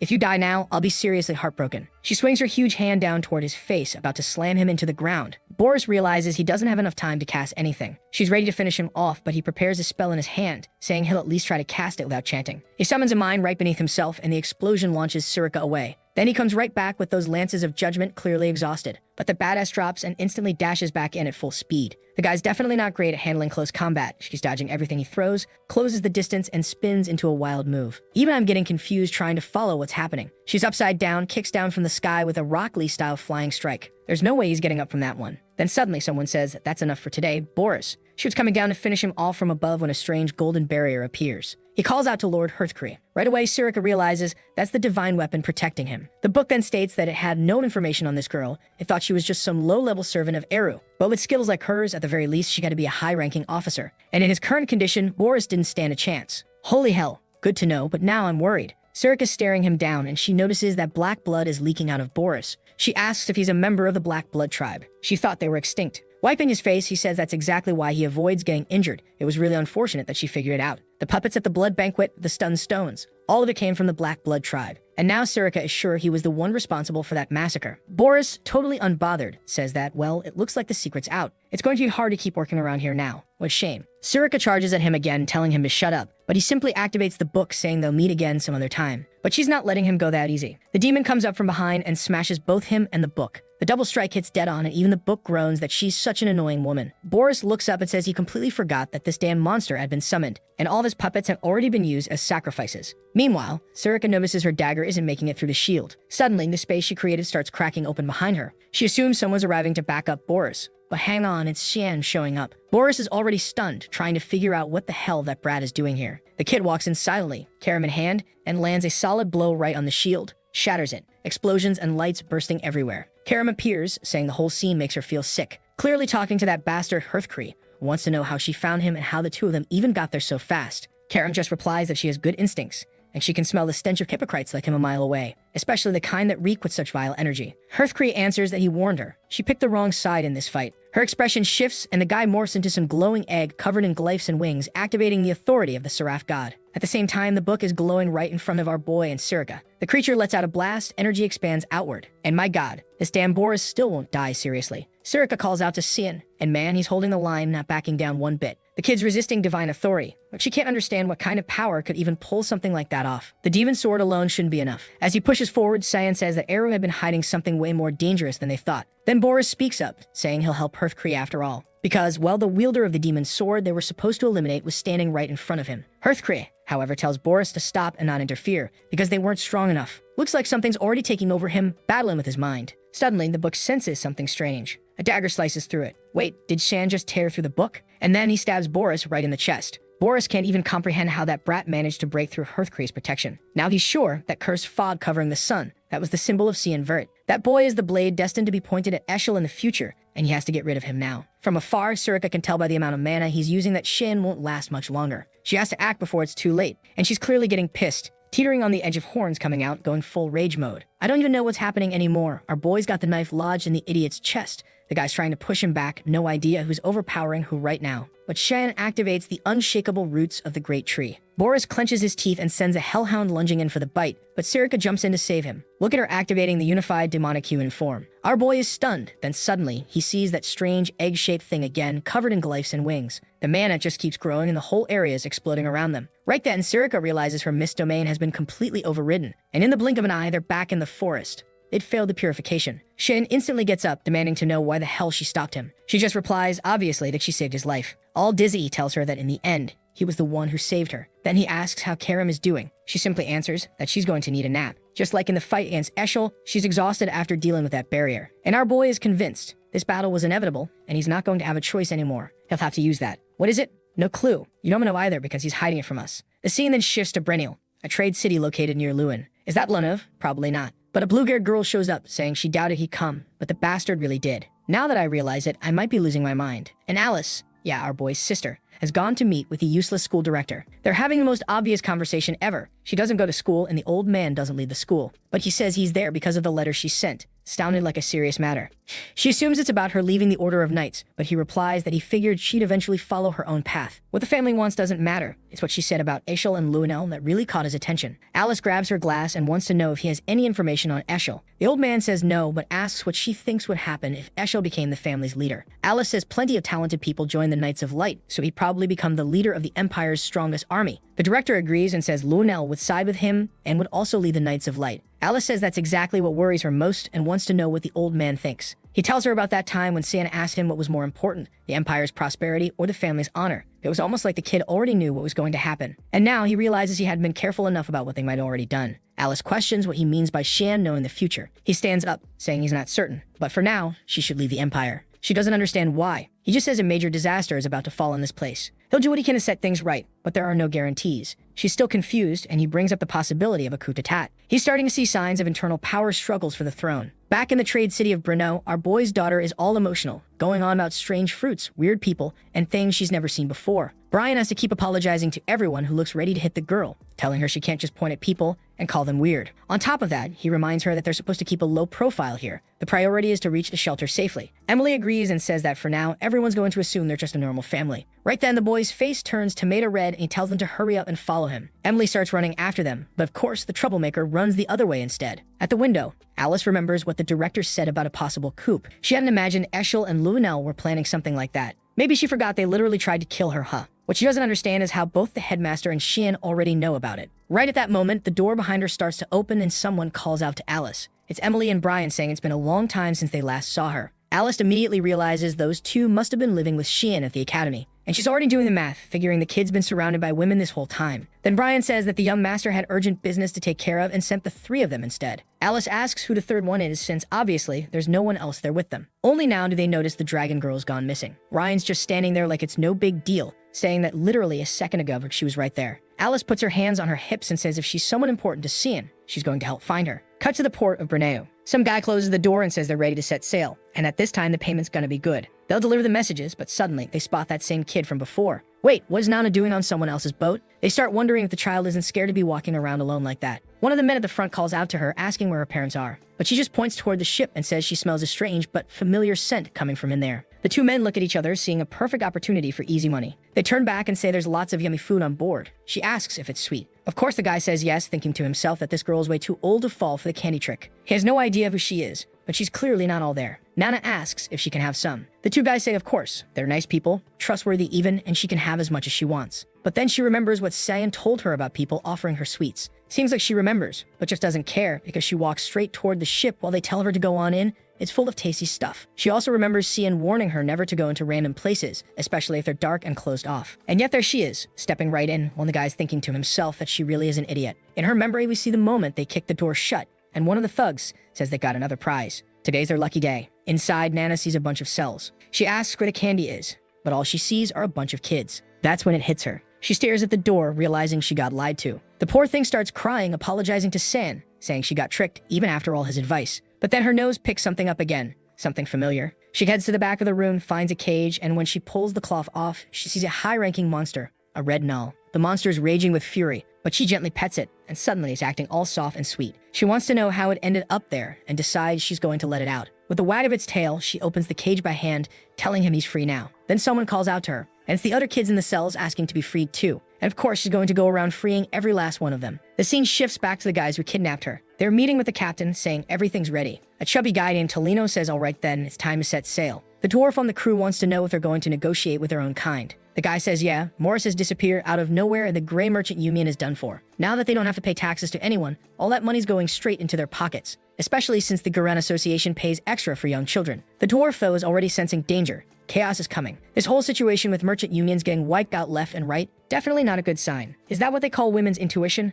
No way that bearded dwarf is a woman. Everyone's confused, just like I am. The person just says they should be cautious, but Tolinov insists there's nothing to worry about. The Null champion is on their side. Except off in the distance, the whole ship explodes. And right as he's about to ask, who the hell did that? Someone steps in front of him. Nana says they're bad adults, and she can't forgive that. Right away, the chubby guy at least realizes she's a Dragonkin. Nana points right at them and says they're bad people, and they're gonna pay the price. The guy's already annoyed. Tell her to stop pointing at everyone. But she steps forward and says, then today, I'll just go without this finger. They charge in recklessly, only to each take one punch and drop flat beneath her foot. Tolino, though, activates a mark on his hand and says, oh, so you want to play. That's when Nana notices the Null behind him start to move and charge at her. Could that be the parent of the one she saved? Imagine that, Mom or Dad. The attack looks like it landed square on her, and Tolino even says it would have been better to leave her alive. He calls her an idiot for damaging such a valuable product. But of course, Nana blocked the attack with one hand. She notices that the Null's collar has the same mark as the one on Tolino's hand. The monster tries a few more attacks, but she dodges with ease. Meanwhile, Tolino's losing it, wondering how these guys can't be a child. He activates the mark again and says she's big enough to take this down now. The Null charges in again, but this time Nana charges up a purple energy in her hand and slams it right into its chest. The creature gets launched straight into Tolino, crushing him entirely. Back in the city, Brian and the others are running when they spot a giant cloud of smoke from far away. The moment they see it, they know that much mana doesn't belong anywhere near here. Tolino is getting back up, growling that this damn brat isn't leaving alive. He tries to activate the slave mark one more time, but obviously, the shackles have been broken. Now the Null used to control is glaring right at him, reaching for his head. Looks like he's about to be completely crushed. Nana walks up and just stares him down. This girl, seriously, she's growing up, and yeah, she's getting kinda scary. She gives the Nana a look and then pulls out his kid. Right, knew it. So cute. She tells him she already figured out that the mom was looking for him. Nana smiles, all blushing, grabs the little guy and starts walking away. And just like that, she starts thinking about how much she misses her own dad too. Suddenly, someone behind her says thanks for saving them. She turns around and sees the kids from the cages. Now the problem is, she doesn't know what to do with all of them. And of course, those 3 crooks in the background try to sneak away. She tells them to freeze right there. They'd be taking responsibility and escorting these kids back home. If not, they'd get eaten, literally. The poor guys have no choice. And that weird little dwarf just says they got the message. With that, the terrible trio heads off and Nana's left wondering if Shion will praise what she did. She finally managed to do something good, for once, without causing any problems. Then someone puts a hand on her head. "Where did you even come from, you sneaky thing?" she says. And he praises her, telling her she really did something great. She asks how he found her, and he just thinks to himself. With mana like that, it's harder not to find her. The moment he saw the shelter was empty, he already guessed she disappeared. And now when he catches Emily and Brian, they're seriously getting scolded. All gentle, he tells Nana that he can find her no matter where she is, because he's her dad. While Nana celebrates, he can't help but notice just how insanely powerful her mana already is. Then here comes Brian, yelling out for the young master, completely panicked, saying he's so glad Nana's okay, and that he was really worried something might have happened to her. Shin calmly says it's pretty clear Brian knows exactly how badly he messed up. Meanwhile, Alice realizes the person they've been looking for this whole time was a Dragonkin girl. The scene shifts to the empire of Yusuf in the Quizelle mansion. A blonde guy is running down the stairs, demanding to know why this person came here. He never leaves the academy. And then the headmaster shows up, and the blonde boy calls him father. The old man says they need to talk. It's been a long time since they've seen each other. In another room, he says it's been 10 years since he handed over the title of Duke. That's why he doesn't interfere much in how things are run. What he doesn't understand is why the property taxes have dropped so much while the imperial family's funds just keep increasing. The blonde son says he should know very well that the current empress's family has been funneling massive amounts of money, and their political standing is going to deteriorate if they don't pay those amounts. Unless, of course, his father doesn't want Lunel to become emperor. The old man slams the table and asks if he truly believes Lunel has the qualities of a real emperor. The blonde kid, now clearly rattled, says it doesn't matter, as long as it's someone from the Quizelle family. At that, the father practically drags a corpse out of the past, saying this is just like when he married his dead daughter off to the emperor. He says he won't speak another word about it, but all support for Lunel is to be withdrawn immediately. As he turns to leave, the son asks where he's going. He replies that he's heading to the palace. Cut to the Verde estate. Man, it's been a while since we've seen that place. Eshel is there, saying it seems they've figured out who the owner of the demon's sword is. Even after preparing the perfect plan, it looks like he'll have to worry about everything falling apart again. And on top of that, Alice leaving the order came as a surprise. At least now he holds an even stronger position as heir to this place. But he noticed something. Her eyes were filled with resentment. Could she already know something? That thought is starting to make him angry. Suddenly, a portal opens beside him, and out stumbles Boris, completely wrecked. Eshel immediately wants to know what happened, and if this is the real appearance of the Black Blood tribe. Boris apologizes, saying he didn't want to reveal this form. But Eshel just demands to know who did this to him. He thought Boris was still at Lewin Academy. Boom, truth bomb. It was his own brother, Sion, who left him like that. Eshel is visibly shaken, but Boris says that at least he completed the mission. He acquired the mana from the demon's sword that was found at the blood banquet. Now, he finally knows who the blade belongs to. It clicks for Eshel. From the beginning, it was Sion. He was the one ruining all their plans, and to think he never even suspected it until now. Boris apologizes for not having the strength to eliminate that thing. Eshel tells him it's fine. He'll take care of himself. He's already fought the boy, and it won't be easy, but he knows he can do it. Even so, Boris warns, it's not time yet. Eshel is confused, but Boris explains. The followers of the Black Nerva are with that boy. In a situation like this, it's far too unpredictable. The blonde wants to know why, and Boris simply pleads with him to follow the prophecy. The Sake will guide him to the sacred sword, the blade known as Duran the Ark. And damn, it turns out one of Shan's people is right there, witnessing this whole thing live. He's hyped to report back to the young master. But suddenly, Boris appears right behind him, saying he's found the little rat. He grabs him by the neck and demands to know if he's one of Eshel's subordinates. If so, why is he running away after hearing all that? Eshel steps out of the room, saying the guy really was acting suspicious. And now it's obvious. He's been deceiving him this whole time. Yeah, that guy's definitely dead. Back at the academy, Luna is flipping through some books, saying this isn't what she's looking for. That ancient text she found in the lab and the clues in it, they were in some kind of ancestral language she's never seen before. If she hadn't been thrown out the window, maybe she could figure out more. At least she managed to learn that there are only 2 books in the world written in that language, the Divine Scriptures and the Demonic Scriptures. From what she could tell, that one was part of the Divine Set. But why would something like that be in Boris's hands? As she's there, deep in thought, trying to understand how this all connects to the Garan Association, Erin suddenly appears and calls out to her. She wants to know why Luna looks so serious, but Luna, of course, wants to know what she's doing there. Strangely enough, Erin jumps straight to the point, asking if she's seen Xian around. Where's that black-haired boy? Luna replies that no, she hasn't seen him. She spends all her time in the library, and he rarely comes by. But is Erin missing him by any chance? The braided girl immediately flares up, saying, not a chance. It's just that the weirdo said he was coming to school, and then suddenly stopped showing up. She doesn't get it. Lunav says he'll turn up soon. Eren asks how she can be so calm about it, and Lunav simply answers, because that's just how he is. Eren's left speechless, staring at Lunav while the contemplative music practically plays in the background, until suddenly, Rezimus bursts in saying they've got a problem. What is it? Rezimus hands over a card from the palace. Eren takes a look and immediately recognizes her father's handwriting. Something on it confirms strong ties between the Vert family and the palace. It was a marriage notice between the 5th princess, Eren Severus, and Cyan Verte. Wait, what? This was a promised engagement. Some kind of future union between the two families. Hold on a second. Did he just marry off the kids? This can't be right. These cursed adults, man. Eren's face turns as red as an exploding tomato. Meanwhile, the scene shifts to the Emperor's room where he's thanking Violet, telling her not to worry. It's just a common cold. But then someone calls out to His Majesty. The old man arrives too, offering his formal greetings. The two women bow as well and politely excuse themselves, giving space for the two elders to talk. The Emperor immediately comments that the headmaster must have come from far away to visit. But the deep-web Gandalf is more concerned about why the Emperor looks like death. The guy's practically skin and bones. The Emperor apologizes, saying he didn't want to welcome such a valuable guest while in this state. All right, what is happening here? Are these old men about to kiss or something? Everything's way too polite all of a sudden. Anyway, the headmaster wants to know what exactly happened to get him looking like this. The Emperor explains that he thought it was just a cold, but his condition hasn't been getting better at all. Great, now I'm stressed. I always call these old guys, but now there are two of them in the same scene. This almost never happens. My brain is crashing. The Academy head says he should have come sooner, but the Emperor waves it off and says it's fine. There's something serious they need to talk about. After all, he knows full well the headmaster wouldn't leave the Academy unless it was important. Then he asks, does he have any concerns about Luminel? The director confirms it. From the sound of it, the Emperor already knows.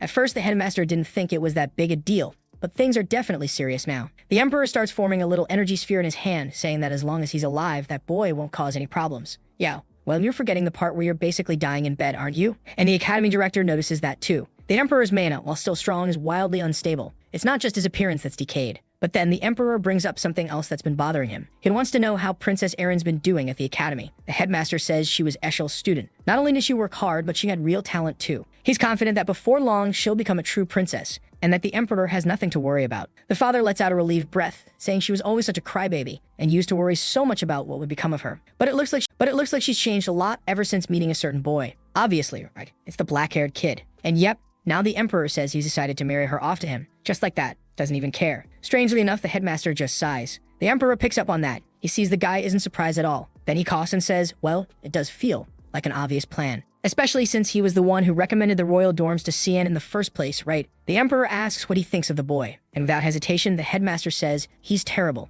The kid skips class all the time. He's never seen him read a single book. In the Academy, it's going to take decades before a student worse than that shows up. The Emperor starts to wonder if maybe he made a mistake. But there's something worth mentioning. Even with all that, he's still the most talented person the headmaster has ever seen. As long as Cyan is by Eren's side, no one will ever be able to lay a finger on her. All right, calm down with the hype. The Emperor says that's reassuring, but even so, he's still worried about blood being spilled between the brothers. Meanwhile, just outside the room, someone calls for Violet. At first, I was about to ask, who's this girl again? Oh right, it's that sweet little brother of hers. He knows she was in a conversation with their father and grandpa, and now he wants to know what that old guy is doing there. But Violet just chuckles and tells him to go in and ask if he's that curious. He tells her to knock it off, but she just tells him to shut his mouth because he's too damn annoying. Now the brat's ready to throw hands, but she grabs his chin and pulls him in close. She reminds him more than anyone else. She's made it crystal clear. She knows exactly what he tried to do to their brothers. In that moment, he tears off her arm and tells her to stop messing around. He's going in to speak to his father. But he already knows someone betrayed him. And now, this girl knows too much. Little does he know, it was Eshel all along, the one pulling the strings.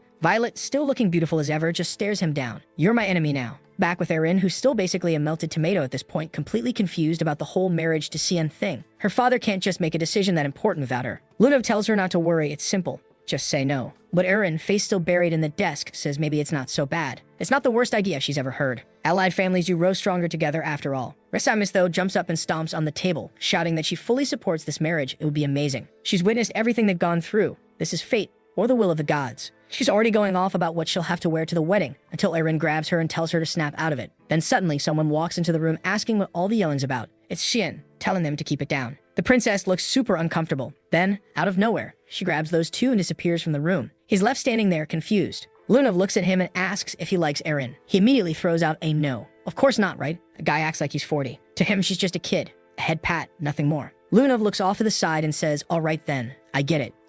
She's smiling to herself. Yeah, she's not all there either. Shen wants to know what all these books are for. She tells him she was looking for clues about the scriptures. She remembers what she saw in Boris's notes and is convinced it's written in some kind of secret ancient language. But Shan says he's sure she won't find anything else here. She'd have to go into the forbidden archives, the ones with sacred scripture records from Hearth Korea. Then he hands her a book to read. She sees the title, Chronicles of the Swordsman Penelon, and asks if it's just a travel diary. These girls, man, they're all a little odd. He goes to show her something in the book and she's already blushing, jumping away. He's talking about some mountain where demons sleep and lost a blood war or something like that. But she's not even listening, completely flustered and confused. She asks if he's interested in learning more about the sacred scriptures. All dark and serious, he replies no. He's actually looking for the demonic scripture, to face it head on. Luminov looks shocked. That's because barely anyone in the world is even supposed to know that demonic scriptures exist. Only a select group within Garan. She quickly closes the book and says she's never heard of anything like that. He tells her that's fine and starts to leave, telling her to send a message if she finds anything. Right then, Lunev summons someone named Lamela. A tough-looking night girl appears and immediately bows, saying she's sorry for leaving her side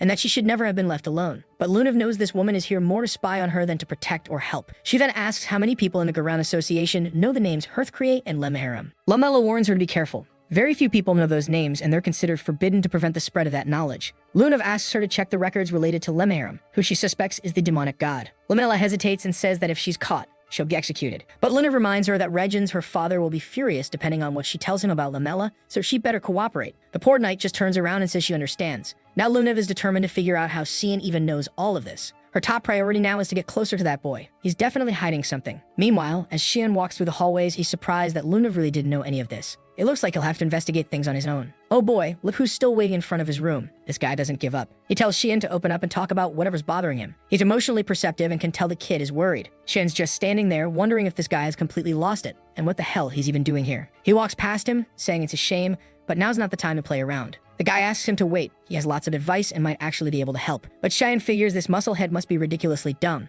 There's no way he'll be useful. Then he remembers this guy lives in a desert, so Xian asks if he's ever heard the phrase mountain full of sand trees. The guy tells him to explain properly, and Xian says the name Lemharam. The man laughs and says it's been a while since he heard that name. Then he crushes his own glasses and says that was the first opponent who ever made him taste defeat. He met Lemharam in some nameless ruins. Back then, he was 6 years old and had already set out on his journey to grow stronger. Dude, at that age, my longest journey was from the bed to the couch. Of course, he had no muscle, no experience, and that creature was pure terror. Honestly, no idea how he survived. He had absolutely no way of beating it. Eventually, he lost consciousness and only woke up the next day, relieved at least that he hadn't been killed. Apparently, after getting beaten so badly, he fled by instinct. It was humiliating. Shan then asks if Lemharam is a monster and not a book. Seth confirms, yes, it's a creature. Shan immediately feels crushed, and now he knows he'll have no choice but to track this thing down. He asks where it is. Seth says he doesn't know the name of the ruins. The best he can do is tell him it was somewhere in a region called Medeli. That's because in the ancient tongue, Medeli means mountain full of sand trees. Shan immediately tells him to take him there. When?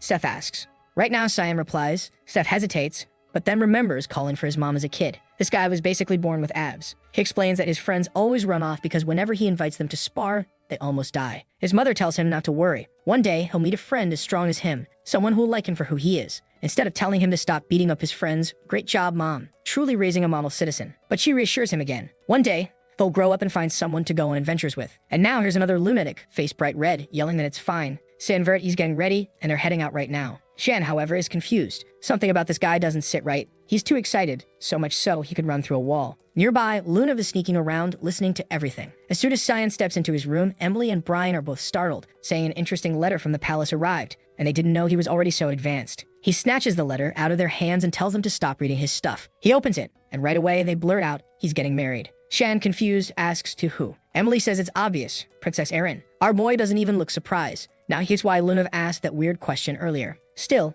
he just folds the letter and says he'll think about it later. For now, he's pretending he didn't see any of it. Next thing you know, he's dressed in desert gear, no idea where he even got it, and says goodbye. They'll be gone a while. Meanwhile, Namna, sitting on the couch, wants to know who the new mom is. Then says she's not having a mom, ever. He's a single guy, a Sigma. Emily's devastated, and Brian tells him to think carefully. He'd be going against an imperial decree. But Shan says the life he's about to live won't be peaceful. He's going to be hunted for the rest of his life or executed. It's probably better if Erin doesn't stay close to him. Otherwise, she'll get dragged into the mess too.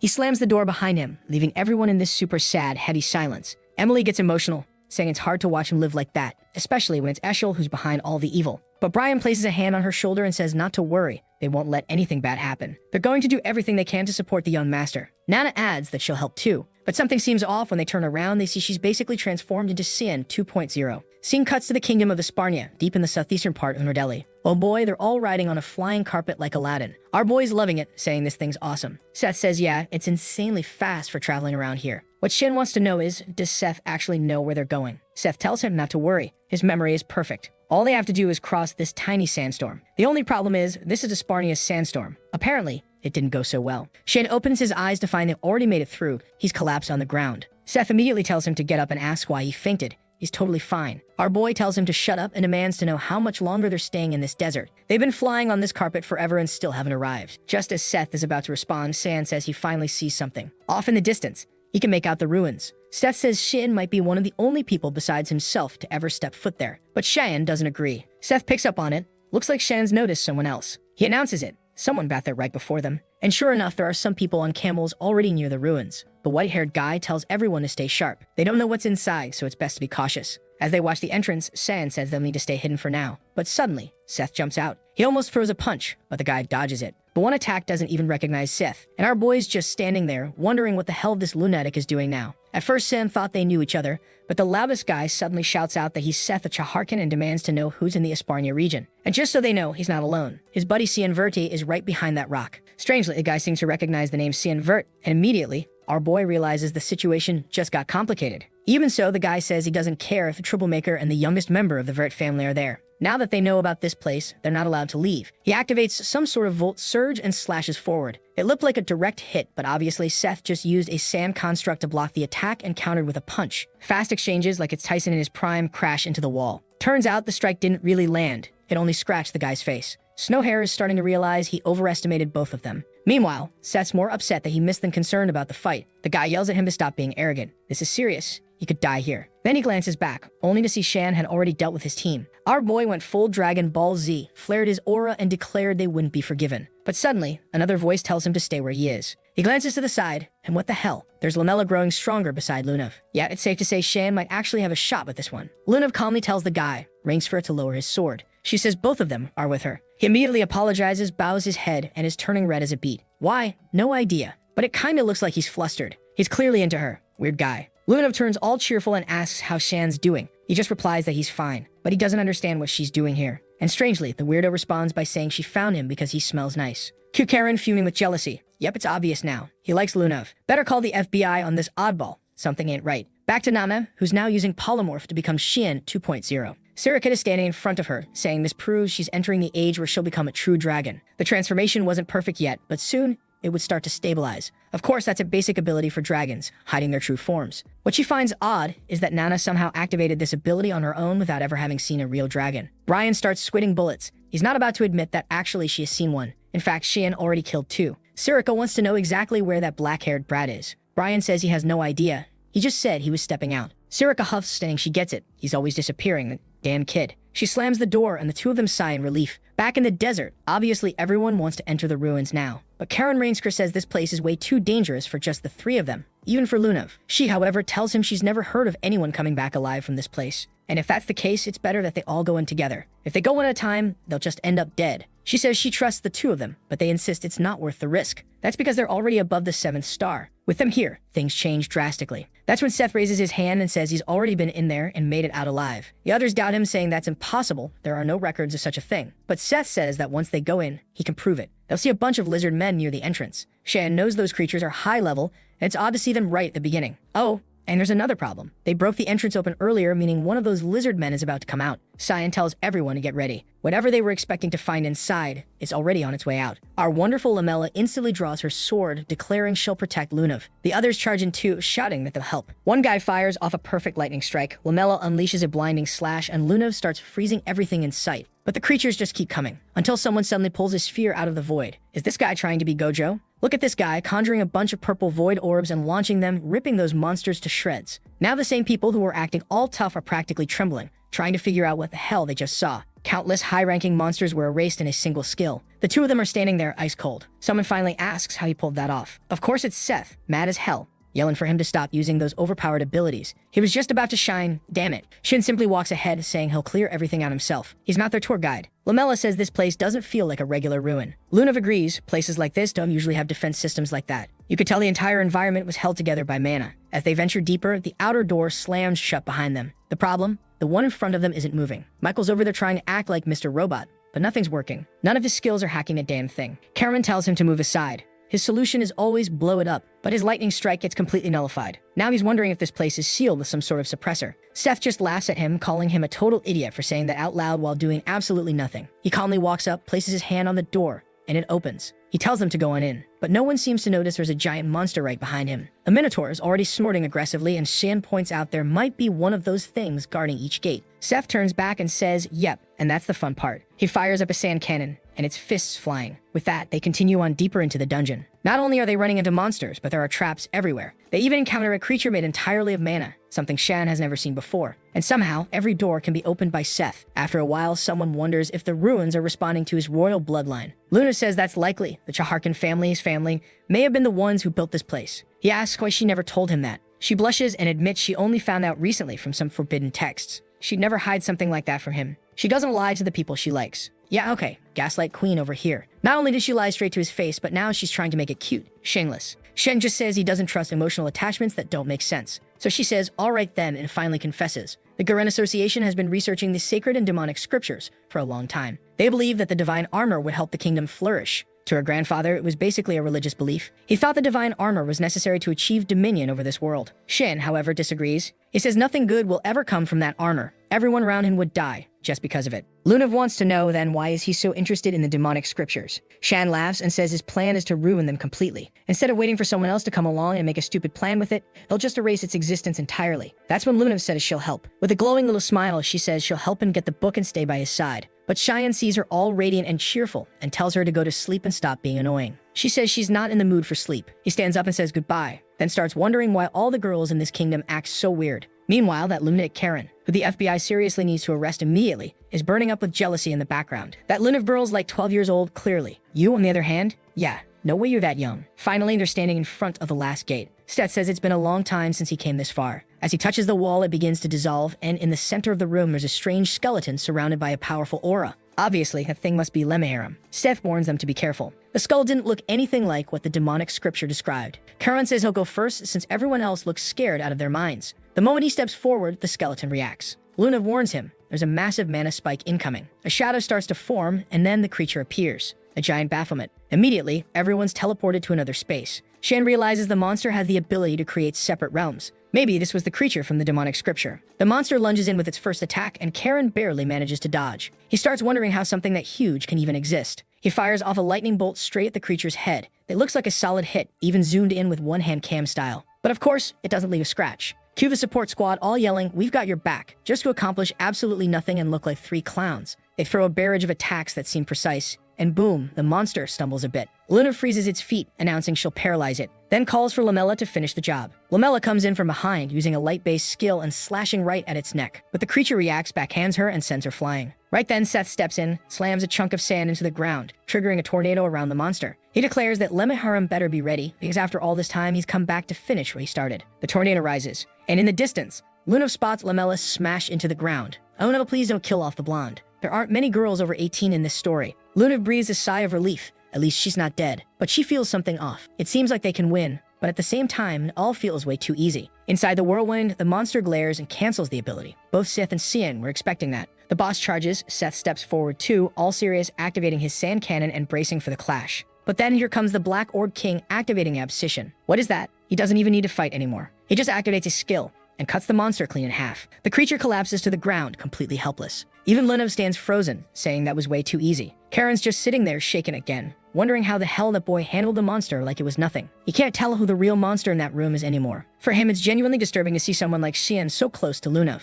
Oscar's about to ask if he's okay, but Xian turns around and tells him to worry about Lunav, not him. The three side characters are left standing there like, what did we do wrong? Back in the main room, the only thing left of the monster is the skeleton. Shane remarks that technically, it looks like they won. But where's the demonic scripture? And why was this so easy? Suddenly, the skeleton starts burning a blue flame. Shed immediately says, this isn't over. Spikes of energy shoot out from the ground. Mana pillars begin tearing the room apart. Lunav tells everyone to be careful, and Karen shouts at the girls to get out. Shin's trapped, surrounded, while the whole place begins crumbling. Looks like they got sealed inside some kind of stone chamber. Lamella instantly assumes the worst. She says Cian was strong, but it's a shame he died like this. Wow, she already buried the kid. Lunav, however, is confident, thankfully. She says she knows he's still alive, and asks for help clearing the rubble. Lamella hesitates while Lunev's playing the badass, declaring with certainty that he's still in there. Girl, just start moving those rocks and quit the dramatic monologue. Meanwhile, our boy is staring at a waterfall. Whoa, dude ended up in a completely different realm with a dead monster stabbed by a spear the size of the moon and a giant demon standing in front of it. Looks like a Balrog or something. The mana from this thing doesn't even compare to what he felt before. He tells Seth to get up. The things come back to life. But when he turns to the side, Seth's been straight up turned into charcoal. Did he actually die? Seriously. Didn't even dodge the hit. Must have been too much mana. Shen realizes this situation just got way more serious than he expected. The monster lets out a roar that shakes the entire place. Then Karam appears, saying this is perfect. Now she can finally show up, since no one will see them fighting in here. The Balrog makes a motion like it's telling him to come at it, which only pisses Shan off more. He says his mood was already trash. Charges in, activates Tempest of the Raging Mist, these names are getting ridiculous, and follows up with a flurry of attacks. Next thing you know, the thing's face planted into the ground. Seriously, no head. The creature still speaks, saying he's the first human to enter this place. And even though it's impressive, in the end the boy's going to die. Because killing it is nearly impossible. It can regenerate endlessly. But Shan just blows up its head mid-monologue by triggering a bunch of obsession skills. Then pulls Karam in, delivers another slash, and mid-attack he spots a core. The monster reforms again and says it's all useless. They'll keep regenerating and soon the kid will be too exhausted to continue. But Shan just raises his dagger and says, "That's great news. I've been dying for a real fight." Now the Balrog is confused. Why isn't this lunatic even a little scared of an immortal creature? Meanwhile, outside the girls are still blasting spells at the rubble, but nothing's happening. Lamella says they'll be stuck doing this forever. It won't change anything. Lunav already knew. There's some kind of overwhelming energy protecting the area. They weren't going to break through this, not on their own. If only they had Seth with them, maybe it'd be possible. Right then, Karan shows up looking wrecked, saying he's glad she's okay. He tells her he remembers where the exit is, but of course she refuses. Karan warns the whole place could collapse and kill everyone, but Lunav says if Shan's in there, she's not leaving. If Karen's that worried, he can go. He argues there's no way Cian survived being crushed under all that. Honestly, I don't get why everyone's so scared of a few rocks. The guy fights demons, explodes stuff, survives dragons, and suddenly, 5 boulders drop and everyone thinks he's dead. Obviously, Karen's not happy about this. He starts yelling, asking why she's so obsessed with Cian Verte. Looks like she doesn't care about any of them. Yikes. Apparently Azra, Moore, and Kendall all died, and she really doesn't care. Dude, I barely even knew those characters existed. But Karen's furious because Lunav didn't react at all. He says he's going to take her out of there and save her, because unlike Cian Vert, he's been by her side for way longer. He even says that if she's going to fall for someone, it should be him. Nobody else in this world loves her as much as he does. Dude is dead serious, red in the face, saying it's fate. This guy's definitely not all there. Lunav claps back hard. It actually hurts to hear. She says she could accept Shin's obsession, but Karen's, that's something twisted. Poor Lamella even chuckles a little while Karen's turning beet red, saying he doesn't care if people laugh at his love. In the end, if he has to, he'll take her by force. Whoa, but Lamella points her sword and says he's gone way too far. I thought she'd be able to handle it, but nope, he just slammed her into the rocks. And then this bastard actually says she's getting bold for standing up to him like that. Dude hits her with electricity. Don't do that, man. Seriously, he just electrocuted her. The girl got fried. Oh my god, stop burning everyone, author. And right then, the weirdo turns to Lunav and says now it's just the two of them. Until suddenly, a voice tells him to stay right where he is. Karan, confused, asks who it is and demands they show themselves. The voice replies, "Fine, I'll show myself, but you're gonna pay the price for asking." Phew, sets back still alive. He's totally wrecked, staring at the sun like he just got deep fried. He's wondering if he actually died and what the hell kind of attack that was from Lemharam. Then someone behind him says it's fine. He's not dead yet. Wait, who is that? My girl Cleopatra? All Egyptian looking, covered in tattoos, total badass. She tells him it's been a long time since she's seen him, the Hera Chaharkan. Steek, still groggy, asks who this crazy woman is. The queen says it's okay if he doesn't remember, it's been ages. She saved him when he was on the brink of death. But what really interests her now is who he brought along this time. She says she'll have to borrow his body again, then boom, plants a kiss on him. Of course, he wakes up right beside Xian, who's swinging that 8-petal sword left and right, blazing this cuts, slicing the chest, the gut, while the monster just keeps smiling. He spots the core, activates the void sphere, and this time slices it clean in half. The beast crumbles into sand, asking how he could lose to a human. But yeah, we all know that wasn't the real final boss. Most likely, the actual Lemharam is that angry little Egyptian queen. My boy's got a sword that's a woman, a book that's a woman, a daughter, like 300 women around him. His whole life is women. He was out there punching the floor like, of course it's him. In the middle of the dusty ruins, Sin finds a page that looks like part of the demon's scripture. But turns out he came all this way for nothing. It just crumbles away. Seems like he still can't properly use Karam's powers because she's been recovering ever since that fight with Boris. He wonders why he's even still in this place if the demon's already dead. Then suddenly, he senses blood threads. Seth's coming up behind him. Shan instantly steps back, asking why he attacked. But he notices the man is different. So who is this person? Outside, someone says they weren't planning to step in, but it looks like he's about to hurt that kid. If the explanation's not good enough, he's getting killed. Okay then, Now a demon shows up. Guess that's the real Lemminharem, not that Egyptian lady. Karen's already drawing his sword, but Lemminharem tells him to answer first. This guy's bold, thinks he has a chance, and charges. But the demon just raises his hand and says he's pathetic. His entire arm starts twisting. One finger snap and boom. Blows his arm clean off. Doesn't stop there, slams him into a wall. Then he summons a giant hand from nowhere and demands an answer. Karen can't even speak from the pain, and the creature just calls him pathetic again before finishing the job. Then the monster turns to Luna and asks, "What are the words?" Poor girl just says, "Thank you." I mean, what else could she say? Of course she wants to know, is this guy really Lemminharem? He steps closer and confirms it. He stares at her. Luna is completely confused, trying to figure out what this weirdo is thinking. Then he gets right up in her face and says now he understands. Her body's got a really unusual makeup. There's a kind of seal inside her heart and the mana that made it feels a lot like his own. That's why he felt something familiar about her. So now it's clear it's connected to that black-haired kid inside. When Luna hears this, she figures Shin must still be okay. And the monster wants to know why she seems so close to him. But she doesn't care about that. All she wants to know is he alright? Lemminharem tells her to relax. Right now, he's in the ruins having a conversation with the owner of this place. He glances over at Lamella but wonders if it's really okay to just let her die like that. Lunav, honestly, this girl doesn't seem to put much effort into saving anyone. She just says there's nothing she can do. She doesn't have any healing powers to help her. And that's it. Dead. But Lemminharem raises his hand and says there is one option. He tells her there's a condition in exchange, and if she agrees, he'll gladly share the truth. That part was kind of unclear, but meanwhile, Shan's dodging a storm of sand attacks. One nearly takes his head off. He manages to deflect it with his dagger. He's wondering if this crazy prince has gone way beyond human limits. Seth's watching from the sidelines, and yeah, Shan's really getting pushed hard. He just can't understand how someone could be that strong using sheer muscle. Then bam, he takes one to the ribs. We already know it's the Egyptian lady possessing the guy, all flirty and sending little heart signs like, "Gotcha." But seriously, can she go back to her own body already? Poor Shan can't catch a break. He's barely dodging anything now. Worst part is, Seth's flying around like some kind of anime boss. Then he lands and says it's time they cut to the chase, calling out to the hare. Shan's like, what the heck is he talking about? And right then, the Sanapophis attack comes flying in. That's when Karam speaks up, saying she was just trying to sleep. She appears and sets up a void surveillance. San hesitates, saying he was wondering when the hell she'd wake up. She's there with her arms crossed, saying she barely slept, and the second this ends, she's going right back to bed. Seth floats down and says it's been a while since they last met.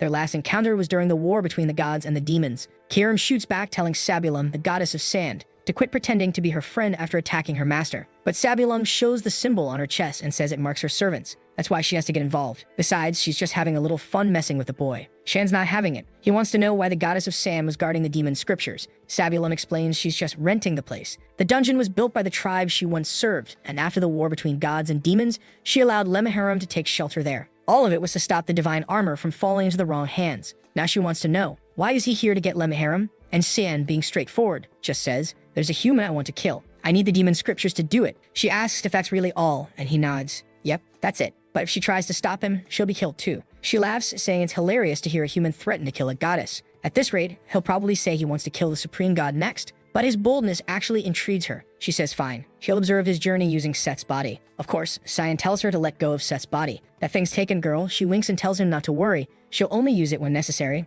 And while she's in there, it's a good thing, because this way Seth won't die. As Shan's thinking maybe that's not so bad, since Seth probably died from a cold in his past life, Karam's already heading back to sleep. Then Sabulum lifts her foot, stomps the ground, and says, now it's time for a like on this video that helps Mamoru make more juicy content for his viewers, activate the cheeky little bell, and I'm out.